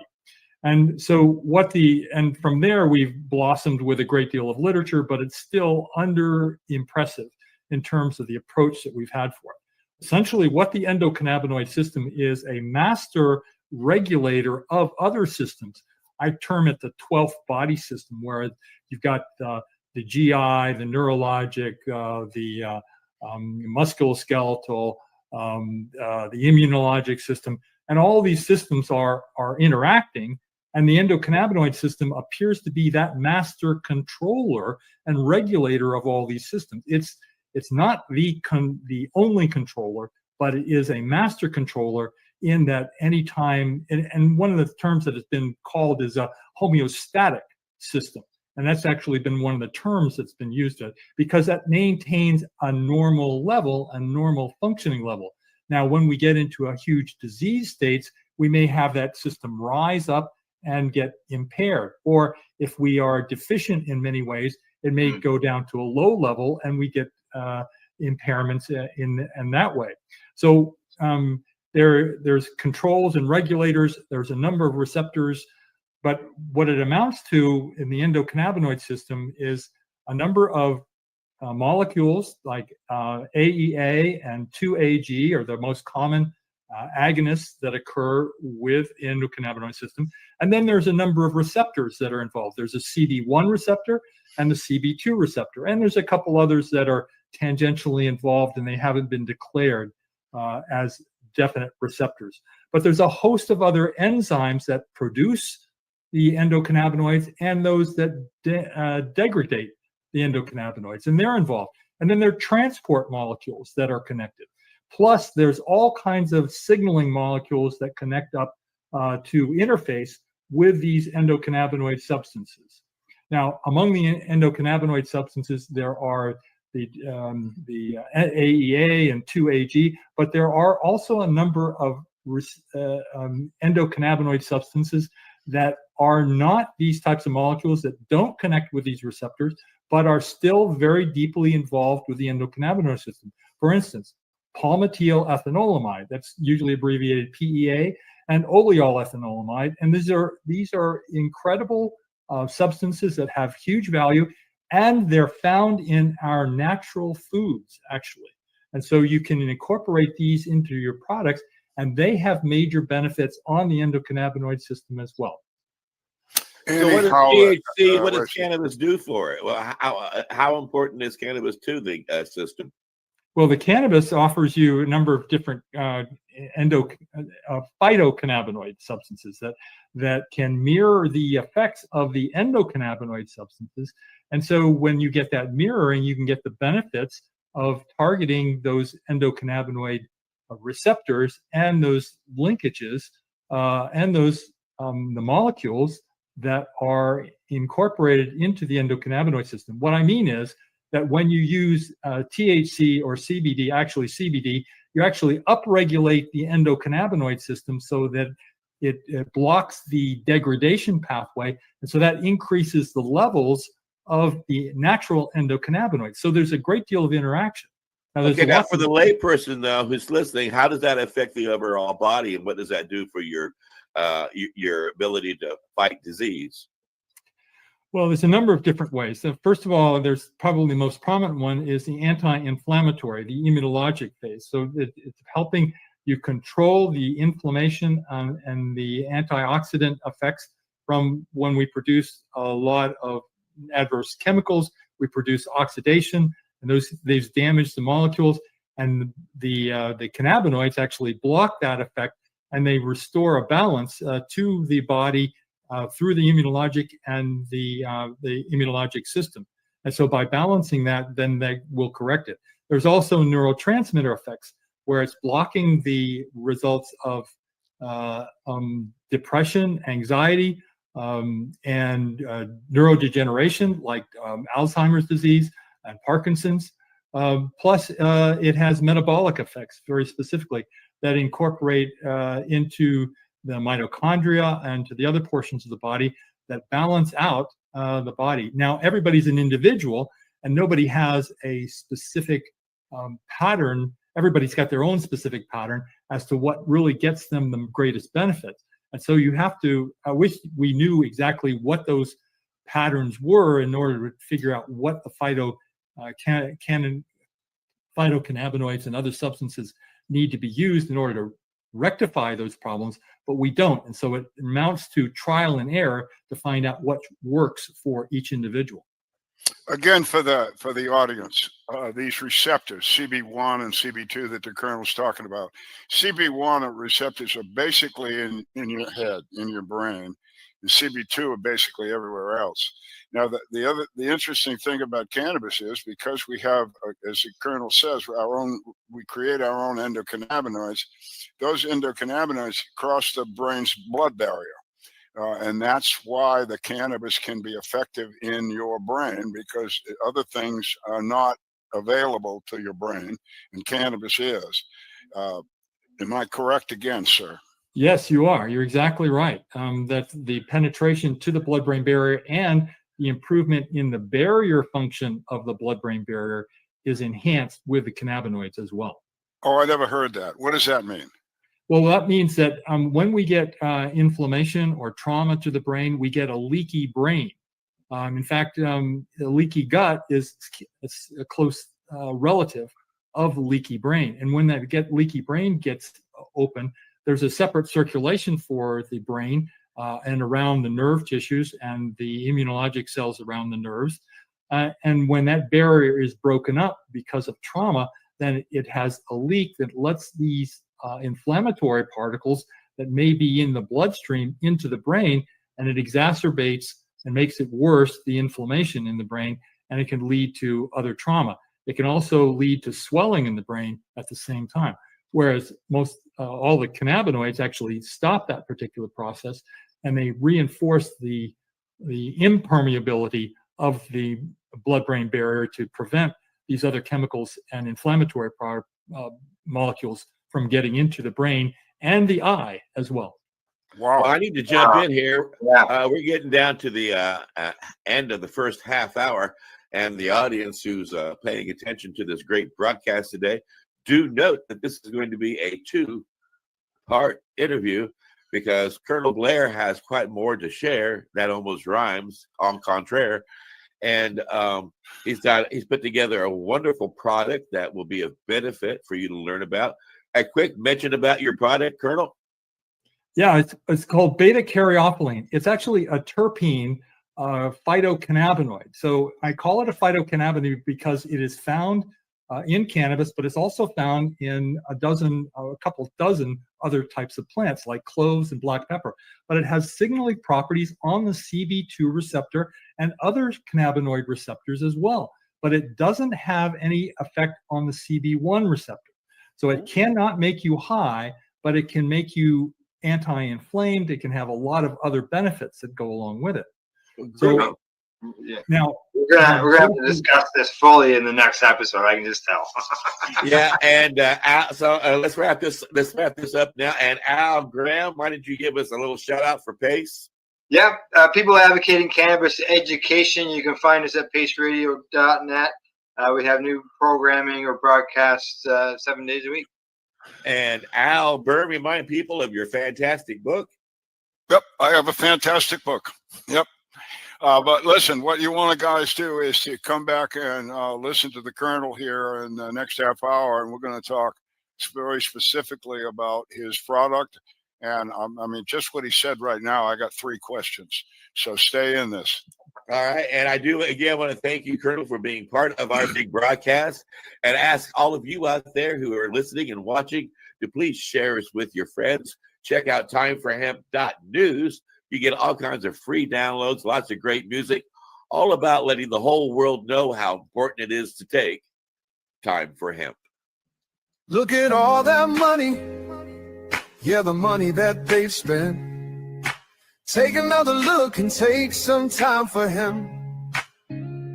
Don't cut trees for paper. 'cause it hurts the environment. Stop deforestation, yeah, it's time for hemp. Well, an acre of hemp makes 20 barrels of oil. No need for pesticides to poison all our soil. People got no food, they got no clothes, they got no rent. Well, it's time for hemp. Throughout us history, hemp has been used, no mystery. Hemp was legal to pay your taxes for more than a century. Check your faxes. The founding fathers made sense to me. It's time to grow hemp legally.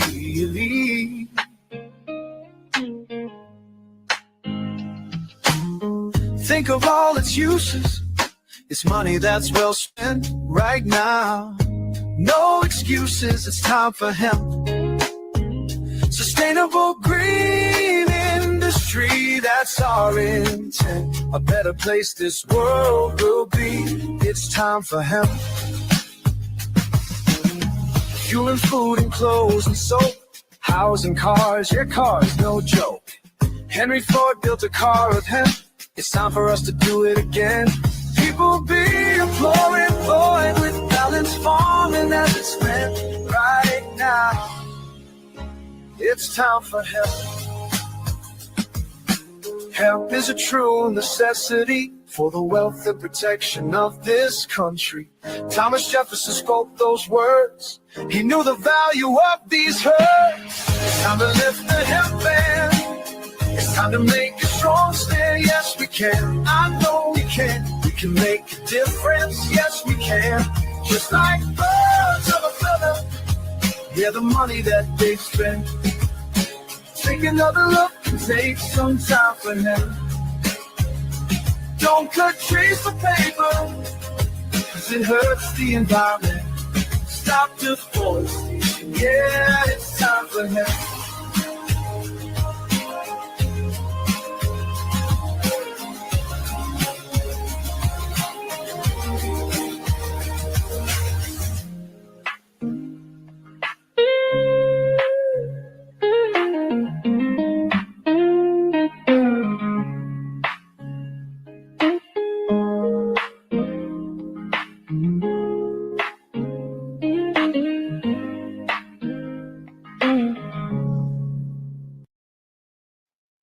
Time for Hemp is a Pace Radio Network content provider.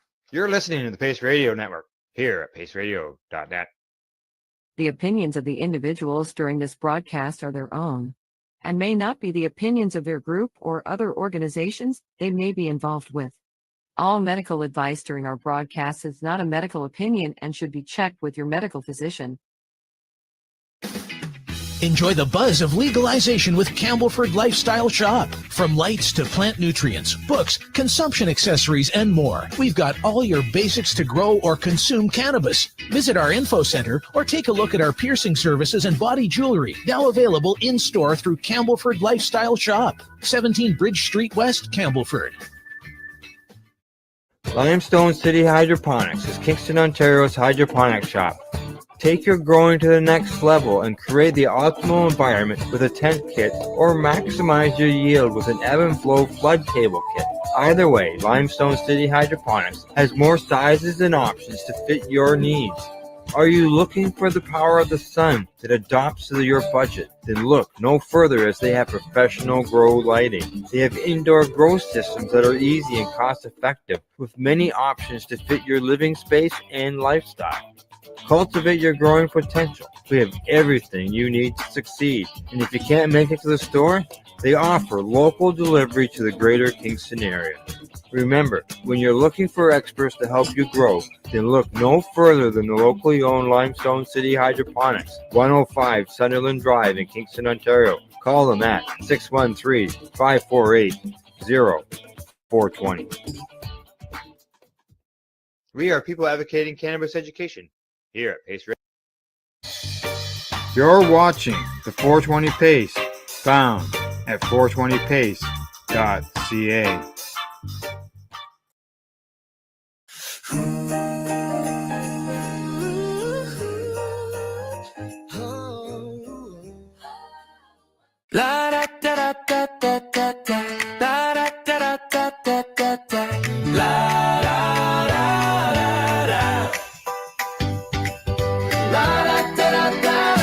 how the bells, sweet silver bells, all seem to say, throw cares away. Christmas is here, bringing good cheer to young and old, meek and the bold. Ding dong, that is the song, with joyful ring all carolling. One seems to hear words of good cheer from everywhere, fill in the air. Oh, how they pound, raising their sound. O'er hill and dale, telling their tale. Gaily they ring while people sing songs of good cheer. Christmas is here. Merry, merry, merry, merry Christmas. Merry, merry, merry, merry, merry Christmas. Merry, merry Christmas. On they send, on without end, their joyful tone to every home. Ding dong, ding dong, ding dong, ding dong.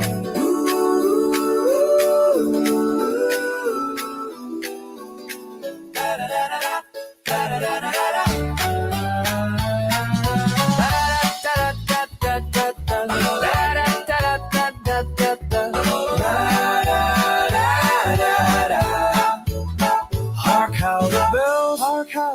Sweet silver bells all seem to say, throw cares away. We will throw cares. Christmas is here. Christmas is here. Bringing good cheer.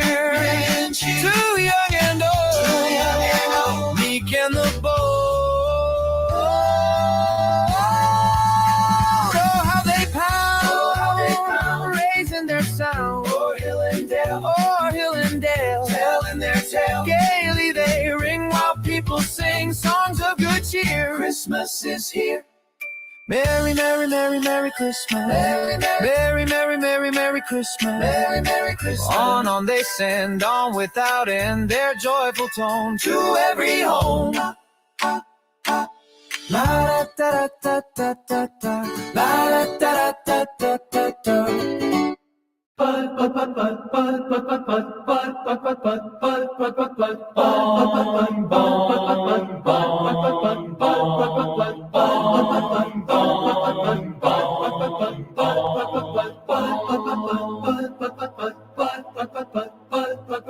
Hark how the buds, sweet sticky buzz, all seem to say, smoke me away. Green sticky weed for you and me, time floating by, Christmas while high.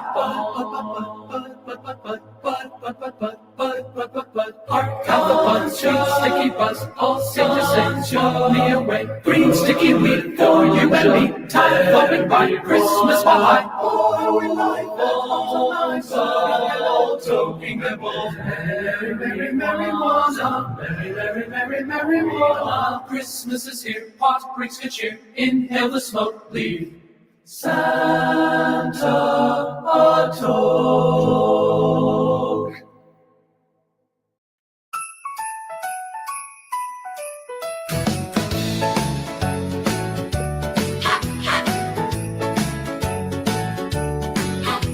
Smoking around the cannabis tree, smoking herb from a new crop. Mistletoe hung where you can see, every couple tries to stop. Smoking around the cannabis tree, getting high in the smoke ring. Later we'll have some canna butter pie and we'll do some caroling. You're sure to get an euphoric feeling when you hear voices singing. Let's be jolly, toke some smoke with Bud and Holly. Rocking around the cannabis tree, have a hempy holiday. Everyone's smoking merrily, getting high along the way.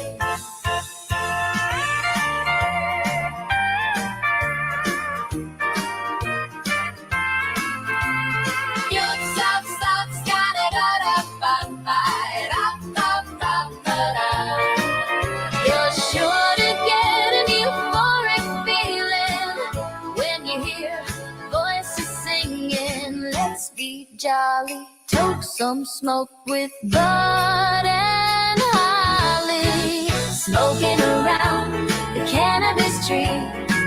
Herb improves the holiday. Everyone's toking merrily on a good old-fashioned day. Shop, shop, shop, ha, ha.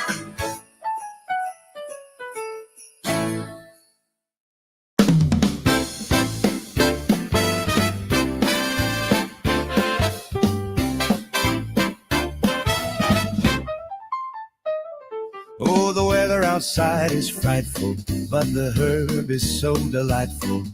Since we got a place to toke, Let us smoke, let us smoke, let us smoke. Twist a joint and get it burned. A good buzz is what I'm yearning. when high I'm a happy bloke. Let us smoke, let us smoke, let us smoke. When we finally say goodnight, And it's time for smoking out on my own. I roll a fatty really tight and get high all the way home.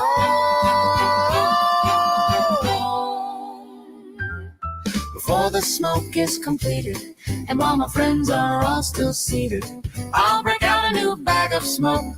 Let us toke, let us toke, let us toke.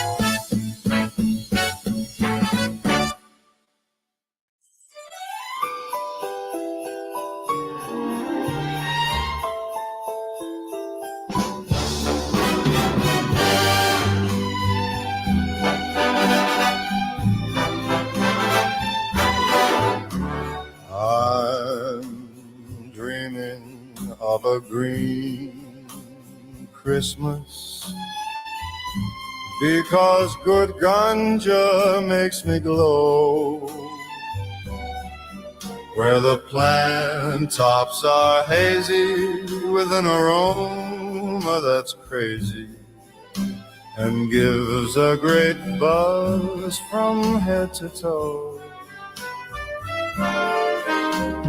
I'm dreaming of a green Christmas, with every fat jay that I like.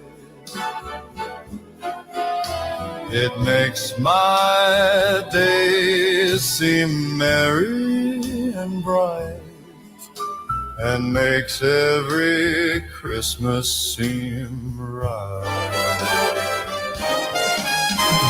I'm dreaming of a green Christmas, because good ganja makes me glow, where the plant tops are hazy with an aroma that's crazy and gives a great buzz from head to toe.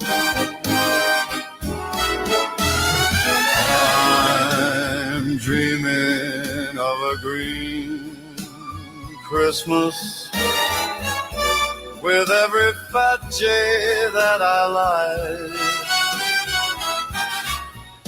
It makes my day merry and bright, and it makes every Christmas seem right.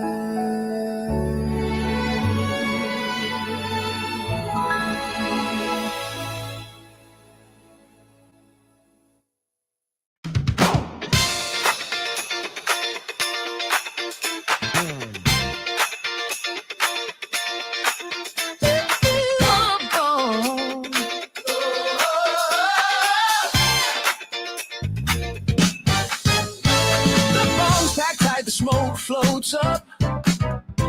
We're high tonight,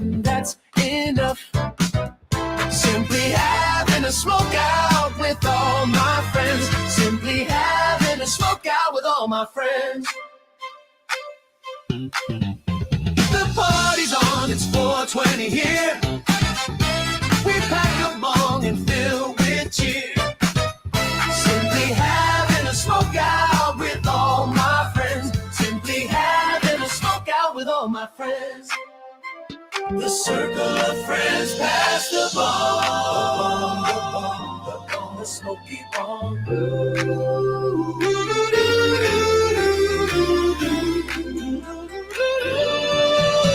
Simply having a smoke out with all my friends. Simply having a smoke out with all my friends. The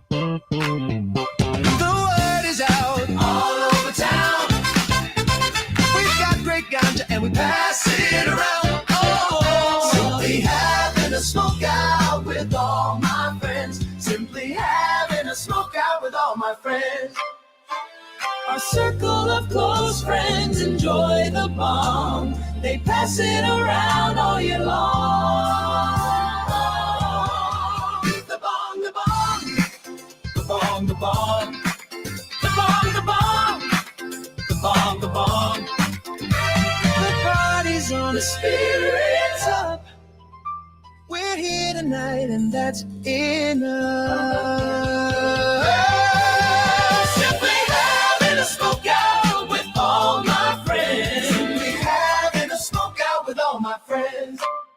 Simply having a smoke out with all my friends. Simply having a smoke out with all my friends. Simply having a smoke out with all my friends. Simply having a smoke out with all my friends.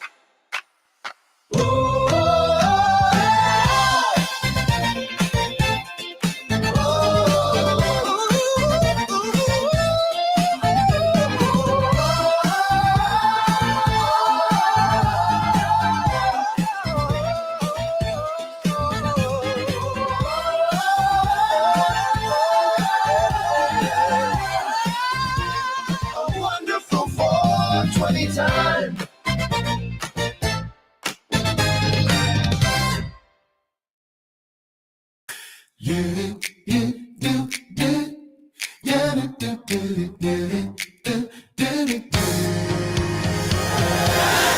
Ooh, yeah. As the candles glow, we pass the pipe with cheer. The laughter warms as snow drifts down the lane. As we lift our hearts, the hempen gifts appear. A wreath of green relieves December strain. The hemp wrap bows adorn each friend's surprise. We taste the joy in cookies fresh and sweet. With buds we share, the holiday is complete. The table set with a festive hemp delight. The warm cider stirs with subtle herbal grace. We toast to love beneath the soft starlight. And pass the pipe to every smiling face. The stockings hang with hemp and craft so fair. When buds unite, the smoke circle feels right. And the buds we light, when sharing buds with buds, the joy is true. When sharing buds with buds, the night feels new. As we talk and smoke and puff and play, the green delight will light the way. When sharing buds with buds, the cheer shines through.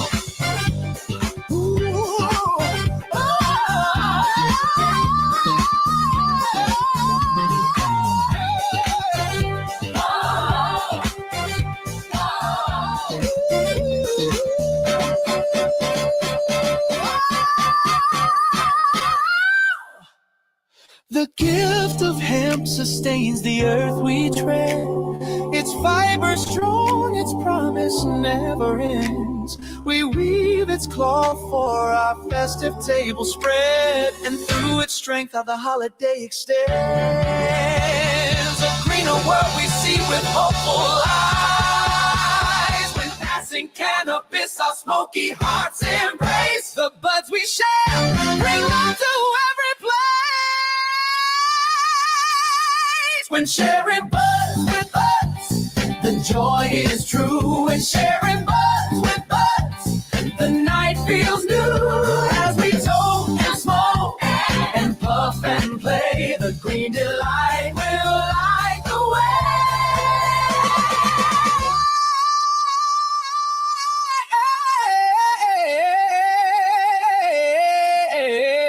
way. When sharing buds with buds, the cheer shines through.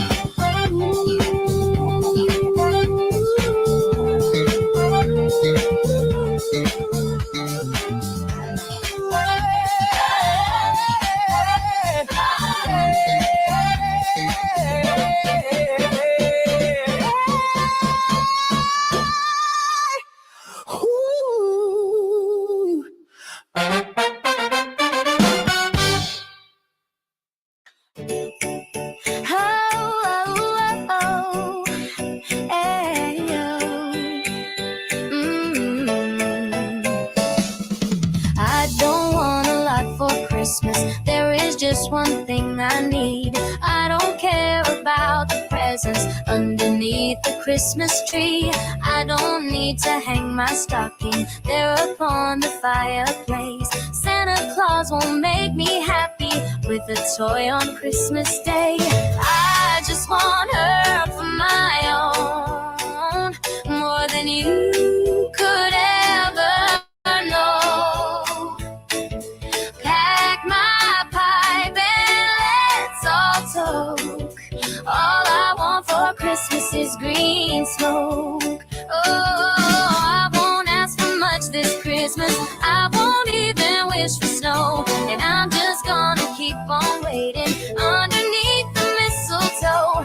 I won't make a list and send it to the North Pole for St. Nick. I won't even stay awake to hear those magic reindeer click. 'Cause I just want some herb tonight, packed into a bowl real tight.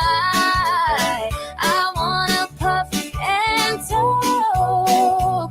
Baby, all I want for Christmas is green smoke. Oh, the lights are shining so brightly everywhere, as the smell of tasty herb and laughter fills the air. Oh, everyone is smoking and singing carols while toking. Santa, won't you bring me what I really, really need? Won't you please bring some cannabis to me? Oh, I don't want a lot for Christmas. This is all I'm asking for. I just wanted some cannabis that when I smoke it, it makes me so. I just want her for my own, more than I could ever told. Make my wish come true. Oh, baby, all I want for Christmas is green smoke. Da-da-da-da-da. Da-da-da-da-da.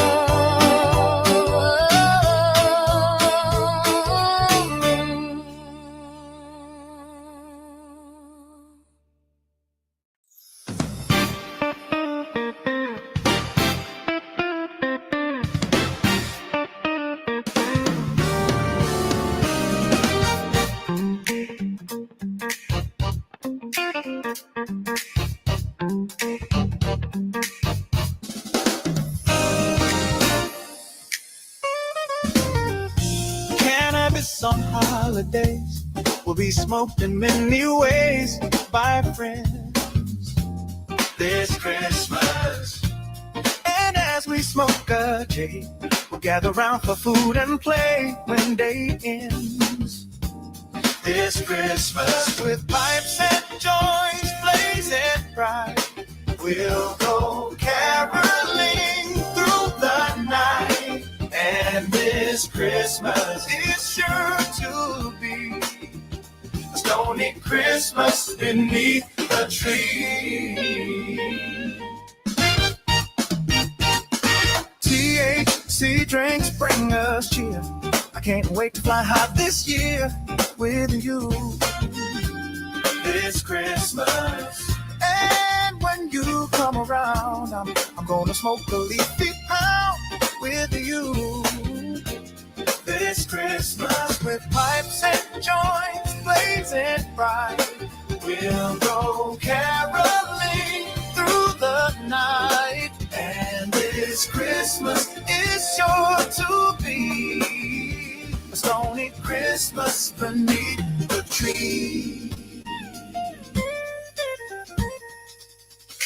Here's some smoke, take a toke now.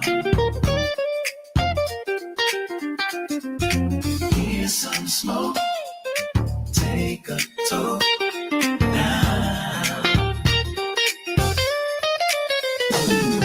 Smoking fatties bring us cheer, and I'm gonna blaze a pound this year with you this Christmas. It's gonna be a grand holiday when the moment comes to smoke a J with you this Christmas. By the fireside we'll be blazing bright with cannabis when sparks ignite. And this Christmas is sure to be a stony Christmas for you and me.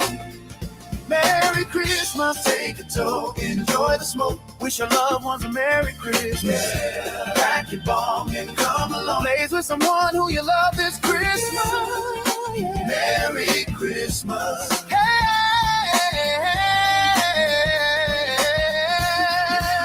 Hey, Merry, Merry Christmas.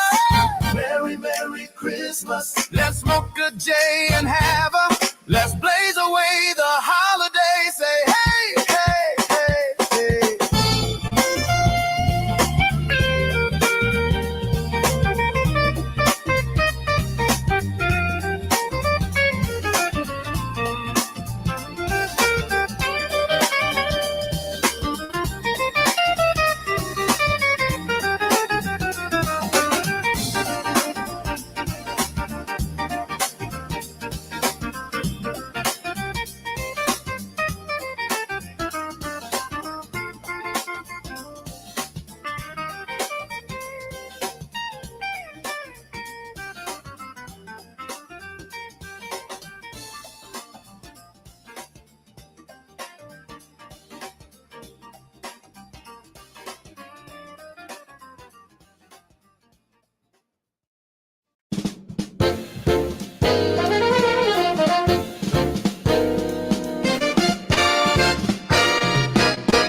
When the bells all ring and the horns all blow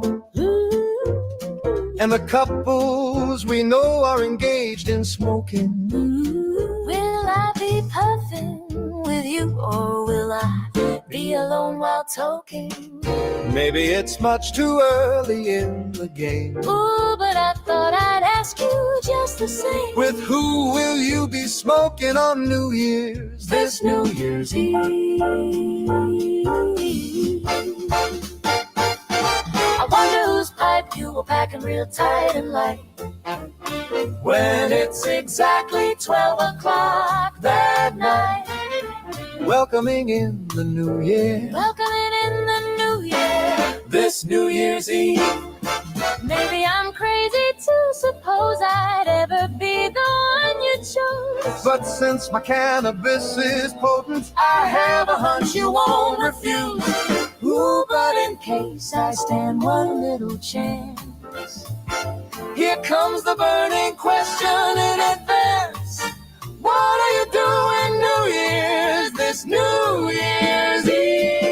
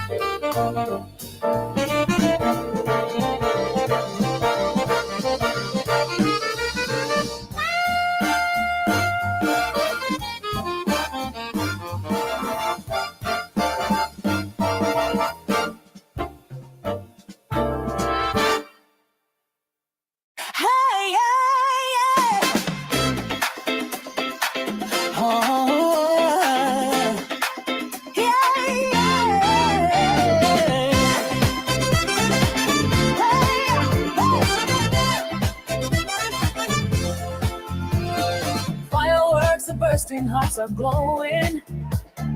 Cannabis is here to light the way. Hemp and joy together gently flowing. Peace and laughter greet the brand new day. No more stress, no fear of not knowing.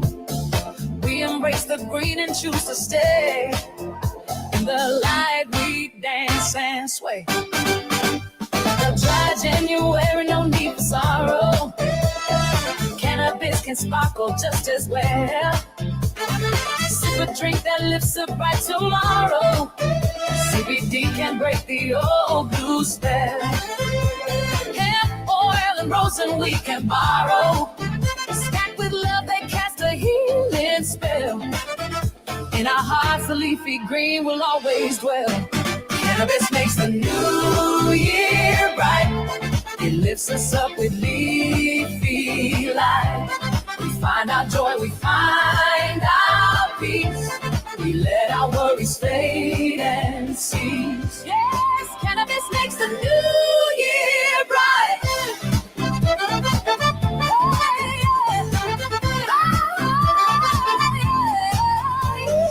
Workouts feel like mountains deep and aching. Cannabis can soothe the client with care. Topicals and tinctures cause a gently waking of muscles that get sore from daily wear. Runners highs and tranquil steps we're taking. THC and CBD do much repair.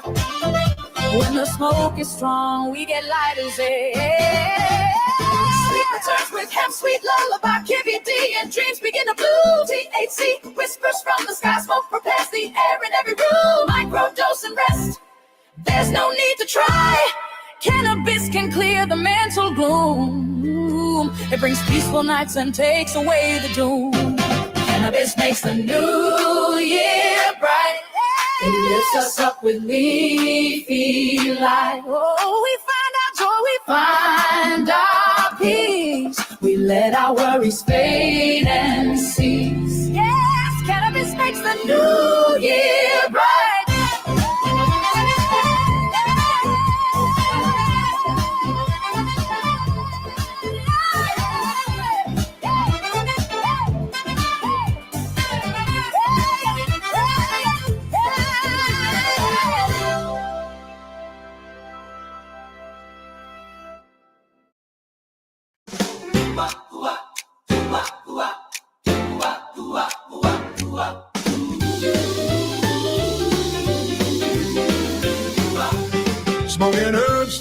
Smoking herb rocks. Smoking herbs fun, just go ask anyone. Huffing and puffing up bushels of fun. Now that the smoke out has begun, smoking herbs, smoking herb rocks. Getting real high, watching time fly by, inhaling and sailing and twisting up more until we start to soar. What a bright time to spark a lifetime, smoke the night away. Getting high time is always my time to pack a bowl and find friends to play. Fire up, pass the pipe, share with your friends, smoke herb around the clock. I'm huffing and a puffing when every day ends because smoking herb rocks.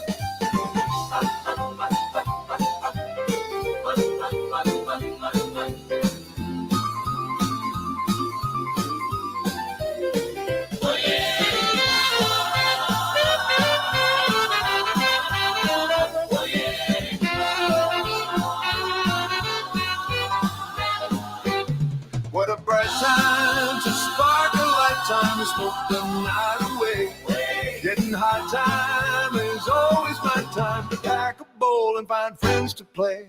Fire up, pass the pipe, share with your friends, smoke herb around the clock. I'm huffing and a puffing when every day ends because smoking herb rocks.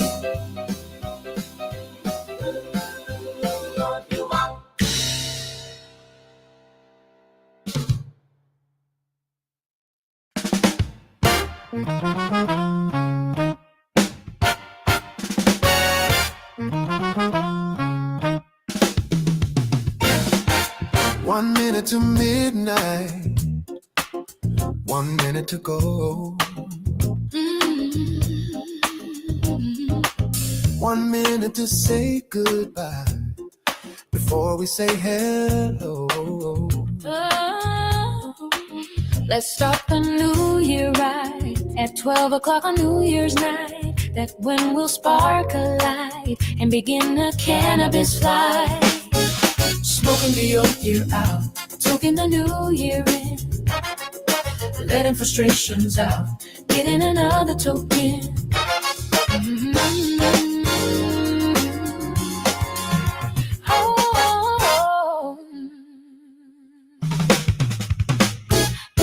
Let's watch the old year die with a smoky goodbye. It's on your body. As we enjoy our cannabis high, watching time fly by. Smoking the old year out, toking the new year in, letting frustrations out, getting another token. Let's smoke the time away in a pipe or twist a J. Either one is quite okay. Let's just toke away the day.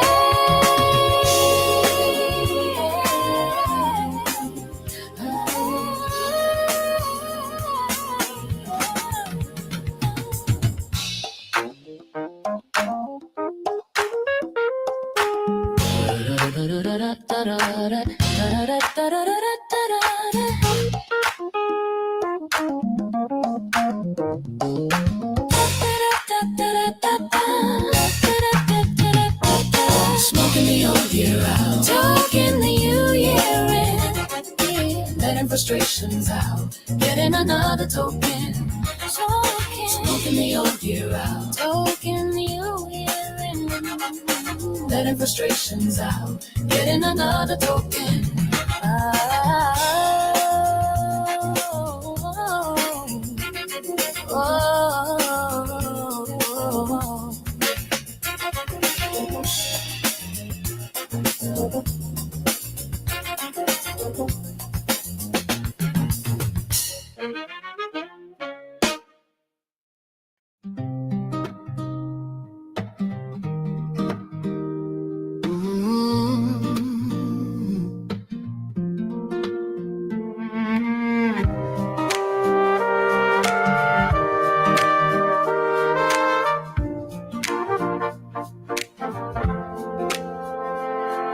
The clock strikes 12, a breath of hope begins. We leave behind the weight of yesteryear. With hemp beside us, peace flows from within. Its gentle touch dissolves the edge of fear. No longer bound by stress or aching skin. We rise anew with purpose crystal clear. The path ahead is green, serene, and now sincere. A dry January calls for sober cheer. Yet cannabis brings joy without the haze. A calming balm, a friend who stays near, to lift our hearts and brighten weary days. It soothes the mind and makes resolution dear. No need for wine to dance or feel a blaze. We toast with tinctures, with laughter in our gaze. Let's walk the green fields of tomorrow, where healing grows and sheds our sorrow. With every puff we rise and mend, with every leaf our hearts transcend. Let's walk the green fields of tomorrow.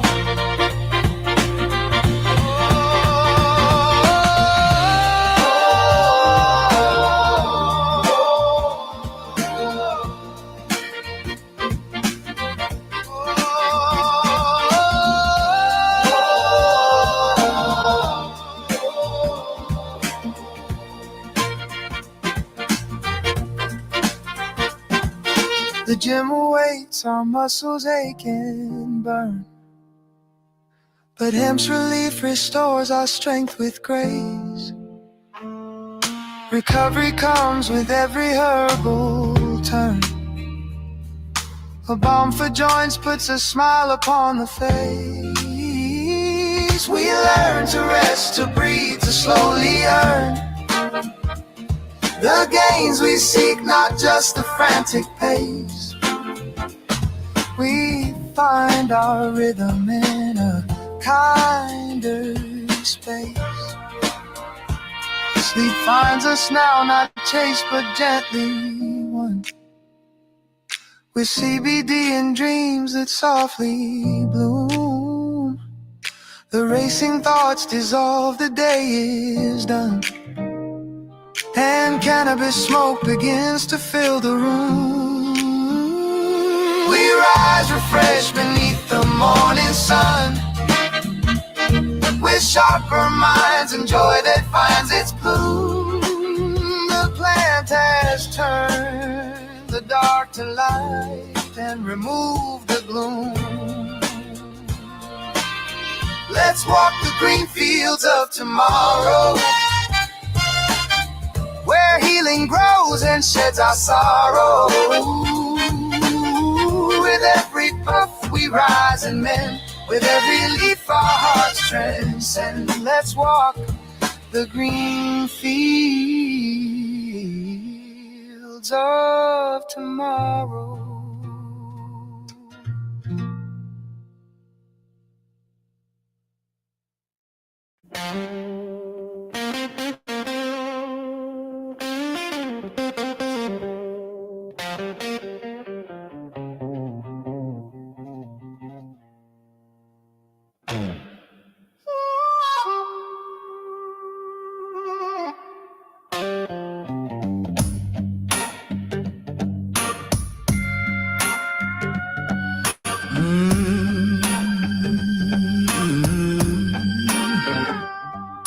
Fields of green grow wild and free. Whispers of hope in every tree. Gold in the fiber, strong and true. Impose the magic we never knew.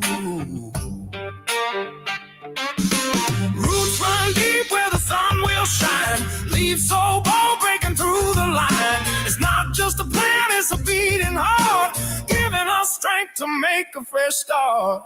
Empire, let's rise and soar. A brighter future knocking at our door. Wrap the world in threads of gold. Here's the story waiting to be told.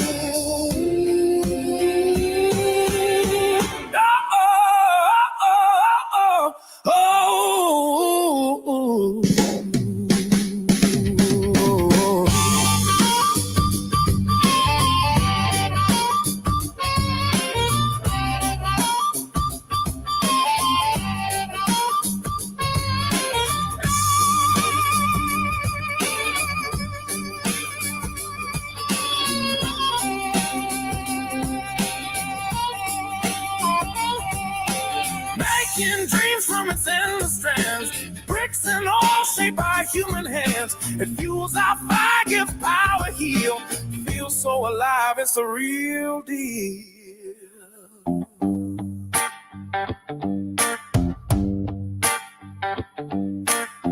Here comes the wind, it's blowing our way.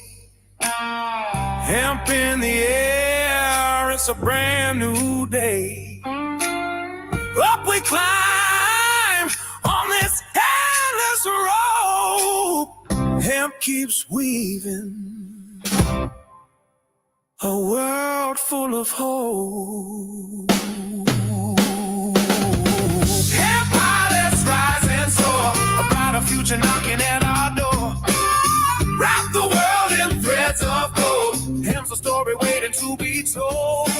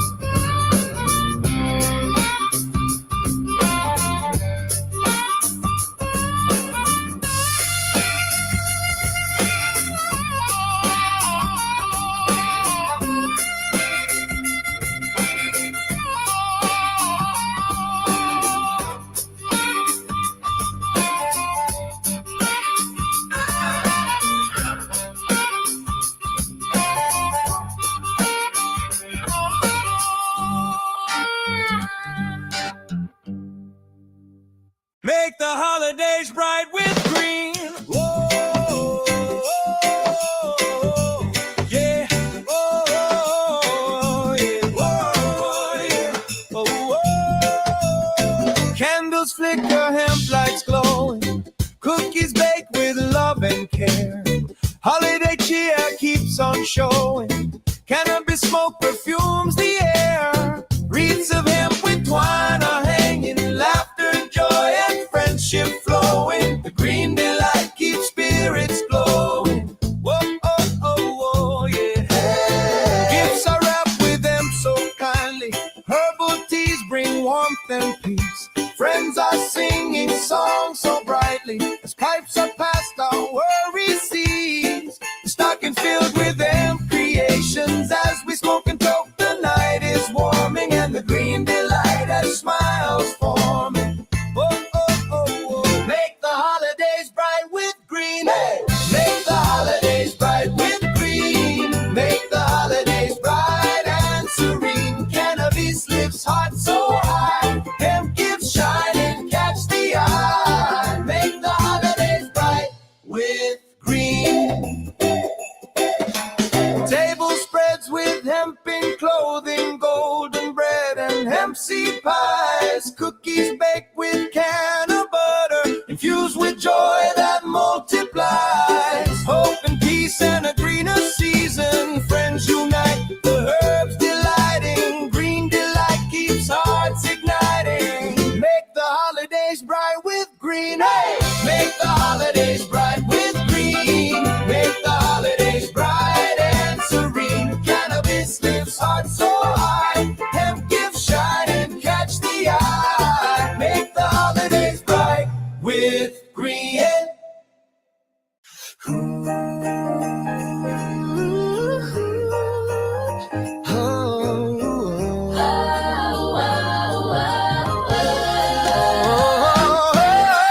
Look at all that money, yeah, the money that they spend.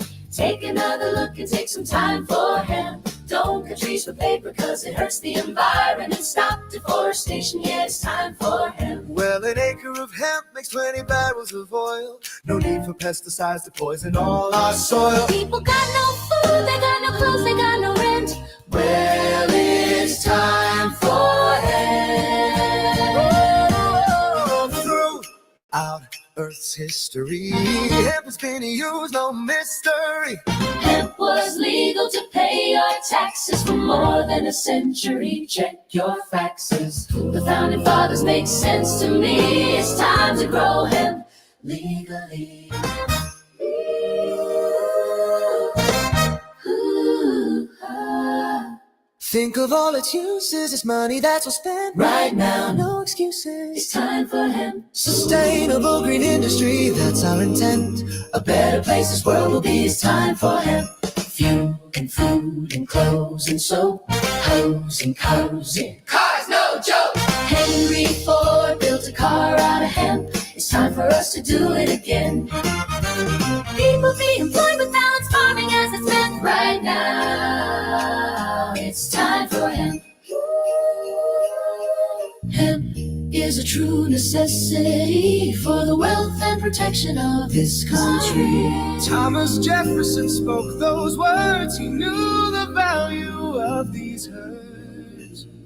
It's time to lift the hemp and it's time to make a strong stand. Yes, we can. I know we can. We can make a difference. Yes, we can. Just like birds of a feather, we can work together and lift the hemp band.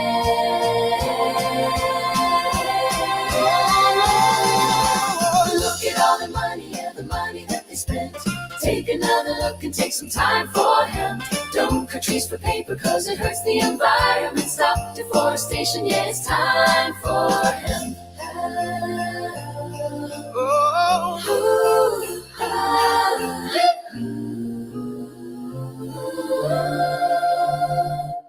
Stop deforestation, yeah. It's time for him.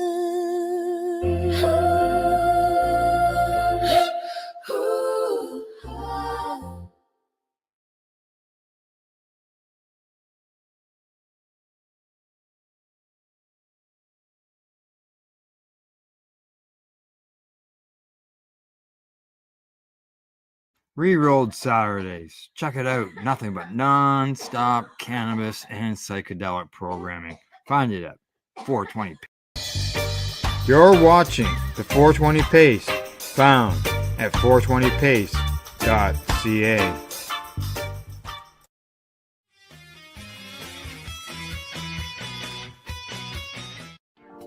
You've been watching Rerolled Saturdays. Thank you to our guests, our hosts, and our viewers. Up next, Rerolled Saturday Nighttime Edition. It gets started at 4 p.m. See you then.